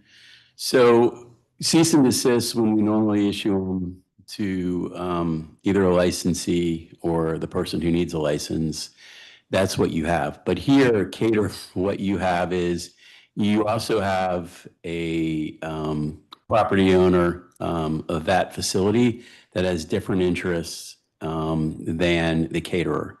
So I'm just going to give you an example. I have a property where maybe 10 caterers are at, or however many, doesn't really matter. And the board, if they issue an order to the caterer that they can't use that site, right, potentially impacts other caterers going there. So you want to have the ability, which the bill does, where the owner of the property can come forward, in addition, separately than the caterer, and try to address the issues and talk to the board. So that's kind of the weird thing here, because normally with a cease and desist, you're talking about one entity, but here from a due process perspective, you have people that may not have the same interests that both have rights, right? Me, the owner of the facility, because the caterer is not like 999 of it 1,000 times is not going to be really actually located at that facility, right? Whereas a licensee, you have a location, but here I'm just catering an event there. I'm not the owner of the facility, and you're just, so you want to make sure the property owner has the ability to get involved and have their say. But why the change in expedited hearing for catering sites? I'd have to look at that. I think in terms of what's there, you definitely want to allow an expedited hearing because you want to have the ability, to come and say, hey, look, I have this event. I want to make sure it can go forward. So you want to make sure it's expedited. So that way, with a caterer, you could have a wedding planned or something like that. So you want to have the ability to get before the board quickly.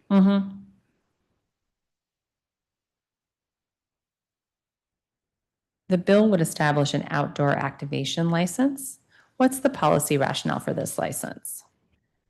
So obviously, to allow a bid to activate outdoor public space, that's under the control or managed by the district. I think flat out, just to be clear, this because I know I heard everything. This has nothing to do with streeteries or sidewalk cafes.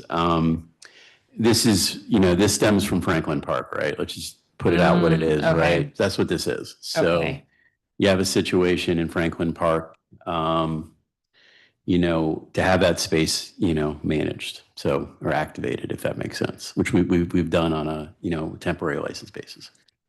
Got it. And that would also be similar for like the 18th Street pedestrian zone? Could be depending on the language, but. Okay. But it's more for spaces that don't have other avenues for licensure? Correct. Because with the bid, the issue is it's cost prohibitive, and also from a paperwork perspective, if you're going to make them get a one-day license for every time they want to activate the space, it's just, it's cost prohibitive and a lot of paperwork. Okay. And would the application and review process for the license be similar to other licenses and be subject to protests and settlement agreements? Obviously, an extensive application review. The way it's currently drafted and open to having the conversation, it would not be subject to the protest process. We can, open to that conversation. Like I said, I think the thing to keep in mind here is the license is only good for a year. If you're going to make it, if you're going to make it subject to a protest process, then you might want to look at making that a little longer. I think the way we looked at it initially was, let's give them a one-year license instead of making them continue to apply for temporary licenses. Let's just do a one license, make them pay one flat fee in 1 year. But we're open to that conversation. Okay. Well, that makes sense. I think when you have a bad actor who's a licensee, it usually takes more than a year to build that case anyway. So might make sense that this is the way it is. But definitely it's something we'll think about a little bit. Obviously the goal is to make it simple, easy to get, easy to implement. Okay, under the bill, the ABC board may deny the renewal of an outdoor activation license if the applicant has failed to control the environment during the previous year. So this is how you remedy, right? Correct. Okay. Failing to control the environment is arguably a broad standard. How do we tighten this language, and what would be examples of failing to control the environment? Sure. I feel like, yeah, just to be clear, this is the current standard for temporary licenses, but if you want to fix it, which I get it's a little broad. Okay. Some examples would be, allowing criminal activity, incidents of violence occurring, operating over capacity, operating after hours, those type of things. Got it. Okay.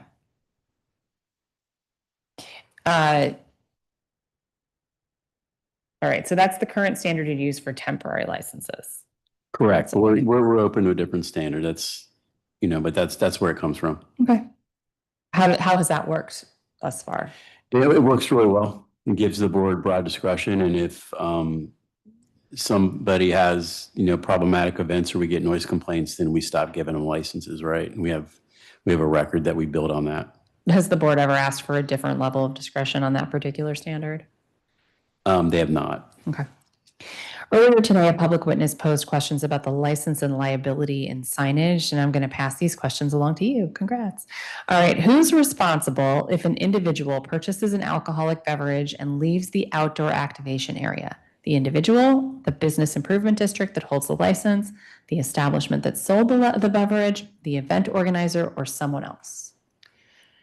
You're going to ask me dram shop liability questions here. Yep. So I heard the testimony.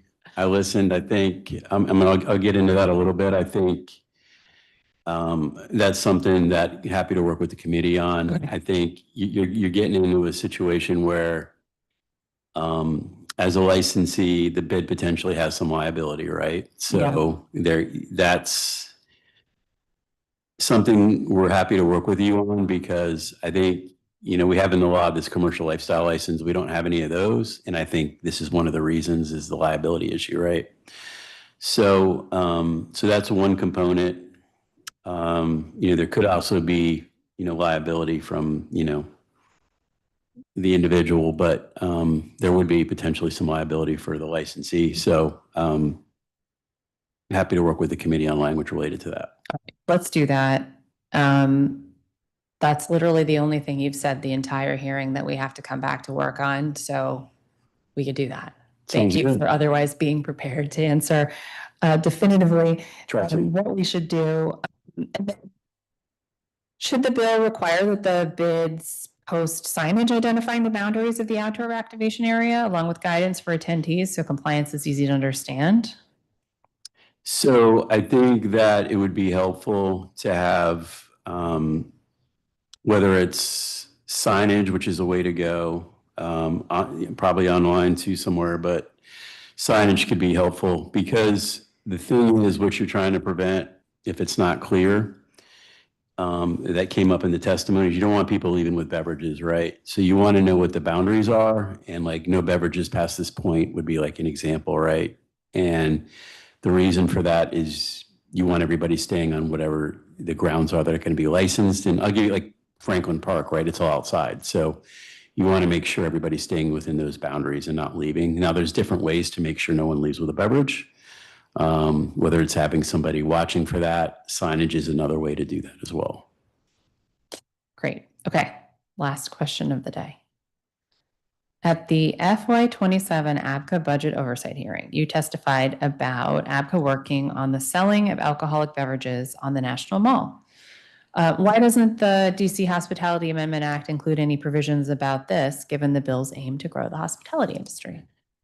Because the bill was done before this really became an issue. That's why. So if you decide you want to, we can have the committee. You had ANC2C here. They actually firsthand dealt with this issue. So I'm happy to work with the committee on it. I don't think it requires a whole lot, but if that's something the committee wants to look at, we can do that.